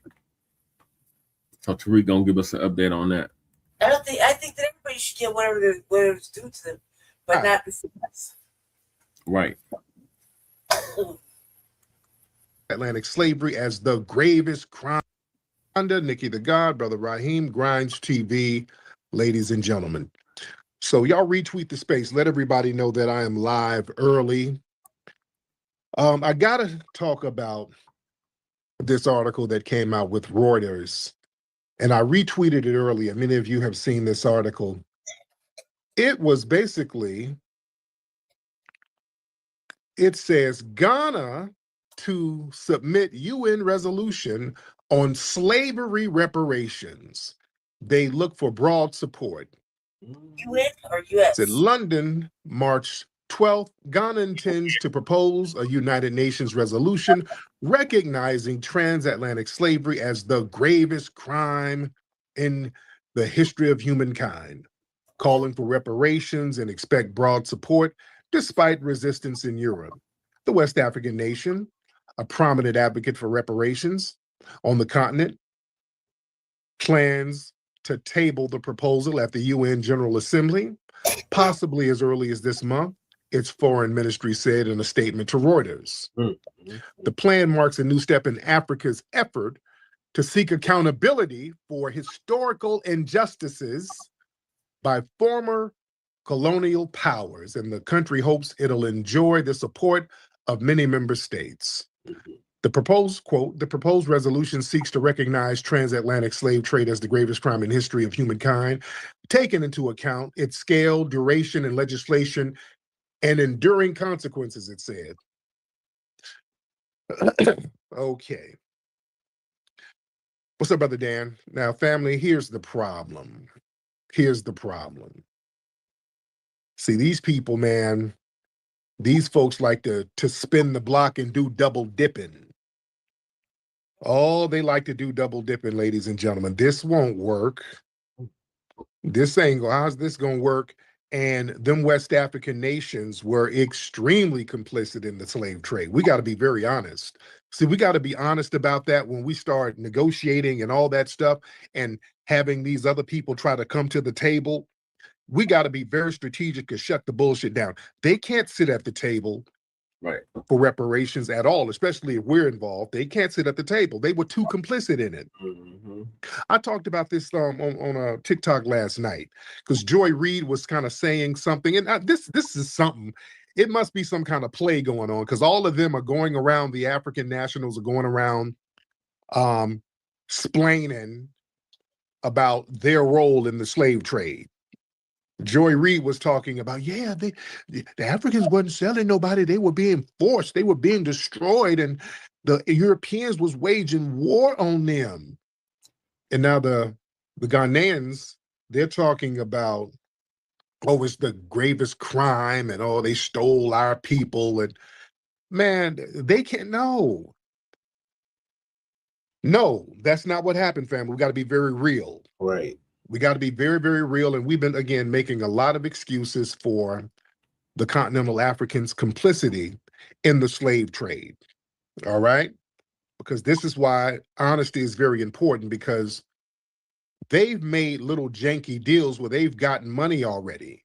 They just flipped over the money. They just screwed the money up.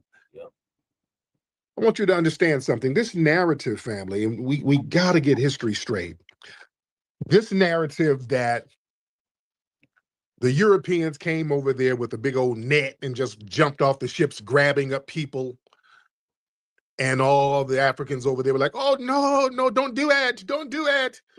And they were just grabbing people. The crazed Europeans was just grabbing them up, and then they threw them on a ship and then hurried up and anchored away.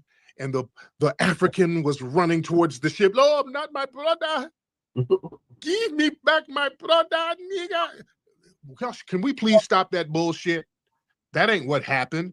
That's what they're trying to make seem like what happened now. Oh, you stole my poor brother. No, that's not what happened. That ain't what happened. Those African chiefs and kingdoms were extremely complicit. They were not powerless as they try to seem. They made me do it. I had to do it.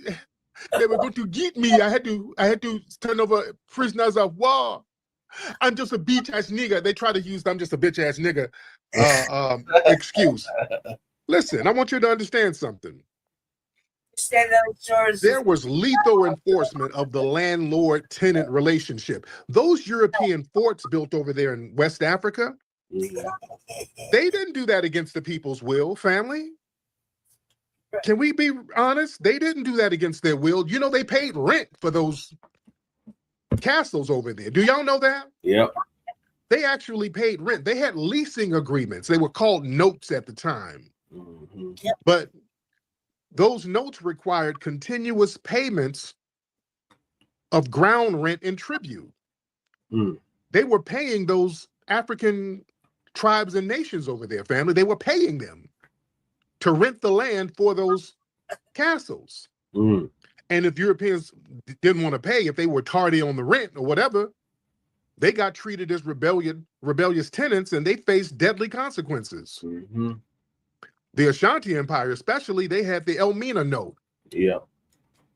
They were doing business with the Dutch West India Company, and when the Dutch was late on that rent or tried to go around the Ashanti authority, they blockaded the fort. They said, hey, we're not gonna let you bring no more ships in unless you pay us, or we're not going to let some of the Europeans in this castle get food and water. So they knew how to punish these people. You understand? Yep. The African leaders, they didn't hesitate to storm them damn capitals when the Europeans were reneging on some of the deals, or when they disrespected some of the local authorities. If they failed to honor some of the trade agreements, they just went up there and unalived them. Did y'all know that? Oh, let's be real. Let's tell the truth. Y'all look up what I'm saying. Look up King Akwamu. Yeah, they went up in there, over there in Fort Christiansburg, over there in Ghana.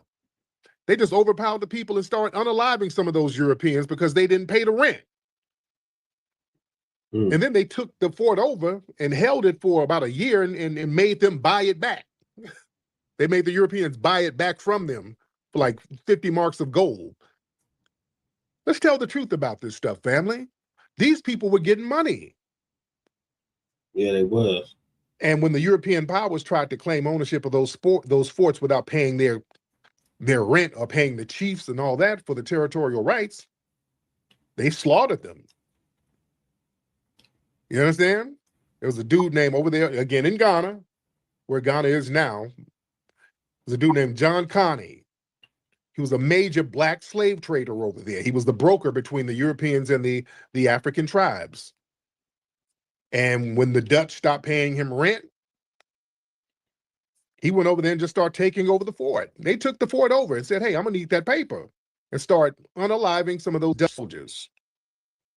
And then he paved the courtyard with their skulls. See, they'll talk about some of the wars against the Europeans, but understand the context of it. It wasn't like they were trying to stop slavery. It's like, no, you just didn't give me my money for slavery. That's what they were warring about. Let's tell the truth.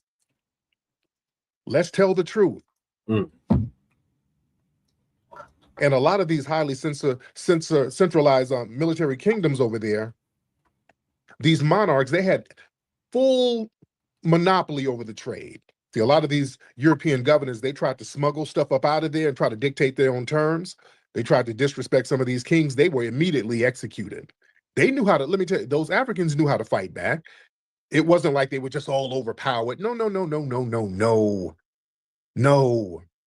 Understand, the people who occupied the forts, the Europeans, it was only a small number of them who occupied those forts on a regular basis, and they couldn't go inward into the interior of Africa because they wouldn't survive, because that malaria would tear their asses up. And quinine, they didn't start using that until the early 1800s, so they literally couldn't go into the interior of Africa like that. They just literally wouldn't survive. So they had to have middlemen do that. You understand, there's a lot of places that the white tea supremacists just couldn't go and do during those times, during the 18th and 19th century. That's why, hell, even over here in South Carolina, you know, the white supremacists, they couldn't go into certain areas of the lowlands of South Carolina in certain seasons from like, I want to say from like May to October. They call that the sickly season. Where my South Carolina people? Where I got any South Carolina people in here? Y'all know what I'm talking about.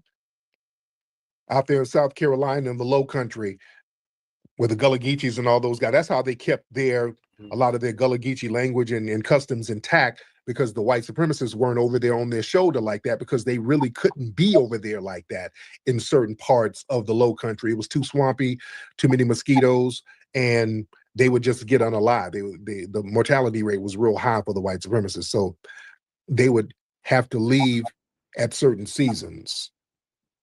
So this is especially so for Africa. They couldn't go into the interior for a long time. And again, when some of the deals went left, those African tribes just went up there and started smacking down on them. Understand, they could have stopped the slave trade if they wanted to. Do y'all understand what I'm saying? They got this narrative that the Europeans went in there and twisted. No, they could have stopped it. They had the power. And they were stopping a lot of things if they didn't get their money. Especially if there was a situation where some of the Europeans kidnapped locals, because part of their deals was you can't kidnap or you couldn't enslave some of the local people. The tribal chief said, no, we're going to go into the interior and get some of the people we're beefing with, and we'll bring them to the coast, and you can enslave them. We'll sell them to you, but leave our tribal groups alone. Every now and then they'll go and say, hey, damn it, y'all taking too long. I need to get, I need somebody enslaved. They'll go snatch up a local. Those chiefs and tribes would immediately go seize a ship. They'd go stop that immediately. They'll go seize a ship. They'll go seize one of the castles. Yeah. Yep. This was highly, highly documented. Mm-hmm. You see?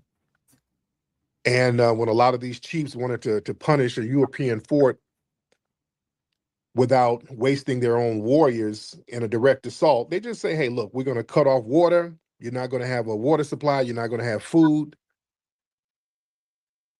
And a lot of these Europeans would die of starvation. Yeah. The Fonte and the Fetu chiefs were very good at that. Around 1701, they would starve the British out. They knew how to stop this stuff. You understand? So listen, they can't spin the block and try to play the victim now. See, the sovereign sellers can't turn around and be like, oh, this is a grave crime against humanity. Look, the borders of modern day Ghana, they contain the exact same highly militarized historic empires. They were the primary drivers of the transatlantic slave trade. You can't march into the UN demanding reparations from the European buyers while trying to hide the fact that your own kingdoms were the sovereign sellers. You understand? The historic records are clear. These African kings and chiefs, they were not just passively sitting around letting European colonizers build forts on the coast. They acted as landlords. They were charging heavy rent. They demanded real strict custom duties. They built massive wealth at the time by capturing and selling rival tribes. Yep. And you cannot sue a historic trade partner for an economic system that you mutually negotiated and you facilitated and you profited from. That's a legal paradox. That's why them getting in the mix, that's going to muddy the damn waters, family. They don't need to be in the mix whatsoever. Right. And because what this is they're co-opting and they're latching on to the foundational Black American Renaissance momentum. See, the timing of this resolution is real suspect. See, we've done a lot of heavy lifting to force the conversation of lineage-based reparations into the mainstream political discourse. Now that we've gotten undeniable traction with the conversation, you got these international state actors trying to rush to the UN to kind of hijack the energy. They want to try to redirect the bag. So you got to watch people like that. And then you have, people like Umar. No, we all got to go in together and get reparations together. And we got to go in just one big reparations for all Black people, the African man. Hell no. No. No, no, no. Absolutely not. We spent decades doing genealogical research, taking the domestic backlash, building the political architecture for reparations. So now these African governments, they want to step in to the UN now, and they're just trying to financially capitalize off the groundwork we laid. So they want to position themselves as primary beneficiaries of a fight that they didn't participate in. And also that gravest crime legal hurdles. You saying it's the gravest crime in human history. The UN resolution will indict the historic African states that sustained it. So under international law, you can't claim sole victimhood and demand financial compensation for a crime that your own historic empires voluntarily engaged in and protected and enforced with military power for centuries. See, we're the only ones who never, us foundational Black Americans, we never cut no damn deal with nobody. Our moral record is completely clean. We're the only people who have a real legitimate claim. We've never cut no damn deal. We never made no treaty, nothing. That's right, Tariq. Our plate is clean. We ain't got no dirt on our fucking name. You understand? And the whole narrative driving this proposal, it relies on infantilizing African history, pushing the myth that European powers just showed up and twisted the arm of these helpless African leaders. No, that's just not true. As we know, man, from historic sieges, rent collections, and the embargoes that these African leaders put on these people showed they had equal partnership. They had military leverage, and they could punish these Europeans anytime they wanted to. They just didn't want to. And things got hot when the Europeans got their financial weight up and said, okay, we're going to colonize everybody. And wait, hold on, wait, nigga, wait. You see, they just made these janky deals, and the deals went bad. Mm-hmm. You see? And that's why, family, think about it. That's why they doing all of this year of return stuff and the citizenship hustle. That's why Ghana starts pushing this year of return and the right to abode. Oh, come on, nigga, come get their right to abode, come get citizenship. That's a strategic maneuver. See, they want to grant citizenship to foundational Black Americans now. And even when we go over there and buy businesses or whatever, we have to lease land. We got to do the same little leasing deals. Mm-hmm. But what they're trying to do, it looks like they're trying to absorb us, foundational Black Americans, into their legal population so they could use our lineage and our ancestors' suffering as justification to get compensated on the world stage. You better understand, when people are pulling a chess move, they know their historic empires were sellers. Mm-hmm. So they need to legally attach themselves to the descendants of freedmen so they can legitimize their demands for global reparations. That's why they want us over there. Hey, brother, year of return, we're all in this together. Yeah, so yeah, they're using us. Everybody uses our damn lineage and our ancestors, and I'm tired of it. Just like Westmore and them tethers went down there to Selma, marching around with that damn tether who crashed out reparations. I'm sick of them doing that bullshit, and we ought to keep calling them out on that. Down there doing photo ops in Selma. That tether, Westmore, crashed the reparations out up there in Maryland. He tried to. They went around him, though. Some FBAs in office kind of went around his punk ass. But yeah, he tried to crash the reparations out. Yeah, don't show up in Selma trying to capitalize off our historic ancestry. I take offense to that. Out there near Selma and Montgomery, my whole dad's side of the family is out there. My grandmother's buried out there in that area, in the Lowndes County area. I take offense to that. Don't go out there where my ancestors are buried with your bullshit, trying to leech off of them. I take great offense to that. Ladies and gentlemen, let's get the family in here. We got a lot of people in here. Let's get Gabriel, the Democrat chill. I ain't talked to you in a minute, Gabriel. Hop on, Gabriel. Gabe. What's up, Tariq? How you doing? My man, how you been, sir? It's been a minute. You haven't been on Spaces. Where you been at? I've been getting it on TikTok. TikTok is it's popping out there. Oh, TikTok is like the suburb. It's the suburbs of the internet. The suburb. It's the suburb. Oh, they got big money over there. It's the suburbs. So I come down here I got to come down to the Twitter projects. I come down to the Twitter. I come to the Twitter projects to let you know I don't forget where I come from. I don't forget the hood. Nah, I'm more used to the suburbs. So I gotta come out to TikTok. There. Yeah, every now and then you gotta hit the hood to get a good fish sandwich or some barbecue. You know, you gotta go where they keep it real. Yeah. And they keep it real. That's where you get the good lemon pepper wings. That's where you get the best lemon pepper wings. You gotta go back to the hood every now and then. You gotta go back. So what's on your mind, man? Man, why you doing my boy Westmore like that, man? Man, he don't get his ass up out of Selma. My ancestors don't like it.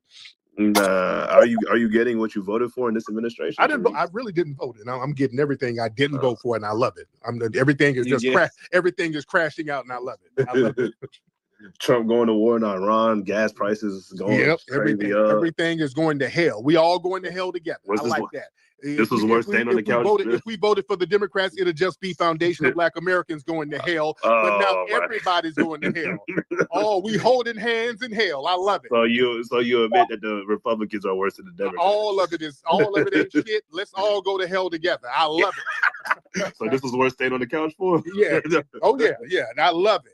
Yeah, we're gonna all suffer together, so everybody gets some act right. If y'all didn't want to be in hell, y'all would have gave us some tangibles. ICE killing folks and stuff, all that. You love all that? Yeah, man. These are your immigrants, by the way. You talking about ICE, not ICE, but you saw what happened today. There was like 2 low-key terrorist attacks by your fellow immigrants. It was one. There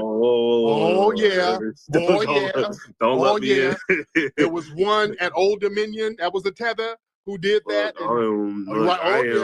I ain't no Muslim from Sierra Leone. We are different. That's your fellow immigrant. No.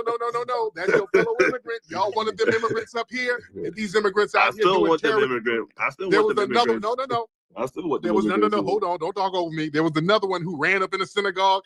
Another tether. Where was that, family? Where he ran up in the synagogue? Yeah, these tethers in Michigan. And then another tether a few days ago, the one from Senegal, went up and shot up the joint, the club down there in Texas. All the tethers are acting a damn fool, ain't they? Huh? Come on now. They acting a fool out here in these streets. Go ahead, Gabe. Where you at, man? No. I'm just saying that the Trump administration is over, and don't stop it. No. It is though. All the shit you give y'all let these violent tethers over here. It's Trump. Oh, the Trump administration needs to look. These are terrorists. He has nothing to do with your average immigrant. So don't do that, Tariq. Don't do that because most immigrants are good anyway. So don't push that agenda. If we done got damn near 3 terrorist attacks within a week by tethers. Yeah, we got to say that's something. We got to say something about that. I mean, because we went to war with Iran, and that's what spurred the terrorist attack. Oh, okay. Let me get my brother Dan in the building. Dan. Yeah, what's good? You hear me, Tariq? I can hear you, brother. How are you, Dan? I'm doing great. I'm listening to Gabriel, man. Look, all right, not to be too political, but when you say it's over for the Democrats, you see what they did to your homegirl Jasmine Crockett, right? What do you mean, Jasmine Crockett? Brother, she raised $4 million to run against Tariq. He raised $20 million. The Democratic papers backed him over her. Wait. And she when he won was 51%. She got like 45%. So if she had the proper backing from the DNC, she probably would have won that race. Why are they not backing her? Wait, I'm confused, Daniel. Why is Jasmine Crockett indicative? Why is Jasmine Crockett losing indicative of Democrats losing? Because the Democratic Party, the DNC, is moving away from niggas. That's the point here. No. They're moving away toward the Hispanics. That's the point we're making with this. Do you not see that? I mean, the DNC. I mean, DNC largely supported Jasmine Crockett. It was the people that it was. They did not support Jasmine Crockett. She even was upset about that. I mean, it wasn't, but like it was an open primary and she lost fair and square. I don't see a problem of her losing a primary because they didn't support her. Okay, watch this. Right. And watch I'm not this. gonna get. Do the newspapers do what they can and stay on the right side of the DNC? You said what? Do the newspaper, the news media in Texas, the liberal news media, let me correct it. The liberal news media in Texas, do they do what they have to do to stay on the right side of the DNC? I'm not familiar with the media apparatus in Texas. The answer to that question is yes, right? So they do. And who did those newspapers endorse? It wasn't Jasmine Crockett. I mean, but Tariq is a great candidate. I think he's a great candidate for Texas. I think he can win that seat. So I'm not sad that Jasmine. I'm not sad that Jasmine Crockett. I'm not sad that Jasmine Crockett. He's not gonna beat the Republican. But look, the point I'm making is right. You don't think he can when you pass said it? that in Texas, shit. In Texas, bro, he's a white boy. He's a pastor. Sir, he's for trans. Texas. He's perfect. He's for trans. That alone disqualify. In Texas, what they're saying is literally God, family, country. The Texas people, they want to remove the 10 Commandments. He was against the 10 Commandments being posted. The man went to Christian seminary, bro. The man is a pastor. Sir, hold on. Let's take a step back, right?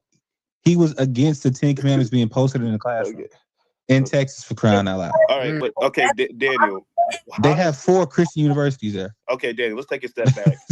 Again, Texas is going to be Texas. Texas has always gone historically red. Whether it goes red again, how does that get in the way of Democrats' stated goals in the? No, I'm telling you, that's been the trend across the nation. They're not supporting the black candidates like that. Like, okay, where else have you seen that? Because we just saw a black candidate. Oh, you about to see it. You about to see it in a major way. This is the first major sign. I don't know if you paid attention. In North Carolina, in District 4, there was a heated primary between a black woman and a Muslim woman, and the black woman won that race. So, like, where else are you seeing? Yeah, that's a congressional seat, right? Huh? Congressional seat, right? Yeah, it was a congressional seat. Yeah. Valerie. We're talking about the Senate. Okay.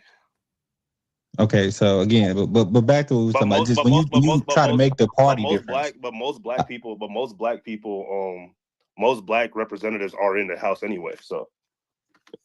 No, the point I'm making is right when it comes to this, the real seats of power in this country, and I'm glad you pointed that out. The real, like the senator seats and the governor seats, they don't really support niggas like that. And the biggest slap in the face they gave to Jasmine. Are you seeing that though? I was almost finished my point. The biggest slap in the face, the most apparent one in recent history, was the Jasmine Crockett situation. They didn't get behind her like that. I think is non-pertinent to like the overall goal of the Democrats at this midterms, because I don't think we're winning. Whether Jasmine Crockett or Tariq won, I think it's more of a likelihood that Republicans win the seat anyway, because it's such a red state. So like I don't think in the grand scheme of things. No, for certain, but it was their chance to make a statement, and they didn't. Maybe and they to did. make it, but we're not. But like we don't care about symbolic statements. We want to win. And like yes, they do. What do you? Everything they talking about. Everything they do is symbolic. I'm saying, but let's not play this game. The point this November is to take back the House. Is the Democrats on track to do that, Daniel? To take back the House this November? What? Yes. No, I don't think so. Well, I will say this right. Okay, I'll say this. To what? Okay. You know what? I will say this about it, right? I do think their chances have increased since this war in the Middle East to do that. I think it'll be closer than what people think. Okay, that's a fair take. But like according to the betting markets, the Democrats have an 85% chance to take the House. According to polling in the Real Clear Politics average, they're up 5. That just depends. Okay, that really depends. Not to bore everybody with politics, because this is gonna get more. Yeah. That just depends, because it just depends on how the end of this war turns out. If it turns out like the first Gulf War and it's over within 3 months or less, then the Republicans are like geniuses. But if not, then it but if you look at Trump's approval rating, it's worse than Bush's second term, is worse than Obama's second term. And we saw how on what issues? We saw how those midterms went. On what issues though? Huh? What issues?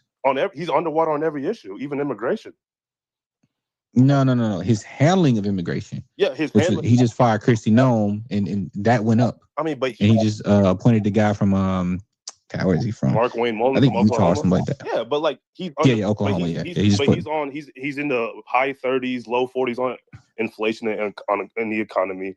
He's averaged at 42%. Like he does not have popular numbers. I could send you that in your DMs. You know this. 42%. It's not bad though, especially not for off year. That's and you know that. That's where Biden was 2 years ago. That's where Obama. I'm saying, and if you look at the new numbers, he's lower than Bush in 06 after Hurricane Katrina in Iraq. He's lower than Barack Obama in 2014. So, like, where do you see Republican momentum? Oh, it's definitely been recharged, especially since the firing of Christy Nome. I mean, like, if you look at the NBC poll, right? That's what you're talking about, right? No, I'm looking at the real clear poll. I look at the. I never just look at one poll. I look at the averages of polls.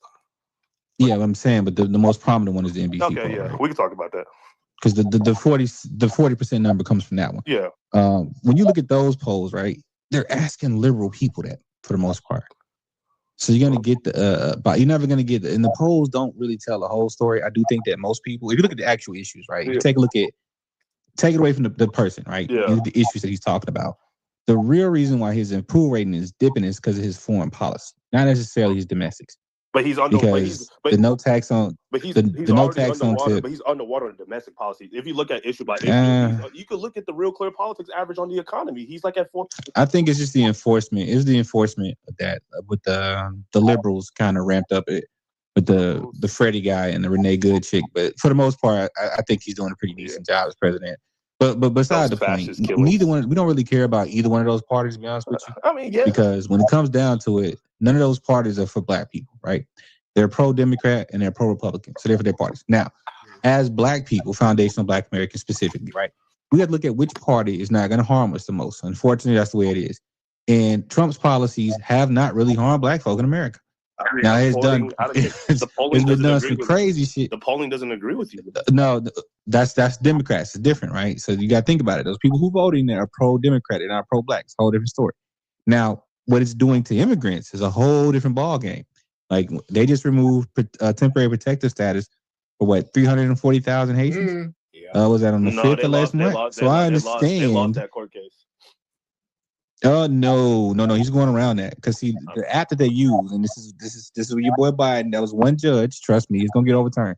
The point is, whenever they go up to the Supreme Court, as of right now, they lost. They lost that. The Supreme Court. What's how many justices on the Supreme Court? We got 9.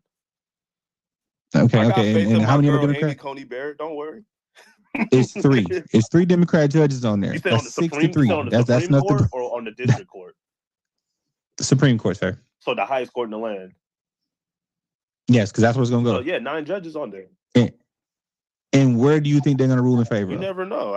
You never know. We'll see. They got temporary protective status through an app. We'll see. We'll see where the case. All right, then.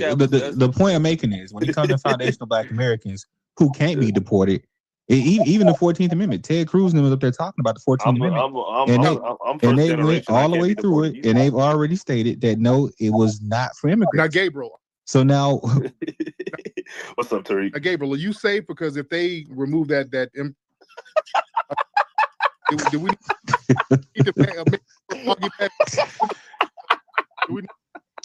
to get him a gift and go start it.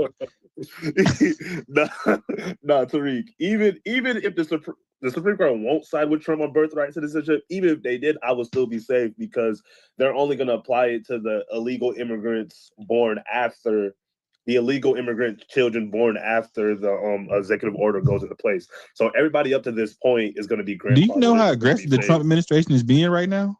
Okay, you know what denaturalization is? Denaturalization? Yeah. Yes. You have to go through you have to be like certain steps to go to 3. You can't just denaturalize anybody. It's a rigid have you heard what happened? No, I'm saying. But do you understand what the Trump administration is doing right now? See, it's a quiet rollout. Not in denaturalization. No, listen. I'm not talking. Look, you jumping ahead. He has requested 200 denaturalization cases per month. Do you know what the grounds for denaturalization is? Yeah, I forgot. Bad moral character. It's bad moral character. That's not true. Yeah. Don't take You can't don't just say, take my word for it. You can't like for a citizen. All right. It's a very rigid process. It's like No, it's not. yes, it is. I really want you to go look this up, Gabriel. You think I'm joking with you? One of the terms. Look, you got Grok. There's three Bad moral character. There's All right. the grounds for becoming denaturalization is the person was not eligible for citizenship in the first place, so it was obtained illegally, or bad moral character is a reason to take denaturalization. All right. I'm reading believe. I'm reading UCI. I'm reading All right. USCIS.gov right now. All right, we're gonna wrap it up. Gabriel, thank you. Thank you. All right, Tariq. You have a good day. All right, thank you. Thank you. All right, peace, Tariq. Show us. Gabriel, get to babbling. Gabriel, he'll sit here and babble all day if you let Gabriel babble. All right, let's get some more people in here. Let's get Bashal. What's going on, bro? Hey, Bashal, how are you? Man, I'm chilling, man. Bashal, where you from? I'm from America, bro. Not with that accent. Where you from? Where's your family from? What you mean with my accent, bro? You sound like you're sitting on a camel eating some hummus right now. Where's your family from? I'm from America, bro. I'm from Eritrea, though. Eritrea. All right, say that. I could hear it. I heard flies in the back. Damn. So what's on your mind? Hey, man. Should Ghana get reparations for slavery? Right. I saw this as a very interesting title. First of all, I want to greet you. All right, thank you so much. Pleasure to meet you, sir. Yeah, it's a pleasure to meet you. I think we got off on the wrong foot. Okay. Now, where are you located? You're in Minnesota? Nah, bro. I'm in Cali. You're in Cali. Okay. All right. So do you think Ghana should get reparations? I think Ghana should get reparations. Yeah. I think Ghana should get reparations for slavery because, I see a lot of African Americans, which, my brothers and sisters I respect. Okay. But, but Ghana should get reparations too because they're afflicted from this, they're afflicted from this as well. But don't you agree? They were complicit in the slave trade. They were complicit in it. No, they were not complicit, bro. The hell you mean they? Not all of them. What you mean, bro? What you trying to say? Like you trying to say like they all agreed to it? Do you think the slave trade didn't affect them?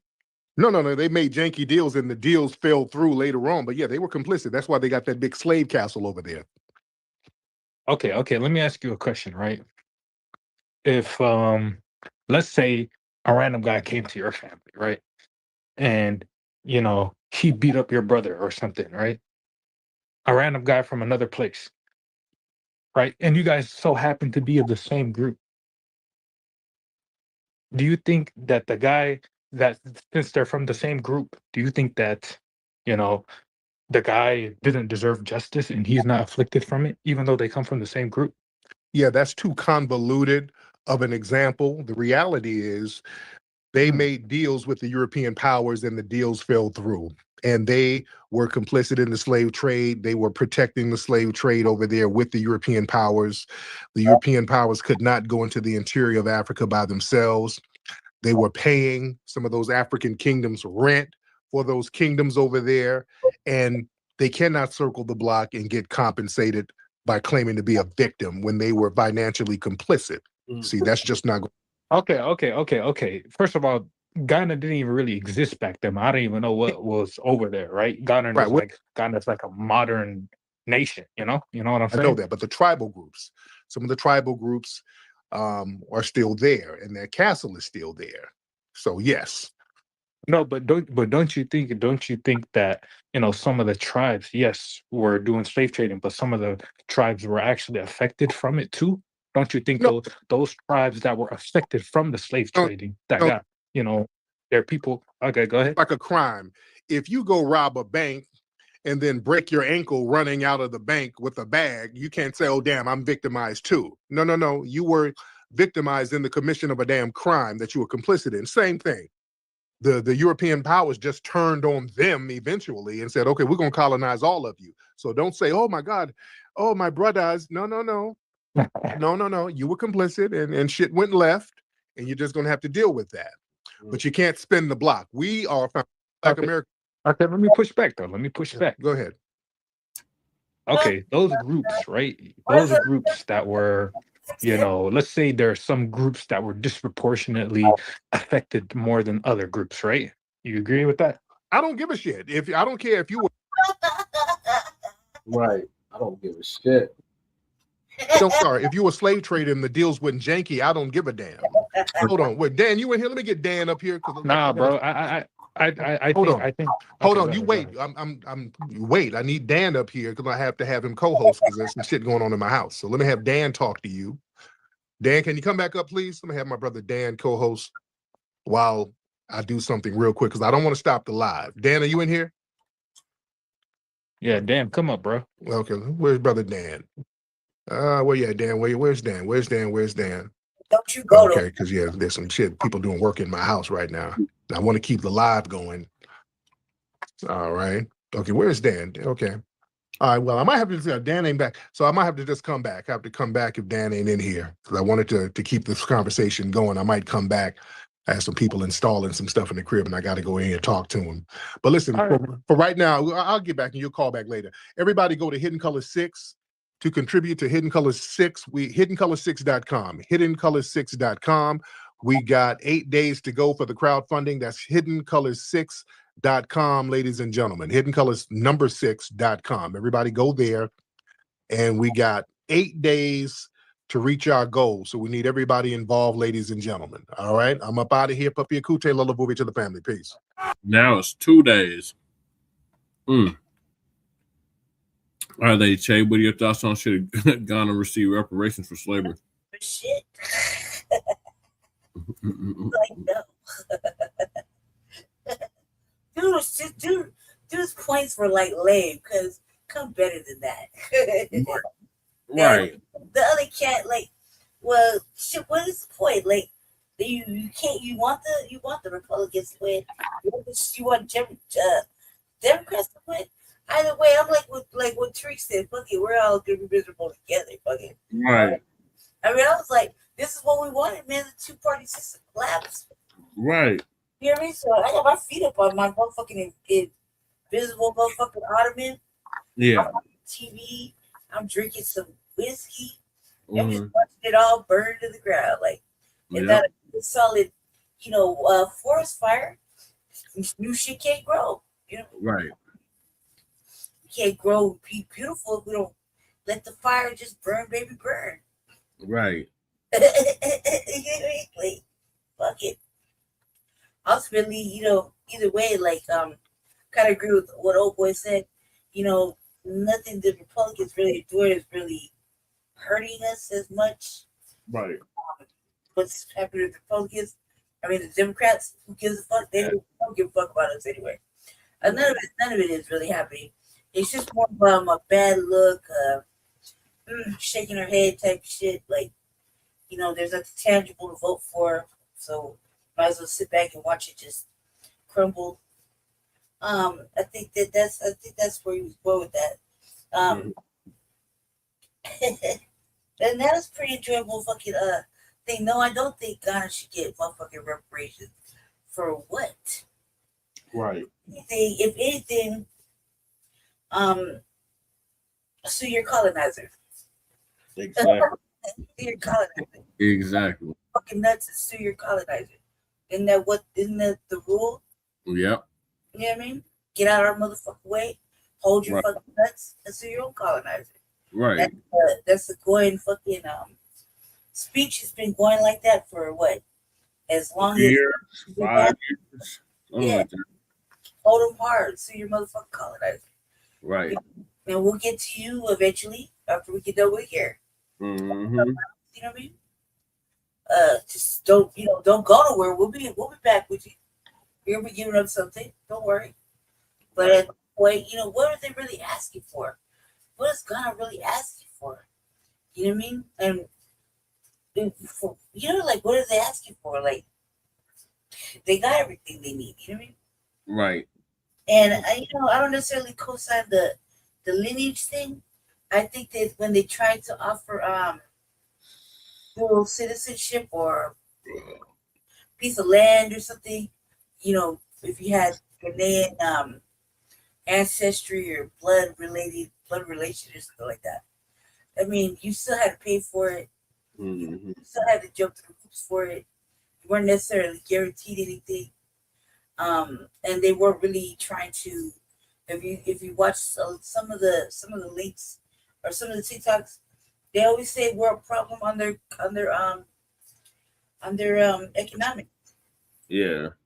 You know what I mean? Just like other countries don't like us being there either. So, so you know, like all that. So you ain't got to worry about this. Right. Over there, we're gonna have fleet over there, or over there. We're just gonna stay right here. So you can't blame your economic issues on us. Right. That goes for everybody. You know what I mean? Now that's what it seems like. It seems like Mexico got a problem because you got the white gentrified over there. Africa, certain part of Africa's got issues because of gentrifiers, and they want to lump us in with that. Yeah. You don't see us gentrify Mexico. No. Mexico don't see us trying to gentrify anywhere on the continent. Right. You just want us for our spending power. That's it. That's it. You know what I mean? And once you think you have tapped that resource, you're gonna kick us out of that, or you're gonna make us build all your shit up and they kick us out. Fuck all that. We didn't flee over to there, over down yonder, up there, nowhere. So we just gonna stay right here where we could be a problem amongst ourselves. Right. It'll be a problem for everybody over here, you know, as we fight racism, white supremacy, and shade, dirty looks, and we'll continue to be fucking the greatest and spend money everywhere anyway. I don't understand why it's like we can spend money everywhere, we can go on little vacations, and we bring our ass right back here. And we never do shit. But man, never works out for like, it never works out. It's never reciprocal. Never. It's like we go somewhere and we have fun and we don't talk no shit. We come back, spend a little bread, have a little vacation. And sit back, all we hear is shit talking about what kind of guests we were with the judgment. We didn't spend enough money, or we didn't.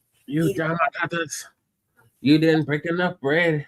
Break enough bread, and we didn't take advantage of the full motherfucking touristy fucking shit. Like some, black people aren't like white people. Right. We go places, you know what I mean? We don't necessarily like what they like. Yeah, damn, I caught this. You know what I mean? They think we're gonna be just like the whites. We don't necessarily like what they like when we go places. Right. Just saying. This is some. Our monetary value is just all that everybody wants. They don't respect us. They just want our money and to shame us, and then come back and be like, "Oh, foundational Black Americans, hold our hand. Don't leave us. Don't leave us." So no, y'all shouldn't see goddamn reparations, and definitely not before us. Y'all sitting up here trying to undermine our reparations, trying to co-opt our reparations. No. After all that work and education and stressful arguments and lineage looking up and all the money we spent to look up shit and find shit, and you know what I mean, to do these reparation meetings and hearings and petition signings, and you know what I mean, like, come on, cuz, like, fuck no, you don't get to come in and that's that white boy calling us for shit. Yeah. I mean, that's that shit I don't like. Right. That's the shit we don't like. Make them deals with these Europeans, these rape and slave and pedophile goddamn Europeans. That's about what we call them. And now y'all sitting there talking about y'all need reparations. Fuck out of here. For what, man? You got everything. You can do whatever you want. You can go anywhere you really want. You can change your destiny. You know what I mean? You don't have to leave. You can really change your destiny. Right. We do it every goddamn day. It doesn't look like it because it's always getting fucked with, but we do it every motherfucking day. Changing our own motherfucking destiny. Right. So moving along, we finally to the illegal migrant news. the Unhoused neighbor news and the local Denver and Aurora news. So first up is Ghana helped U.S. deport migrants, and now its own citizens are shut out of the U.S. So Uncle Phil gonna give us an update on that.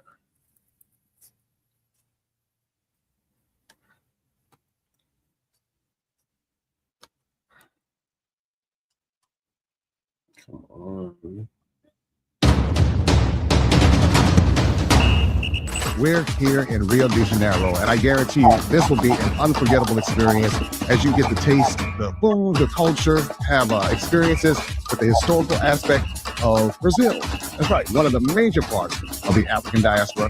And guess what? We want you to join us here in Brazil. The views are amazing, the food is spectacular, and the experience is up to hill. And the only thing that's missing is you. Join us.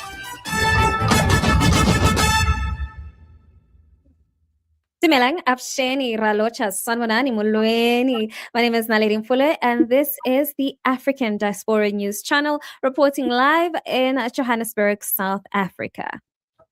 America is a bully that is never satisfied. Now, those are not the words of a radical fringe voice, but they come from Oliver Barker, who is a Ghanaian civil rights activist and lawyer, speaking from Ghana and speaking from experience. And today, his words land with uncomfortable accuracy, because once again, the United States has reminded Africa of a brutal truth, which is in their world order. We are useful when convenient and disposable when not. Let's check this video out and come and discuss. They were practically dragged out on the floor and taken away. We are disappointed in the treatment of persons that Ghana has received, whether or not validly or legally under an agreement. We have an obligation of humanity to individuals, to persons that we call our fellow West Africans, and we are disappointed in the course of action that have taken place. We are determining and we are looking forward to petitioning both the Minister of Foreign Affairs, the Attorney General as well, on the treatment of these individuals. The government of Ghana has turned down concerns for it to make public the agreement that it went into with the American government, despite huge calls from the country's main opposition and right campaign groups. You know, the executive has shown that they have very little respect for the court processes. Even when we have filed processes in the past, they have snuck out individuals out of the country. And we want to be careful that even as we're taking legal steps to protect these individuals, we don't end up in such a scenario again. Ghana had to agree to taking in these deportees in return for the reversal of visa restrictions that the Donald Trump administration had slapped on the country at the beginning of the year. Some 40 more of these deportees are expected to be sent to Ghana in the coming weeks, according to reports. Now, the Trump administration has announced a freeze on immigrant visas from 75 countries. Now, 75, and 26 of those are African nations. Now, let that sink in. Nigeria, Ghana, Ethiopia, Somalia, Sudan, South Sudan, Sierra Leone, you name them, right? Now, what makes this visa freeze especially insulting is the timing, because across West, East, and North Africa, the US has spent years tightening its grip through so-called counterterrorism partnerships and deportation agreements. Now, cities like Accra have been turned into waypoints in a global removal system, processing people expelled from the United States, often in chains and often without transparency. Now, Ghana in particular quietly agreed to help Washington solve its deportation crisis. Plane loads of deportees arrived, and some not even Ghanaian, under deals that lawyers and human rights groups say stretched Ghana's own laws to the breaking point. Now, as Barker put it, right, they used us and dumped us. And now, after getting what they wanted, America turns around and locks Ghanaians out. Now, that, my dear friends, is not partnership, but that is extraction. Because as a Black South African, the story hits a nerve, if I'm being honest, because we know what it means to be told you are a threat in one moment and a labor source in the next. I mean, we know what it means when powerful countries preach human rights while quietly violating them when it suits their politics. Now, Africa It's only good enough to host deportees. It's only good enough to police borders on behalf of the West and fight their wars by proxy. But suddenly, Africans are too risky to reunite with their families now and study and work in America. Now, I believe that contradiction in itself is not accidental. It is structural. Because if we look at the data, last year, deportations of Africans from the US nearly tripled compared to the annual average under the Biden administration. And immigration-related arrests of African-born migrants more than doubled.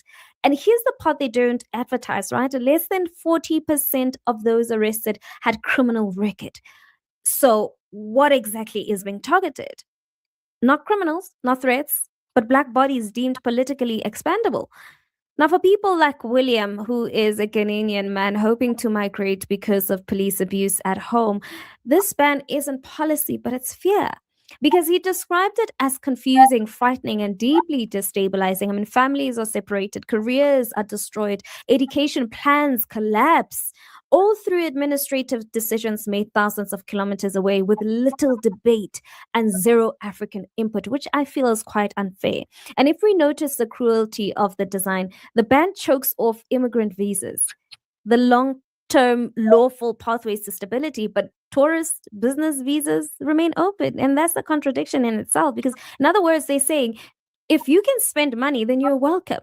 But if you want life, you are a problem. And that tells you everything about whose humility counts here, because many of the countries on this list are already dealing with conflict, climate shocks, and the US knows this.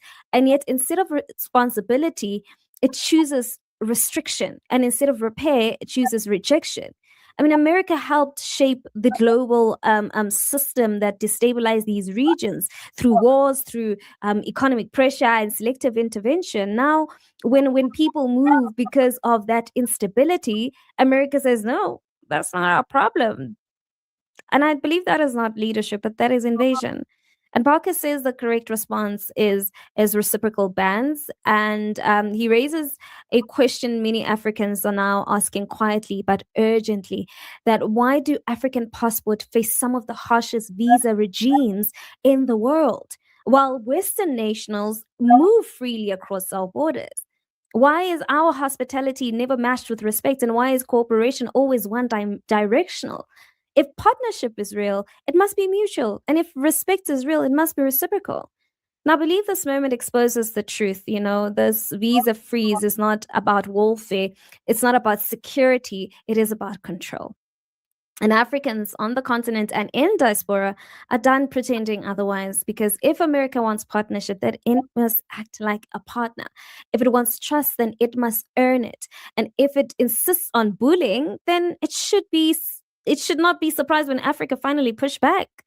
Because we are no longer just subjects of policy here. We are witnesses, we are participants, and we are watching. Now, I do want your opinion. I do want to hear what your thoughts are on this. Please, let's continue the conversation in the comment section. And while you're at it, don't forget to give this video a thumbs up. That's it from me. Till we meet again, it is bye-bye for now. All right. What are your thoughts on this? Lady Che gonna help U.S. deport migrants, and now its own citizens are shut out of the U.S. Fucking, the West is a problem. Mm-hmm. West is a fucking problem. I mean, they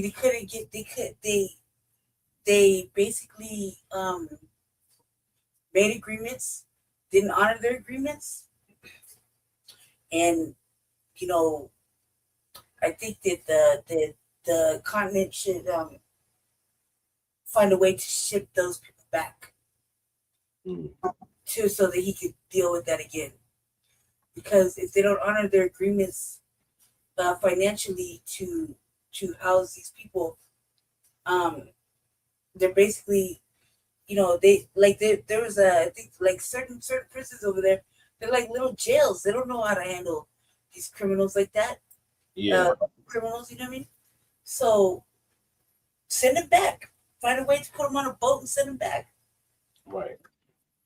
That way, you can let them know that, you're not to be taken for granted.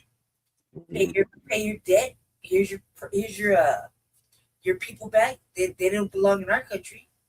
The people that some of the people they shipped over to the continent are from like the Latin diaspora. Yeah. You know what I mean? So or somewhere else, and they're like, no, I'm gonna take these people back. You're not paying for it, you know, and they can't. Or I mean, there's unless we have business with them, they have to figure out a way to tax them, right, or repossess something. But I would send them on a boat and a cargo ship or something right back to fucking America. Like, or Latin America, yeah. right back to fucking whatever. Like, here, do better, then try again. If you're not gonna do that, and here's your bill. Here's the bill. You know what I mean? Because it's not there to be utilized and not. It's like not paid for your services. They have to feed them, shelter them, give them water, make sure they have restroom, things like that. There's a lot of care to go into an inmate, especially when you're not capable of holding them like that. And how long are they supposed to hold them for? Like, you know, one thing is temporary, another thing is permanent. You know what I mean? I send it back to the embassy. Yeah. Okay. So moving along, we got Black Americans watched as Cuban immigrants received checks in the 1960s while we stayed suffering. So Uncle Phil gonna give us an update on that. You ever heard that, scripture that teachers say is nothing new under the sun? Yeah. Well, this is one of those times for sure. Now, you remember back in the presidency of Joe Biden and how he just opened up the floodgates and let everybody come over here to this country and was dumping them in the major cities. And we know Chicago was spoken about a lot, and we know New York City was spoken about a lot at that time period. And Chicago and NYC, that was led at the times by Eric Adams in New York, and then Brandon Johnson in Chicago. Both of these Black mayors was making sure that they give migrants money, taxpayer money, while you have Black Americans who couldn't get access to any of that money. Do you remember the video, the infamous video in Chicago, where one of the migrants told a Black woman that she's lazy, coming into our country, telling a Black woman whose descendants built this country that she's lazy for saying something about the things that they're getting and why Black folks not getting it. And it was a complete slap in the face to Black Americans. And a lot of Black folks was like, you know what, forget the Democrats. I'm not voting for them. Right. That's how Trump got in office. Yep. The Democrats themselves is really what disillusion Black people from voting. Now, the reason why I say nothing new under the sun, now we're going to go back in time. Remember, Black history is 365. Mm-hmm. It is not 28 days in February. It is 365. And we had our brothers and sisters in Miami when they started letting all the Cubans come in. I want you to watch and listen exactly what happened to those brothers and sisters. Let's go ahead and roll that. Many Black Miamians view the sudden in-migration of Cubans with bitter irony. Black Miamians watched as Cuban exiles were given assistance, aid, and money that native-born Black Americans never received. Some Blacks began to feel that the Cuban migration and the federal government's attention to Cuban needs blunted demands that Blacks were making during the 1960s civil rights struggle. Jesse McCrary is an attorney in Miami. At 34, McCrary has had a fast-moving career. He's been an assistant state's attorney general and for a time sat as one of Florida's federal court judges. McCrary likes to remember that he is one of few Blacks that is able to maintain offices on Miami's Biscayne Boulevard. We asked McCrary what he thought the Cuban immigration means to Blacks in Miami. For one, Tony, it means that economically, when you look at what the Cubans have done in terms of their economics versus what Blacks have done, means that we are once again at the bottom of the barrel. Yep. There are no predominantly Black financial institutions in this county. Some people would say that, even though there is a bank here with a number of Blacks on the board of directors. But when you look at the control of the bank, where the major portion of the stock is held, it's held by white Miamians. Contrasting that You have Cubans who have a bank that reportedly is one of the fastest growing banks in the country. Now, that poses a problem because I believe that the whole strength of any community happens to be what kind of financial institutions do you have? Is there an institution that can make a loan to a man who wants to go in business? Is there an institution that is sympathetic to a man who wants to build a house? Is there an institution where he can borrow money to send his children to school? Now, if you don't have those kinds of institutions, then certainly when other people have them, that is white Miami, Cuban Miami, and then black Miami does not have it, it certainly puts them in a pretty poor position, I think. Now, on top of that, as you heard, they was receiving funds that black Americans couldn't get, right? The same thing like you fast forward today, that they can get things that black Americans can't get. Then they got the nerve to be anti-black to you, right? Be racist to you and say, well, they come over here, they work so hard and all this other. Like, no, you didn't start off working hard. You were given things. And the black Americans were given the same thing as you. Black Americans would be in certain positions as well. But the story with the Cubans themselves is that the ones that came over here was more of your middle class to wealthier Cubans, the ones that fled over here, right? Now, in 1966, they had the Cuban Resettlement Adjustment Act, and that law that's a law actually on the books, not an executive order. Now that law signed by Lyndon Johnson, a Democrat, allow Cubans who reach the U.S. to stay legally, and after a year, they can get permanent residency. That's for any Cubans, and that's still on the books. Yeah. So if a Cuban comes, that's why so many Cubans come to go to Miami. One, they got a big community there. Two, all they got to do is be here a year, and they get a permanent residency. That's it, according to the federal law. But as you can see, these groups, especially, like we're talking about the Cubans in particular, they get something that other immigrants don't get. And some immigrants complain about that or whatever. And that's why they say Cubans think they're better than the other Latinos because they have that and the other ones don't have that particular law or whatever. But here's the thing. They've been doing this to black people. Right. See, they were already creating that buffer class system way back in the 1960s. The first migration of Cubans started at 1959. Okay, that started then. And they really ratcheted up all the way up to 1980. So when these people get here, they give them resources that black Americans could not get. And that's why black Americans are saying we cool on that immigration, because every time we see a bunch of people come in through immigration, they're being handed checks for coming over here. Black Americans who've been here, built this country, haven't got their reparations at all, don't get a thing. Don't get nothing. We'll be a fool and a half to be sitting up here advocating for immigration. Jasmine Crockett. Right. Jasmine Crockett advocated for immigration and they didn't show up to vote for her. That should let any politician know that you start talking about immigration, those people are not going to be loyal to you in the voter booth, and black folks will get just don't want to deal with you because we are seeing how immigration does not benefit black America. Right. Period. We don't get nothing from it. Right. As a community. Some of them are coming to our neighborhoods, open up businesses off of the dime and tax dollar that come to them, right?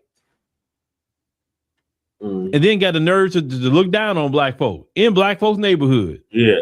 A lot of them got some nerve. Right. But as I said before, notice it's not a bunch of black Cubans. Some people are like, they got a community of black Cubans in Miami. I know some came, right? But I'm talking about the majority in Miami isn't black Cubans. Let's call it what it is. It's not. It's the whiter skinned ones. Yeah. Because black Cubans not going to act like them, and even the black Cubans will tell you, I mean, we Cuban like them, but I don't fool with them, bro.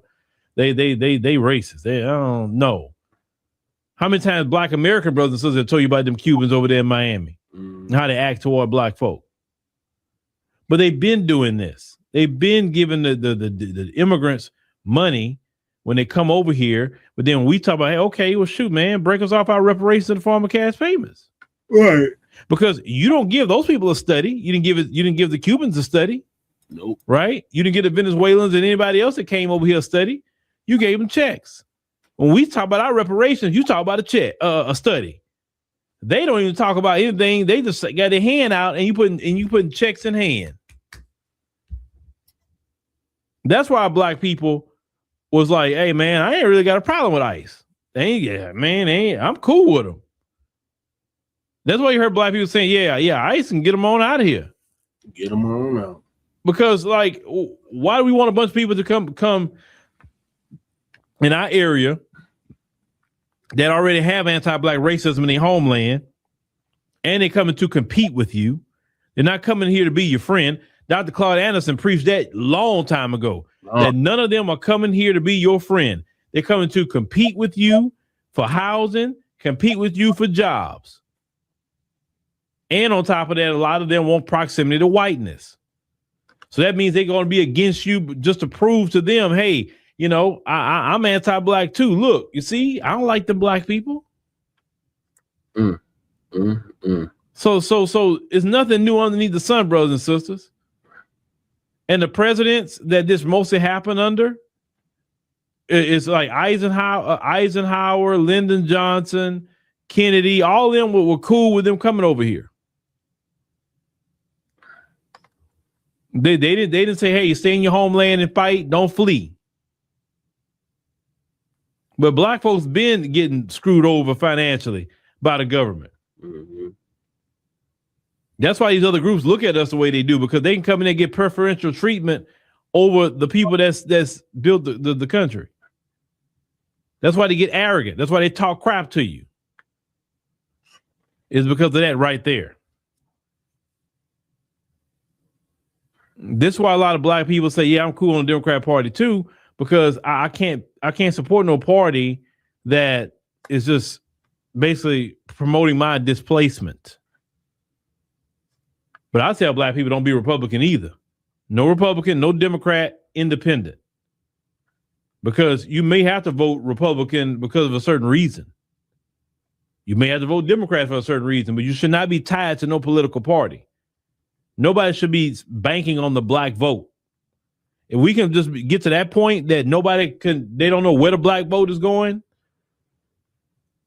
that's the most powerful position for us to be in. There's no way we should be voting for anybody that's pro-immigration. No, it doesn't benefit us at all. Right. It benefits the corporations, but it don't benefit us specifically as black Americans. It don't.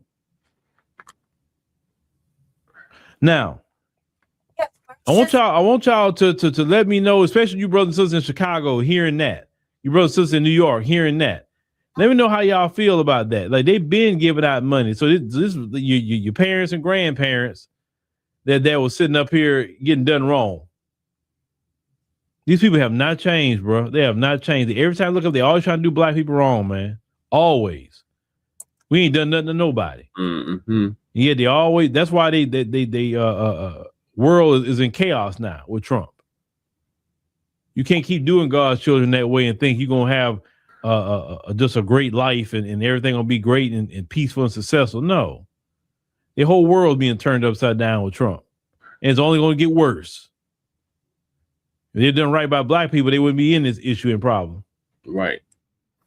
That's right, Uncle Phil. Yeah, so that's some bullshit. They was giving them free goodies and giveaways while we were suffering. Thoughts, Lady Che? You have squares? Do I have any squares? No. I sent you a text message. My thoughts. It's a bullshit, but what am I saying, man?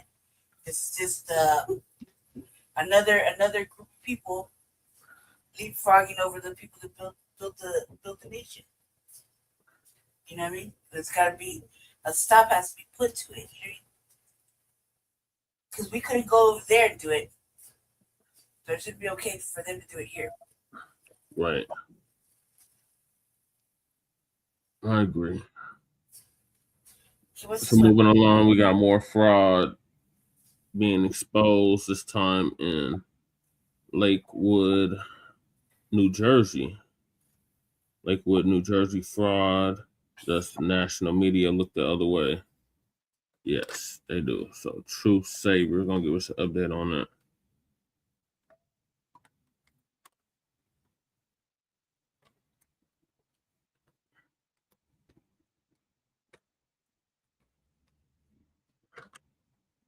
Shout out to the eyeball that's still with us. Unless you've been living under a rock, I'm sure you heard about the Somali fraud scandal in Minnesota. But what if I told you that there was another group who wasn't Somali, but living in New Jersey, that has been involved in all kinds of fraud for decades, and the national media avoids covering it? It's without question, because the perpetrators are a particular race and ethnicity, they rush to cover it. However, it's very clear that there are certain communities that escape examination and scrutiny. But before we visit this other community, let's revisit the fraud case in Minnesota. In doing so, we can provide a comparative study on the differences or similarities between the two communities. Now, let's be clear. This video is not intended to defend the actions of the Somalis. If you do the crime, you must do the time. U.S. Attorney General Pam Bondi said that federal authorities have been quietly investigating large-scale fraud linked to Minnesota's daycare and social services sector for several years, resulting in charges against nearly 100 individuals since 2022.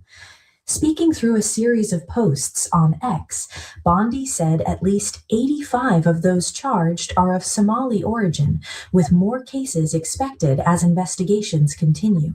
She noted that more than 60 defendants have already been convicted in court.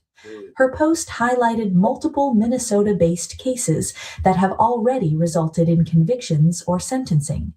One of the most significant cases cited was the Feeding Our Future scandal, which Bondi described as the largest COVID-era fraud case in the United States. The federally funded child nutrition program claimed to have served millions of meals to children during the pandemic. Few, if any, were fed, Bondi said. According to the DOJ, 78 defendants have been charged in the case so far, with 57 convicted. Bondi said 72 of those defendants are of Somali descent, while 5 remain fugitives believed to be in Africa. Federal prosecutors estimate that between $300 million and $400 million in taxpayer funds were diverted overseas to East Africa and the Middle East. The alleged ringleader, Kenyan national Abdiaziz Shafi Farah, was sentenced to 28 years in prison and ordered to pay nearly $48 million in restitution, according to an August DOJ statement. Farah had claimed to have served 18 million meals. Then acting U.S. Attorney Joseph Thompson said at sentencing that Farah had robbed this country blind after benefiting from U.S. citizenship, education, and public employment. This is Lakewood, New Jersey, home to one of the largest and fastest growing Orthodox Jewish communities in America, having anywhere from 6 to 10 kids per family, causing the community's rapid growth to spill into the neighboring towns of Jackson, Toms River, Brick, and Howell, causing non-Jewish residents to fear that their town will soon be turned into Little Jerusalem, just like Lakewood. As the Orthodox Jewish community consolidated political power in Lakewood, taking majority control of the Township Committee, Planning Board, Zoning Board, and School Board, financially depleting the public school system for non-Jewish kids, overwhelming local infrastructure, and turning a once quiet town into a densely populated, over-trafficked Jewish enclave prioritizing Jews over non-Jews. When the word spreads in the community that this can happen, then people get panicky. Rabbi Moshe Weisberg says Lakewood's Orthodox Jewish community is in a panic after law enforcement busted 7 couples in connection with a welfare fraud sting. On Monday, officers from the county prosecutor went to the upscale Olive Court home of Rabbi Zellman and Zipporah Sorotskin and arrested them for theft by deception of more than $338,000 in Medicaid, food stamps, rental assistance, and SSI. Also arrested on the same charges at their home on Blue Jay Way, Mordecai and Yaakov Breskin for alleged theft of almost $586,000 in welfare benefits. I'm from NJTV News. Could we talk to you, please? No one answered questions at the Hadassah Lane home of Shimon and Yaakov Nussbaum, arrested by federal agents, and Rachel and Mordecai Sorotskin, charged by the FBI with collecting federal benefits despite earning millions. On Wednesday, officers swooped in and arrested 3 more couples charged with the same offenses. The 14 defendants allegedly defrauded almost $2 million in welfare benefits. That when Lakewood's Mayor Ray Cole says there's a waiting list for Section 8 vouchers. To see something like this happen is just like a knife in the heart. There's so many people out there who need the help. When things like this happen, it turns people against everybody. Court documents indicate that the suspects basically declared themselves to be poverty-stricken, all the while earning tens of thousands of dollars more. The alleged fraud often involved hidden income, bogus applications, and dicey financial records. Is there a pervasive attitude of bend the rules? I don't know if I would use the term bend the rules. I would say there's a pervasive attitude that, if there are programs out there and that they can help me out, let me try to get those programs. To make excuses for their behavior is ridiculous. Right. There's no doubt that these people who were caught actually knew what they were doing. Mm-hmm. Check it out. In what other jurisdiction might you be offered amnesty if you just paid the money back? That's what's happening. They're giving amnesty in order to avoid jail time or prosecution. Even those who serve jail time receive lenient sentences and they're out within months. Clearly, this kind of punishment is not a deterrent at all. I've actually been told that this type of behavior has been going on as far back as 2010. It's possible it's even further than that. To my knowledge, the same community is still engaged in this type of fraud. Weisberg's a member of Lakewood's VOD, a local Orthodox Jewish council. He says it's been fielding a barrage of calls from members of the Orthodox community who are now worried they could be targeted because of a careless attitude towards using government benefits. He says the VOD will organize educational programs to change that. Because of confusion and because of financial pressures that people might have, they probably might have done certain things that they shouldn't have done and certainly should have asked about, and that's really what we're dealing with here. Ocean County Prosecutor Joe Coronado stated financial assistance programs are designed to alleviate family hardships for those truly in need. My office gave clear guidance and notice to the Lakewood community in 2015 of what's considered financial abuse of these programs. Those who choose to ignore those warnings by seeking to illegally profit on the backs of taxpayers will pay the punitive price of their actions. The mayor asked, I just want people not to jump to conclusions, not to draw conclusions about an entire community and an entire township based on the actions of a few people. We're a township of probably over 100,000 folks. And no matter how hard you try, you're always going to have some folks that may take advantage of a system. More arrests are expected in this ongoing investigation. Check this out. Listen to this guy, how he describes how you can get the government to pay your mortgage. Now, while it may be legal, trust me, people like you and me, we could never get away with it. Right. Section 8, people don't know this. Section 8 has a program where instead of paying your rent they'll pay a mortgage. Now, the government will pay you Section 8 in your own house? Your own house. They'll pay you your rent in your own house that you bought. They pay your, no. They pay the mortgage. It's not the money that does. That means instead of the government paying $2,300 for you to be in Section 8, they'll pay your mortgage. They pay your mortgage. So basically they pay your house because eventually you're going to own it. The government doesn't own doesn't own the title. No, it's your house. Sounds like the biggest. Now, before you reach out to me for this, I have no idea about it. Like, this is public information. There's no idea. Google it, ChatGPT it, Gemini it. What else is out there? Grok it. And it could be 100% legal. They allow for all of this to happen. Right. So basically what's going on is they get married in the church. Okay. But the state of New Jersey does not recognize the Jewish marriage on paper with the state. So what happens is the females are allowed to stay home and pump out 5-6 kids. They collect the benefits because they're not married. And it goes on everywhere. Like every one of these houses, I guarantee, or not everyone, but majority, they're married couples within the Jewish church, but the state doesn't recognize it. And then they're able to collect all these benefits. So, you know, you hate on this, but the alternative, if you want this, is just not get married. Right. Right. This is the lesson in Lakewood, New Jersey. If you get married on paper with the state, they will handcuff you to the point where you can only have one kid because you can't afford to have multiple kids. But here, they live on the system. But that system was created. They just know how to use it better than us. 54% of the SNAP benefits and the welfare in this county goes to one town. There's 33 municipalities in Ocean County.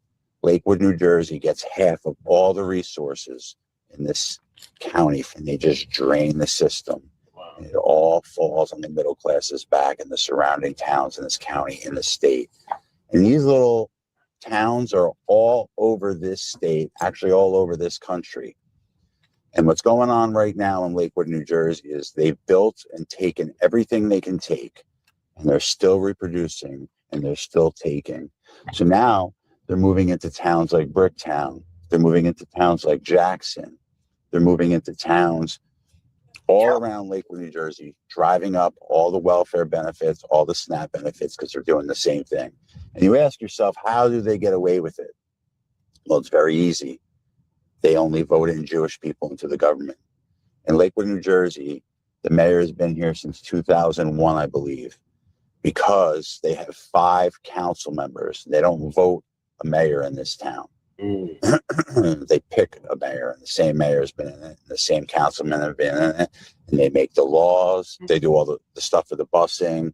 Everybody's got each other's backs. Everybody pockets. Everybody makes money off of everything here. And middle class. I grew up in the projects in Newark, New Jersey, in a low-income neighborhood. My family wasn't on welfare, but I knew many families that were. And the one narrative that was common knowledge to those receiving benefits was, if there's a man in the house, you will lose your benefits. Now, people will be outraged to know that these women living in Lakewood and the surrounding communities are actually living with a man, married to that man, in a home, and they still receive benefits.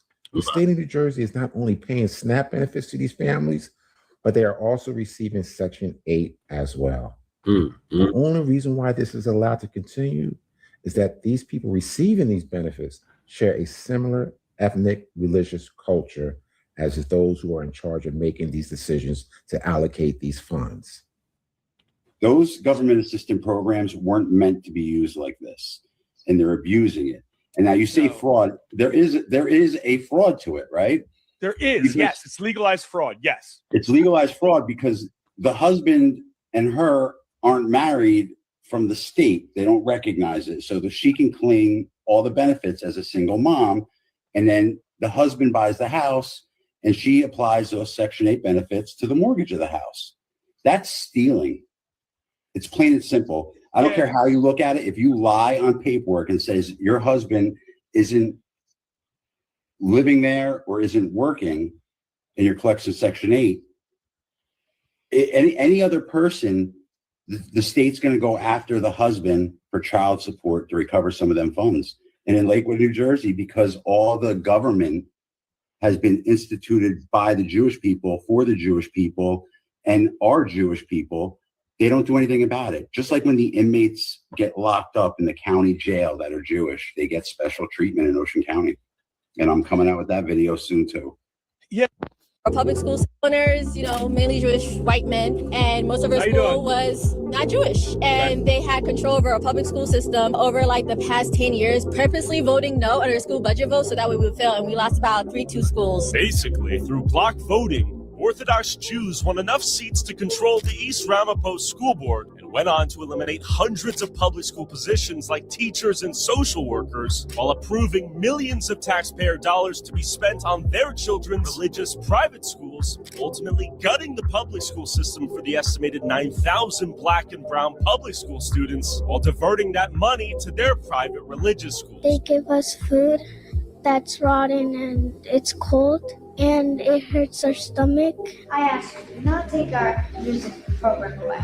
I love playing an instrument. My brother would be good. crush. And the budget cuts were so devastating that in one instance, an elementary school shut down, and the majority Jewish school board then voted to sell it to a Jewish yeshiva for pennies on the dollar. Basically, the poorest, most vulnerable kids in these communities had their schools gutted and looted, all by a majority Jewish school board whose kids didn't even attend public school. We believe that some of the decisions that have been made by the board have not been in the best interest of the public school community. You don't like it, find yourself another place to live. I'm trying to wrap my head around this. How is it that the state of New Jersey allows these individuals to divert money from public school, disenfranchising the children who are not Jewish in favor of the ones who are, forcing those public schools to close down, investing all the money into these religious schools and private schools? In what world does that seem right? Right.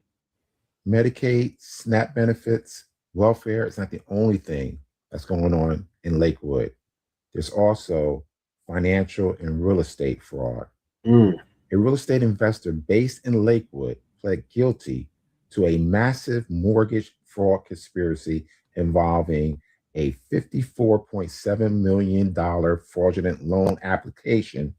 In this case, conspirators presented fraudulent $70 million sale prices to a lender for property that actually sold for $42.7 million. There's also money laundering. In 2024, an Ocean County man was sentenced in late 2024 for a scheme that resulted in more than $1 million in losses to a multinational financial services corporation through fraudulent credit card transactions.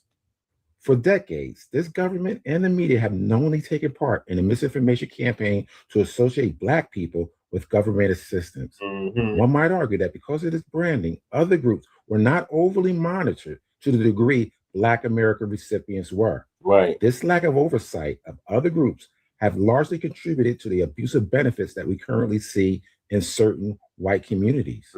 Now, what I've shown you in Lakewood, New Jersey, are people who are not Black robbing the state blind. In many cases, they are allowed to do so. Now, one might argue that the branding campaign against Black Americans started with this woman. Her name is Linda Taylor. The funny thing is, it's really not clear that she was Black after all. She generally is described as a mulatto. Nevertheless, President Reagan used her story on a campaign trail for president, which cemented in the minds of white people all over the country that Black people on average was on welfare. Shortly after that speech, she became known as the welfare queen. In Chicago, they found a woman who holds the record. She used 80 names, 30 addresses, 15 telephone numbers to collect food stamps, Social Security, veterans benefits for 4 non-existent deceased veterans' husbands, as well as welfare. Her tax-free cash income alone has been running $150,000 a year. If this is the first time you're checking out my channel, I appreciate that you gave up some time to check out this video. If you haven't already, just take a moment, hit that subscribe button, and do the same for definitely thumb up the videos. All right, thank you, brother, for that update. What are your thoughts, Lady Che? That's like that, yeah. We're back. But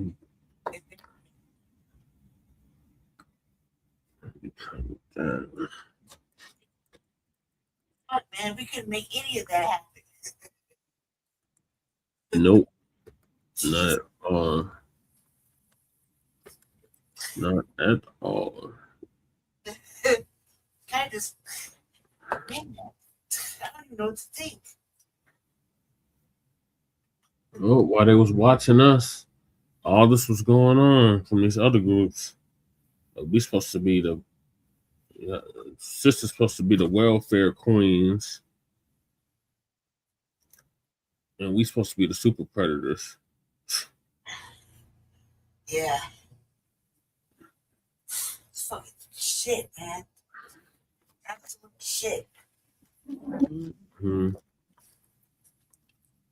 So moving along, Chicago mayor begs Trump for federal funding. You're right. Really? Now you're begging Trump? What? A lot of begging going on this week. Right. First, Trump was begging for allies to come to U.S. rescue, and now Brandon Johnson is begging Trump for federal funding. That's a city spiral. So, TD Media Group gonna give us an update on that.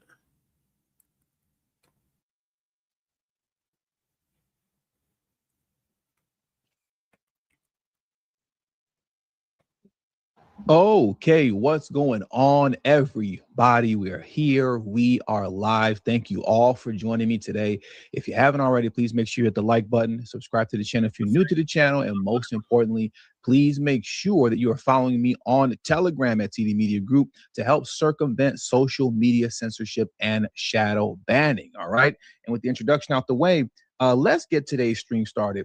And what I want to do is that I want to head on over to the People's Republic of Chicago. We haven't been there in a while, but I do want to take a moment to talk about Emperor Brandon Johnson, because this man is crying, screaming, kicking, and begging for federal funding from Donald Trump now that he's been cut off. And I don't believe that he should get it. He doesn't deserve to get it. Right. And he should just keep crying. That's how I feel about it. Keep crying, Brandon Johnson. I want to start here, okay? And I see a lot of you feel the same way. You see that? But let's start here, okay? I want to start with this clip from Fox News. And let me preface it before we jump straight into it. What they're talking about here is Brandon Johnson in the city of Chicago, right, as a whole, right? But one of the things that Brandon Johnson has been doing is that he's been doing I guess you could say podcasts with streamers a lot lately, right? He's been streaming, right? Trying to attract the youth. And that's what they're speaking about here. Brandon Johnson's attempt at grabbing onto the youth through streaming, and how the youth and, you know, young voters can say are more susceptible to the pie in the sky stuff concerning free this, free that, free everything. So that's where they're coming from as this part of the video begins to start playing. And now that I've gotten that out the way, let's start the video here. Because it's this youth, for example, here in New York City that elected Zohran Mamdani that buys into their message. So they are sort of going for the jugular of where their audience is. Yeah, that's interesting. And I think Charles gets it right with the stuff that sounds good on a chalkboard. This guy calls himself an anti-imperialist Marxist. What does that mean? Is he coming like straight from the 1800s? So, but it sounds great, because if you're young and you kind of fashion yourself sort of a pseudo-intellectual and you hear that, you're like, yeah, I'm against that too. I don't like the imperialists. Well, who are they? They don't live in America. But then, can we stop right there for a moment? The imperialists, who are they? They don't live in America. Isn't it amazing how you see all of these liberal lunatics like a Brandon Johnson and those that support him? They talk about imperialists and all these tyrannical dictators, and they explain this as Trump while simultaneously supporting actual dictators, right? Actual tyrannical leaders in the Middle East. They support them, but say that they're fighting tyranny at home while supporting actual tyrants. Go figure. The logic is just non-existent, to say the very least. Let me rewind it back just a little bit, because that's not the main point, but that was just a good side point. Great, because if you're young and you kind of fashion yourself sort of a pseudo-intellectual and you hear that, you're like, yeah, I'm against that too. I don't like the imperialists. Well, who are they? They don't live in America. But then Brandon Johnson says he wants to fight the overreach of the federal government.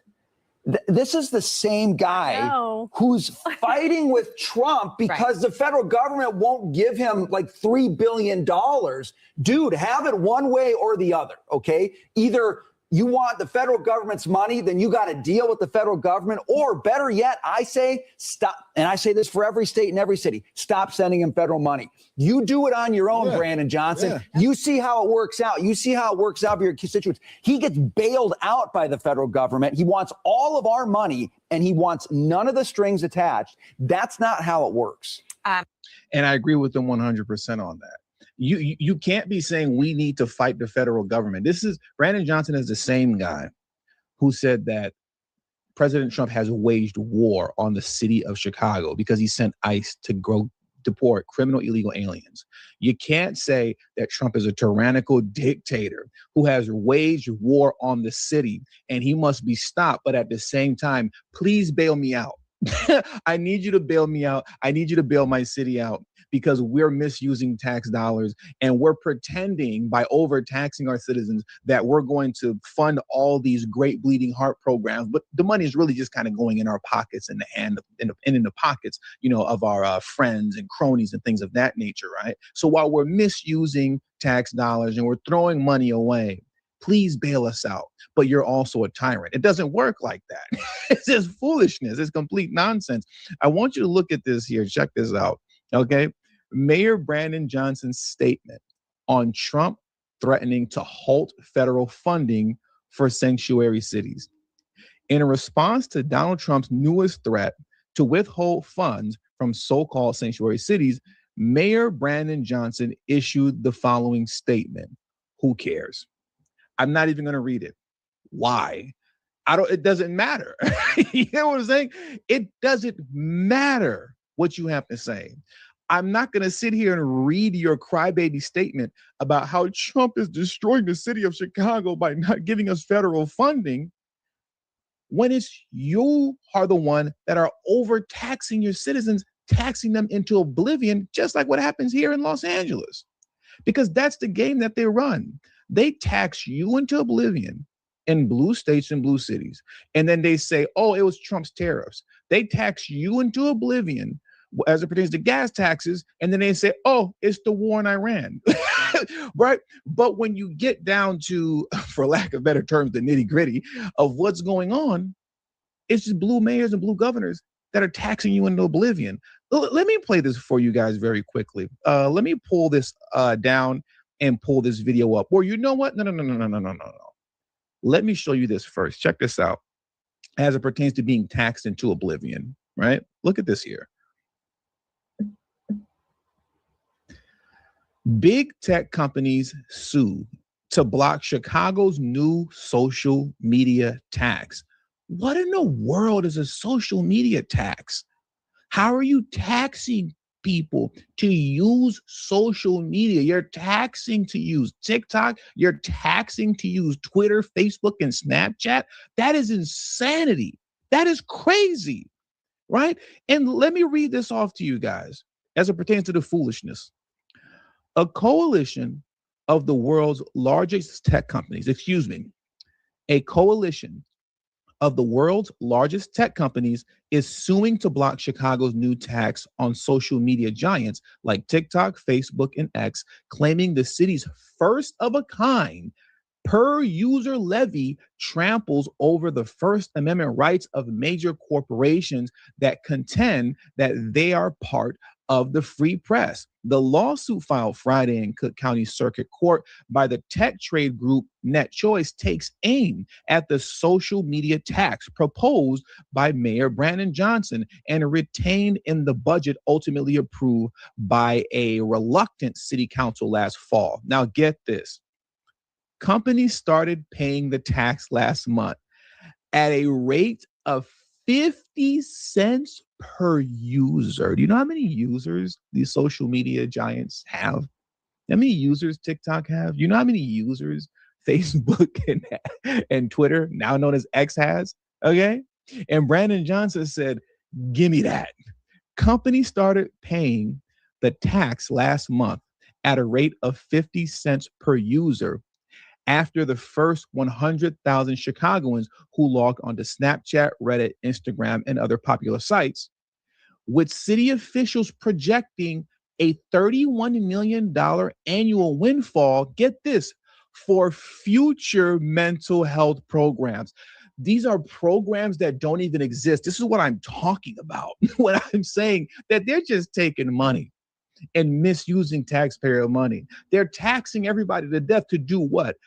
Future mental health program. So the money isn't even going towards a program that currently exists. It's going to future mental health programs. So let us collect this money first, and then we'll figure the rest out later. This is very reminiscent to the, what was it called?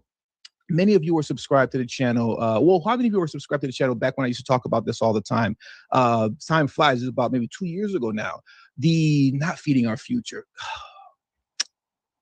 Bring Chicago Home. Bring Chicago Home is what it was called. It was Bring Chicago Home was going to be a tax on properties that were sold for over $1 million. So if you have a property, commercial property, or just a home, and you're selling it for $1 million and up, you are going to be taxed significantly higher, right, than any and everybody else. And it was projected that the city would bring in $100 million annually on essentially this unfair tax on those who are selling property for $1 million or more. Now, when you got down to, once again, the nitty gritty of what was going to happen with the money that was generated from overtaxing those selling their property for $1 million or more was supposed to go to housing the homeless. But once again, when you got down to the fine print, and many of you who might have been around back then, you remember I was reading the fine print, they didn't even have the program in place to house the homeless.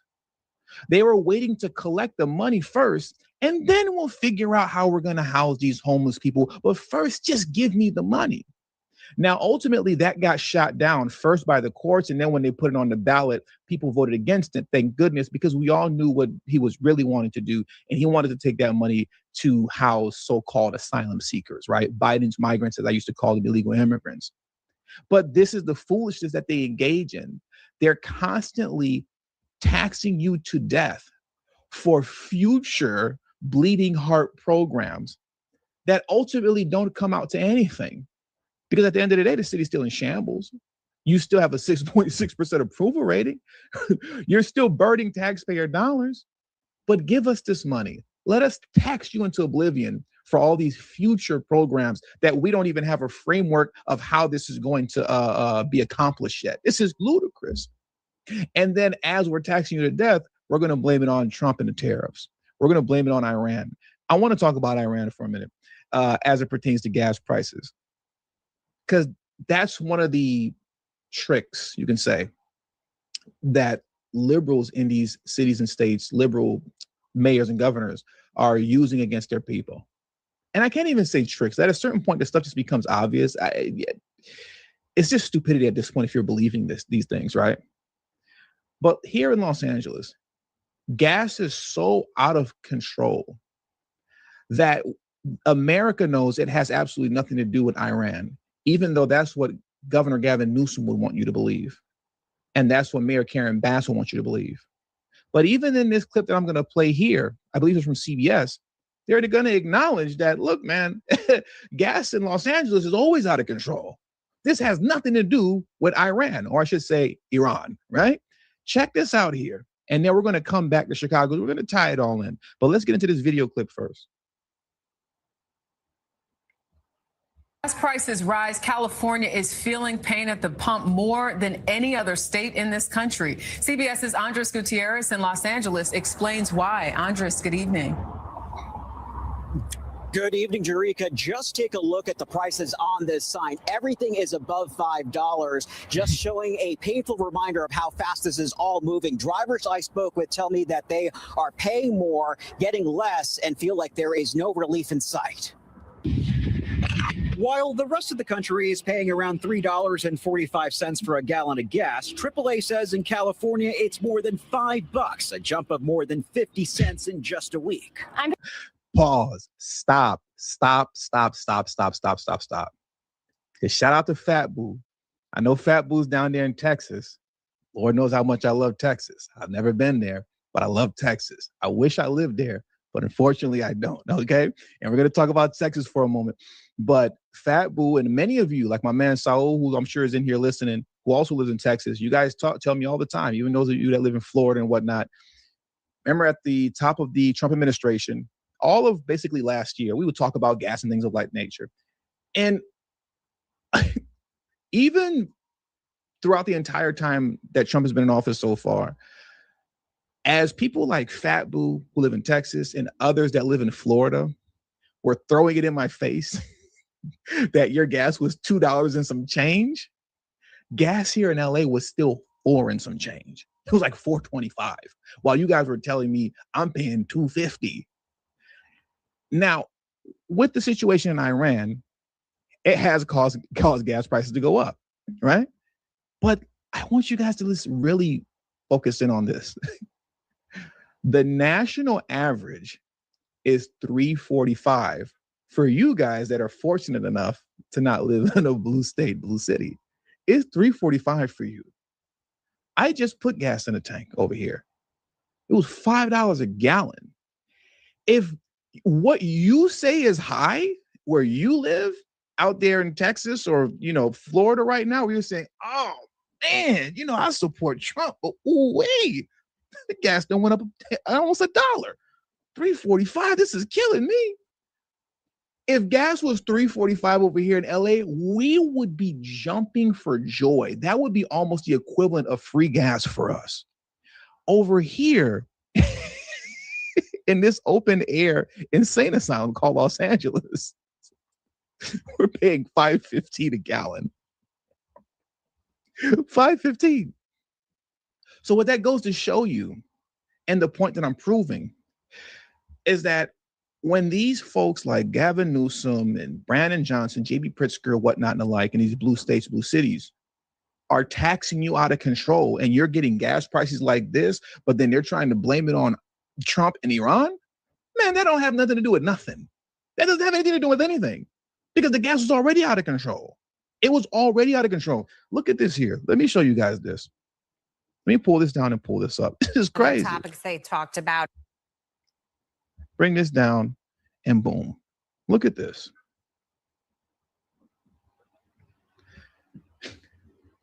California consistently has the highest gas tax and prices in the US, with Los Angeles residents paying over 90 cents per gallon in combined state and federal taxes, fees, and climate programs as of early 2026.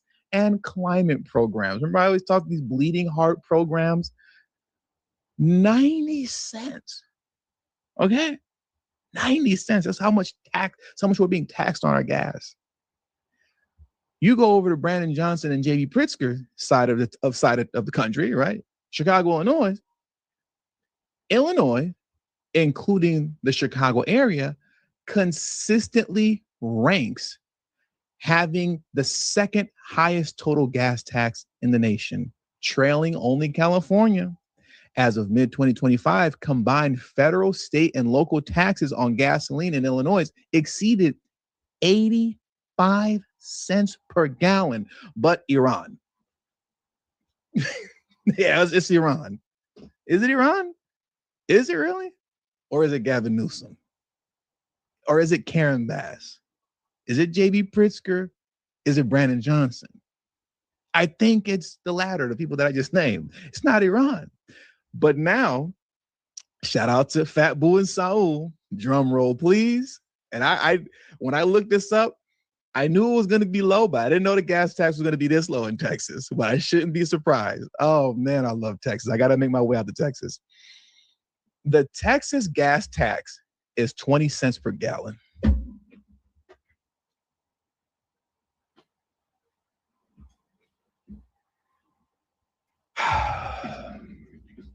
If you live in Texas, you are winning.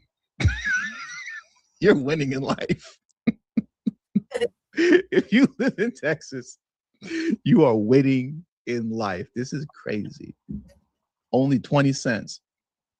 Over here in LA, we're paying 90 some odd cents in gas taxes. In Chicago, 85 cents in gas taxes.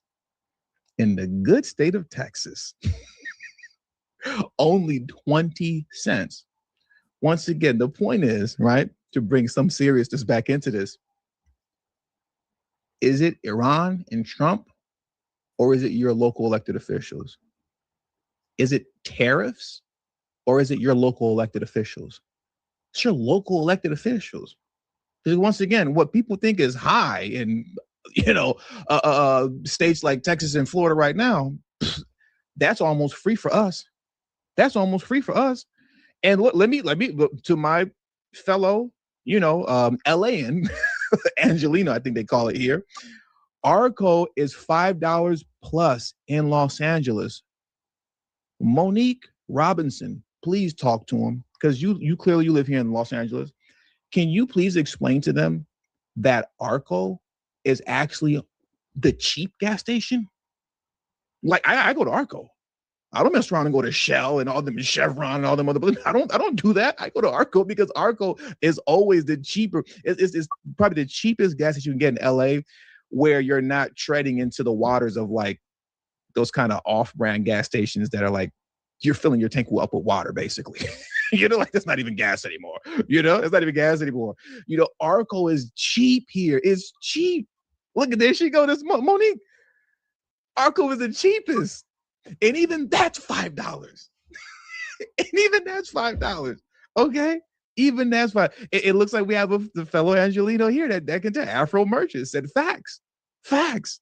It's crazy. It's out of control. But once again, it's your local officials. It's local officials. It's not Trump. It's not Iran. It's not tariffs. That's not what that is.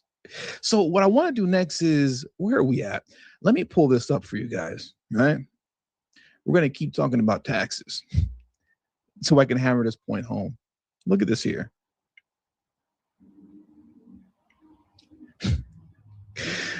Mayor Brandon Johnson's proposed fare hike for Chicago taxi industry stalls in committee. That man taxing everything and everyone. Okay. Look at this here. A proposal by Mayor Brandon Johnson to increase taxi fares during certain times of the day in Chicago stalled on Thursday when a key city council committee called off plans to debate the measure. The city council license committee was scheduled to vote on the measure on Thursday, but without an explanation, the proposal was held up without a debate or a vote. Under the mayor's proposal, the first 1/9 of a mile of any trip, also known as the flagpole, would stay at $3.25, but each additional 1/9 of a mile would go up from 25 cents to 31 cents.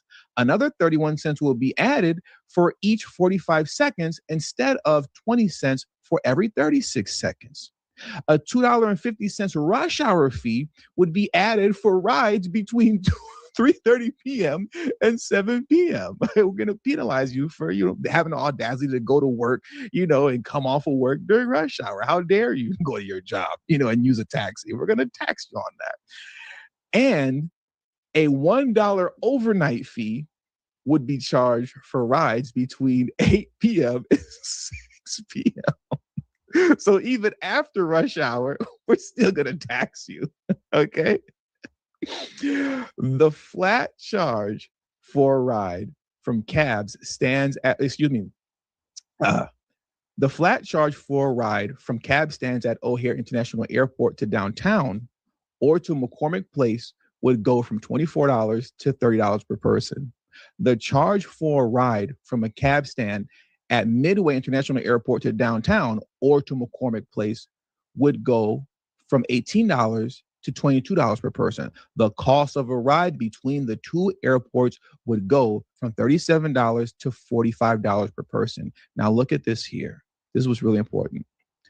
The last time taxi rates increased was 2016, 10 years ago. Brandon Johnson said, oh, no. You guys have been getting away with this for far too long. You guys have been getting away with this in Chicago for far too long. He checked the books and he said, wait a minute, we haven't increased taxi fares in 10 years? We haven't increased taxi fares since 2016? Oh, no. Tax these people in Chicago and blame it on Trump. That's what I want you to do.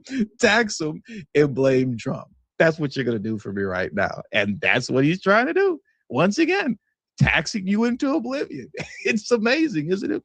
And also, I forgot to say this already. Please hit the like button if you haven't already.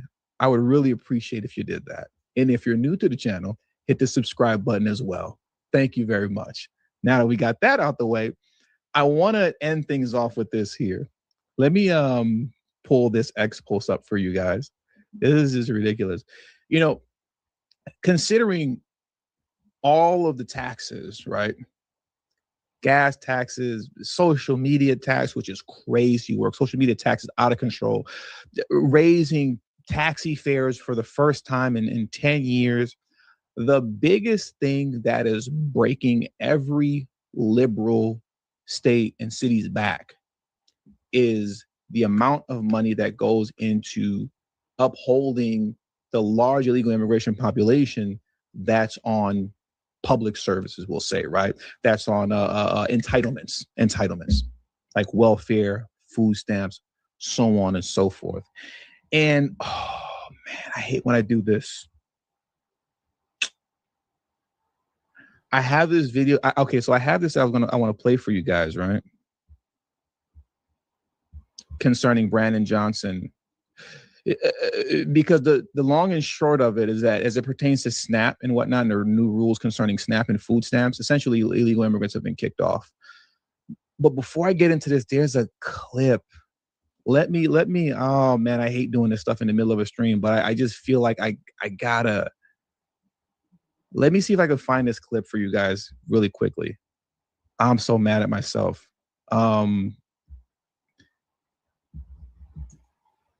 Let me see if I can find this.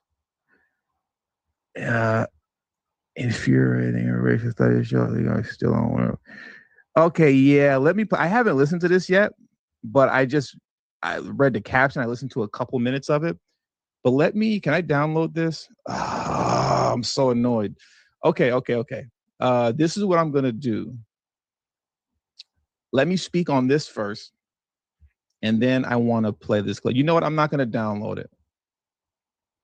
Let me just do this. I know what I'm going to do. My apologies. I hate when I'm fumbling and bumbling like this in the middle of a stream. I wish I thought of this, but this is just so important. You know, I have to play this video. I really do. So let me stop screen.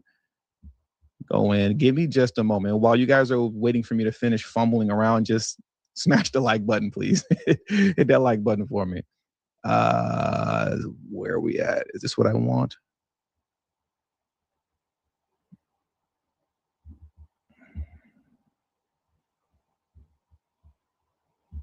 Okay, here we go. Hopefully the volume will be up to par, right? Hopefully the volume will be up to par.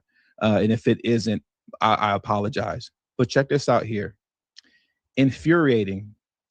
Center of Immigration Studies Director just testified under oath that over 60% of illegal households are still on welfare, over 60%. And then next order will put why. Cut it all off, every dime. Veterans suffer and have treatments denied daily, but there's always money for illegals. Insane. Let's listen to her testifying in front of Congress here. Sanctuary states typically have other policies that attract illegal settlement and thus burden taxpayers with support of illegal immigrants. Besides funding emergency health care and schooling for all, a number of sanctuary states go farther and choose to provide Medicaid, subsidized health insurance, nutrition assistance, housing, and much more. Illegal immigrants use these welfare programs in large numbers. My organization has found that over 60% of illegal alien-headed households are using at least one form of welfare program, and usually more than one, at a cost of tens of billions of dollars to taxpayers. This is why any resources spent on immigration enforcement actually save taxpayer money in the long run. Sanctuary state. That's 100% correct. I mean, think about how much money and tax dollars concerning these entitlements, are going to, what did she say, 60% of illegal immigrant households? You know how much money that is? Well, that's not even millions of dollars anymore. We're talking about billions now. You're talking about billions. And then when you break it down to, on a local level, yeah, now we're getting into millions on top of millions. But you see, this is what cities and states like Brandon Johnson are engaging in. They're engaging in this type of foolishness where you have an administration and Trump administration that's trying to clean it up. They're trying to prevent him from cleaning this stuff up while at the same time telling Trump, hey, subsidize our foolishness. We need you to give us money so that we can reroute it to the illegal immigrant population. We need you to give us this money so that you can subsidize all of our little fake programs that will create in the future, but just give us the money now, even though we don't even have a framework for all of these fake, how all of these fake programs are going to work, like the mental health program that we discussed earlier, right? They want Trump to subsidize this stuff. And if he doesn't, well, then it's his fault that the city and state is collapsing. When in actuality, it's Brandon Johnson's fault. It's J.B. Pritzker's fault. It's Michelle Wu's fault in Boston. All right? It's these folks' fault. But they'll say it's tariffs. They'll say it's the war in Iran. No, like I said earlier, it's your local officials. And I had this other video here from Brandon Johnson. It's not even really worth playing though, right? We can just shut it down here. It's not worth playing because it's just him and his goofy looking face talking about how he's going to make sure with the new changes to SNAP, working people are not going to be able to feed their families. But what I'm going to do is I'm going to make sure that working people will be able to eat now with the new restrictions on SNAP by the dictator, tyrannical Donald Trump, and working families will be able to eat. That's it in a nutshell. That's it in a nutshell. What I just told you, that's it in a nutshell. Because new restrictions have been made on SNAP, where essentially, in a nutshell, illegal immigrants are kicked off for the most part, right? So Brandon Johnson is looking to circumvent that, by finding ways to, once again, use your money, your tax dollars to make sure that working families, which we all know that's code for illegal immigrants, are taken care of. And with all that being said, that does it for today's stream. So please hit the like button on your way out. Subscribe to the channel if you're new to the channel. Share this video on your social media platforms. And most importantly, please don't forget to follow me on Telegram at TD Media Group. The link to my Telegram is in the description box below and pinned in the comment section as well. Thank you all very much for your time. Until the next video, peace and have a great afternoon.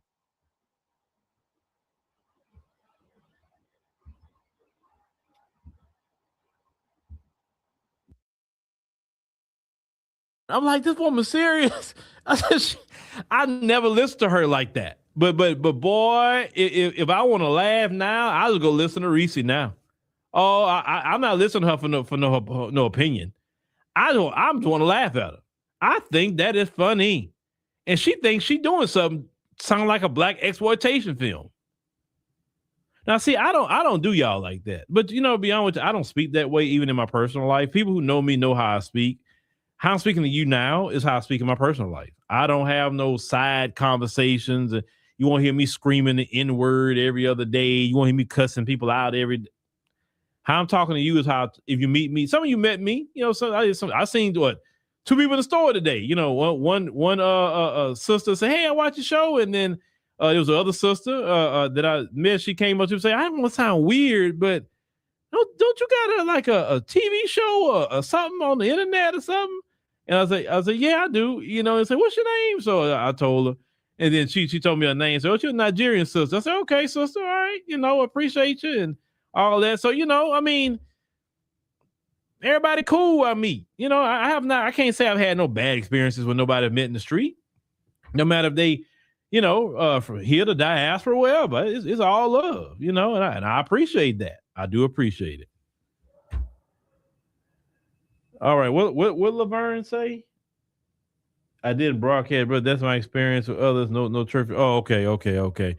Yeah. Oh, you say yeah. Roll. Oh, yeah. You said Reese got a foul mouth. You think? She got a foul mouth. Yeah. And my thing is the lady's been educated. I know that. And I'm like, I never understood why would you pay for an education and then speak that way? Right. But it must be something it must be something in the research why they do that, because you remember Kamala, you better thank a union member, and then, you know, Jasmine being all sassy. Like, they think that's the way you communicate to Black people. And I'm sorry. Why would I know what I know and then speak in a way that sounds like I'm an idiot? Ooh, I look at the time. Anyway, people, thank y'all for joining us tonight on the broadcast. Greatly appreciate it. Make sure you click the subscribe button. Make sure you click the like button. And we'll catch y'all on the next one.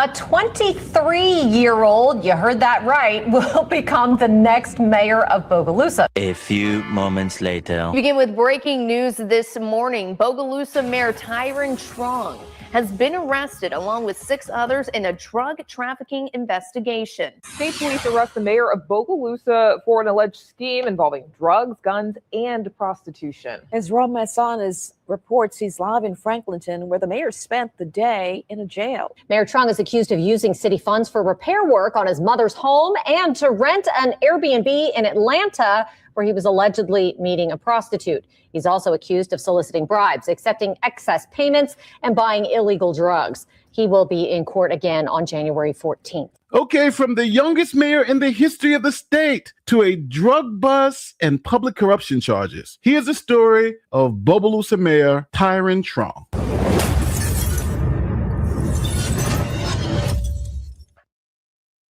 Here's a quick message from our sponsor, Rumble Wallet. You may have seen the conversations happening online lately. Censorship is back and it's happening everywhere. Platforms are controlling narratives and pushing the stuff they want you to see. Now, Rumble is one of those companies that has stood the test of time and deserves our support. Now, on one side, Rumble is the company that's challenging big tech censorship. But on the other side, they've introduced something that will give us protection from the big banks shutting us off. So that's why they launched Rumble Wallet. This is a wallet that no one can cancel, a wallet that supporters can use to instantly tip creators like myself without a middleman trying to take a cut. Now, with Rumble Wallet, you control your money. Not a bank, not a government, not a tech company, not even Rumble can touch it. It's yours, only yours to protect your future and family. Now, you can buy and save digital assets like Bitcoin or Tether Gold all in one place. Tether Gold, for instance, is real gold on a blockchain with ownership of physical gold bars. It's not only a wallet to buy and save, but it also allows you to support your favorite creators by easily tipping them with the click of a button. Now, there are no fees when you tip my channel or others, and we receive the tips instantly, unlike other platforms where you have to wait for a payout. Now, you can support my show or others by clicking the tip button on my Rumble channel. It's wallet.rumble.com. Now, you can download Rumble Wallet today, open an account, and step away from the big banks for good.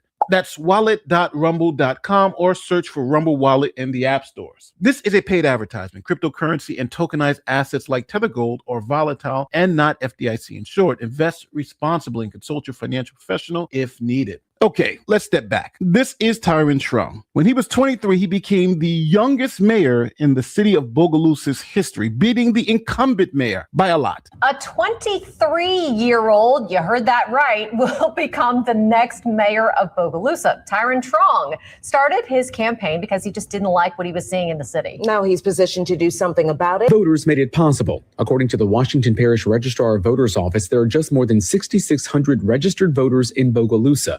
Just more than 3,100 of them voted.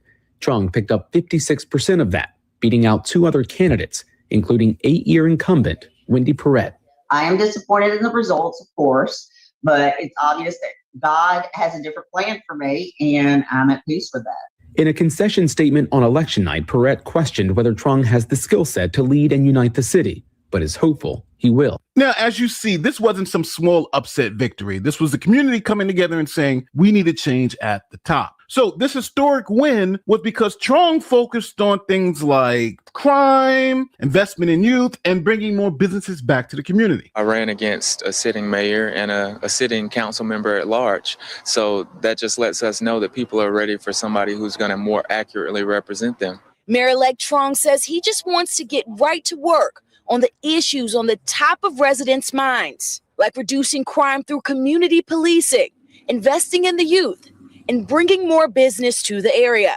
We have a huge poverty rate, high poverty rate, and we want to address that through opportunities. So where did it go wrong? Well, it went wrong pretty quickly. At one of the earliest city council meetings, one of the city council members said that she was going to shoot the mayor with a loaded double-barrel shotgun. And she admitted that's what she said. A city council member verbally threatened him and mentioned a loaded double-barrel shotgun at last night's meeting. Mayor Tyrone Trung did not name the council member, however. Councilwoman Penny Douglas admitted to making the remark during a heated exchange with a resident who spoke before the council, saying he found the exchange he overheard concerning. Leading to the shocking moment, council member at large Penny Douglas was escorted out. After what Bogalusa's mayor Tyrone Trung claims were threats of gun violence. Who brings up a shotgun in the middle of when they're angry? I mean, it can't be anything but a threat. Threats he says he won't tolerate, announcing his plans to take legal action. I'm choosing to press charges because we have to start setting examples. This is not okay. We have a gun violence problem here in the city. Councilmember Douglas says her words were misconstrued and that she meant figuratively she was the double-barrel shotgun. So the setup is clear. We got a young mayor, big promises, a little political friction, nothing too out of the ordinary, except for the whole I'm going to shoot you with a double-barrel shotgun. That was a little crazy, but it seems to be worked out. But then all of a sudden, the state police arrest the mayor and book him on multiple charges. And these charges sound insane. Mayor Tyrone Trung was arrested on multiple charges this morning, including drug trafficking and soliciting prostitutes. Police say they arrested Trung and 6 others during a months-long drug trafficking investigation. You can see state police officers as they pull up to Trung's home this morning. According to state police, he was booked on multiple charges, including drug trafficking, soliciting prostitutes, and unauthorized use of a car. Investigators say Trung could be involved in an alleged drug trafficking organization that was selling drugs through social media. They say at least 6 others who may have ties were also arrested. So the new mayor was arrested, booked, and his bond was set at $150,000, which he paid and was able to bond himself out of jail. I want to show you some video of Bogalusa Mayor Tyrone Trung leaving jail after bonding out tonight. Trung was arrested this morning and is the suspect, one of them, in a drug trafficking investigation. Now, that arrest was dramatic, but we really don't have a lot of details on what happened. So the state police and attorney general had this media appearance where they explained why exactly they arrested the mayor. Police and the state attorney general's office allege he and others used social media to distribute drugs like opioids, marijuana, and ecstasy, and then manage payments to expand criminal activity. About a half dozen state troopers came to City Hall just before noon in Bogalusa to execute a search warrant, spending hours inside the building while blocking off adjoining streets. Louisiana State Police say the Violent Crime Task Force had been looking into allegations for the past year. They alleged that Tyrone Trung and as many as 10 others were involved in the scheme. State police say that some of the profits were allegedly used to purchase guns that were later used in crimes. The allegations also include charges related to the use of public funds to procure a hotel room involving a prostitute. I think it's a tragedy. You know, people had a lot of hopes in him as a young up-and-comer who might be able to provide leadership. And certainly that area needs it. Now, the mayor who's out on bond responds to the allegations. To an update on a story that we've been following for you, the mayor of Bogalusa has commented for the very first time since his arrest yesterday. Mayor Tyrone Trung is one of at least 20 people who were arrested yesterday after what authorities say was a months-long investigation into an online drug organization. Now, after the mayor's release, Trung said, in part, when you're cutting contracts, shutting down favors, and exerting influence, shaking up things and exposing truths, you become a target. He went on to say he prays that God reveals every person that had a hand in this, and there are many. He adds, if you think that I ran a drug operation, then you are sadly mistaken. Mayor Trung was released this morning on a $150,000 bond. So let's recap. He's been charged, arrested, bailed out, and now it's time for the legal process to take its course. So since these are major felonies in the United States, that requires you to be indicted by a grand jury. So the authorities took their case to a grand jury and they indicted the mayor. Just into the newsroom, the mayor of Bogalusa was just indicted by a grand jury as a result of a months-long investigation. Mayor Tariq Trung is accused of misusing and stealing public money several ways by allegedly having public works crews work on his mother's house that the city wasn't responsible for, allegedly using public money to rent an Airbnb in Atlanta to meet with the prostitutes, buying illegal drugs, and failing to report the drug dealers to law enforcement. And those allegations continue with using city money to pay off a personal debt in a public records lawsuit. Now, court records say Trung is also facing 2 counts of public intimidation for allegedly threatening city workers. So now that the mayor's been indicted by a grand jury, he has to go through the arraignment process again and plead not guilty. Bogalusa Mayor Tariq Trung pleaded not guilty at the Washington Parish Courthouse to a myriad of charges. They include malfeasance in office, theft, and public intimidation charges laid out in an indictment earlier this year. Trung's appearance today sets in motion pre-trial activities expected to play out over the next several months. Status conference January 14th is really just not much at this state. This is very early stages.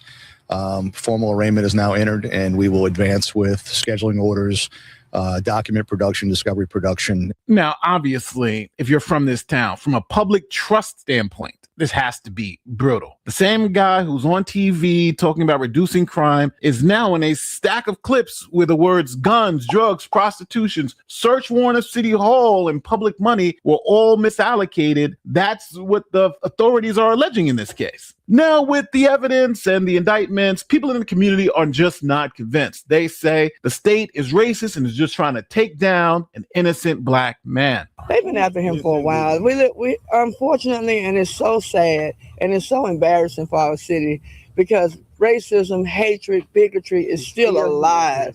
And when it surfaces to this extent, it's so sad. And this mayor is trying to straighten things out and make things better. The crooks don't want him to take over. They want to keep doing what they're doing. They don't like him because he's doing what's right. District Attorney Colin Sims said at their city council meeting yesterday that... Now, I got to remind everybody, these are all allegations, not facts, so the government has to still prove its case at trial. Do you think the government's case is strong enough to convict this mayor of these particular charges? Or you may be more sympathetic to the residents' concerns of racism? As always, let me know where I'm wrong in the comments section. Don't forget to like, share, subscribe, do all the great YouTube stuff. My name is Nathan Lawyer. I'm out. Peace.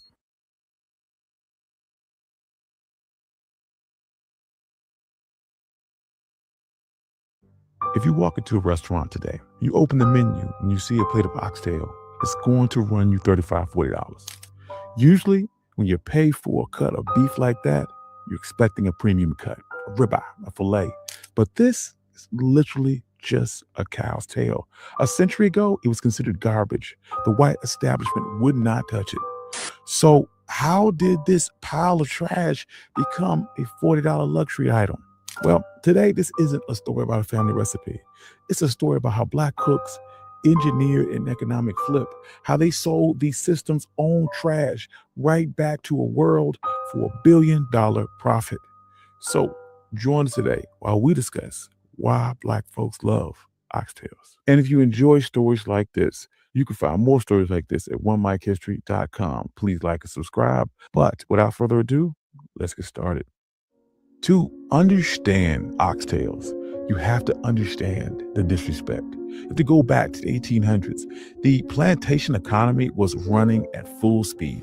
In the American South, it was cotton. In Jamaica, it was the brutal product of sugar.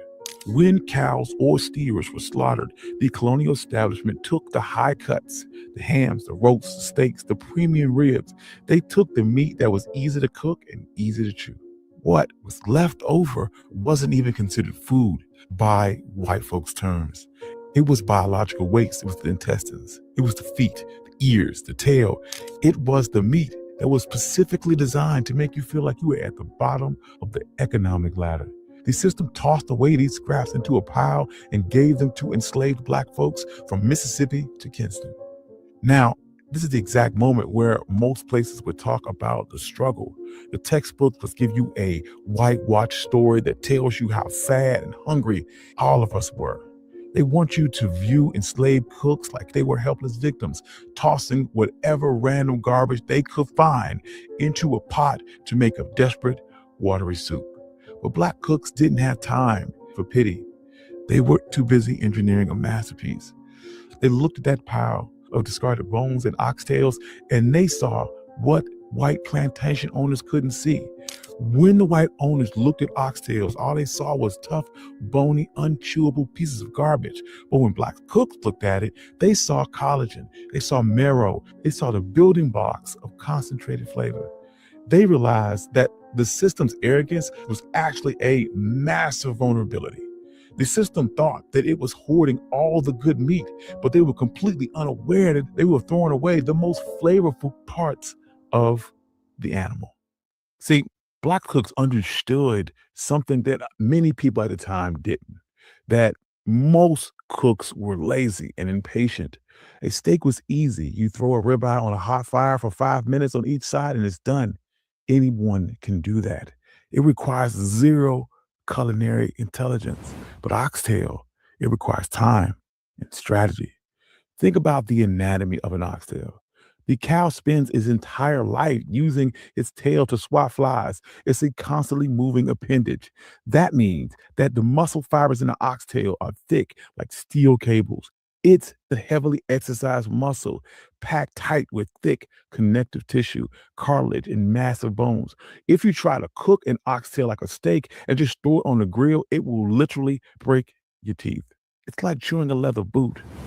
So Black cooks across the diaspora hacked the system by turning the cast iron pot into a chemistry lab. They didn't just cook the meat, they broke it down on a cellular level using two parallel methods. In the American South, they utilized the ancestral knowledge of Western Africa one-pot cooking. They seared the meat and submerged it in seasoned liquid and let the low and slow method melt the connective tissue into velvet gelatin, creating a rich, thick gravy. But down in Jamaica, these cooks took it a step further. They looked at the sugar that they were harvesting and weaponized it. They took cane sugar, burned it down to the bottom in heavy Dutch pot until it was smoking and caramelized. Using this legendary browning technique, they tossed in the oxtails and locked in that deep, dark mahogany crust and that flavor profile that is impossible to replicate with just salt and pepper. Then they used the island's arsenal, Scotch bonnet peppers for that aggressive heat, allspice, fresh thyme, and scallions. They let it simmer for hours until the thick cartilage melted away. Then they stretched the meat by adding butter beans to soak up the liquid that was left behind. This wasn't just survival, it was two parallel scientific methods for processing oxtail. They engineered scraps into a masterpiece. They created a closed loop flavor profile where nothing was wasted. Yet, if this technique just stayed on plantations, it would have been a footnote. But Black folks were about to move. When emancipation came, the Great Migration kicked off some years later.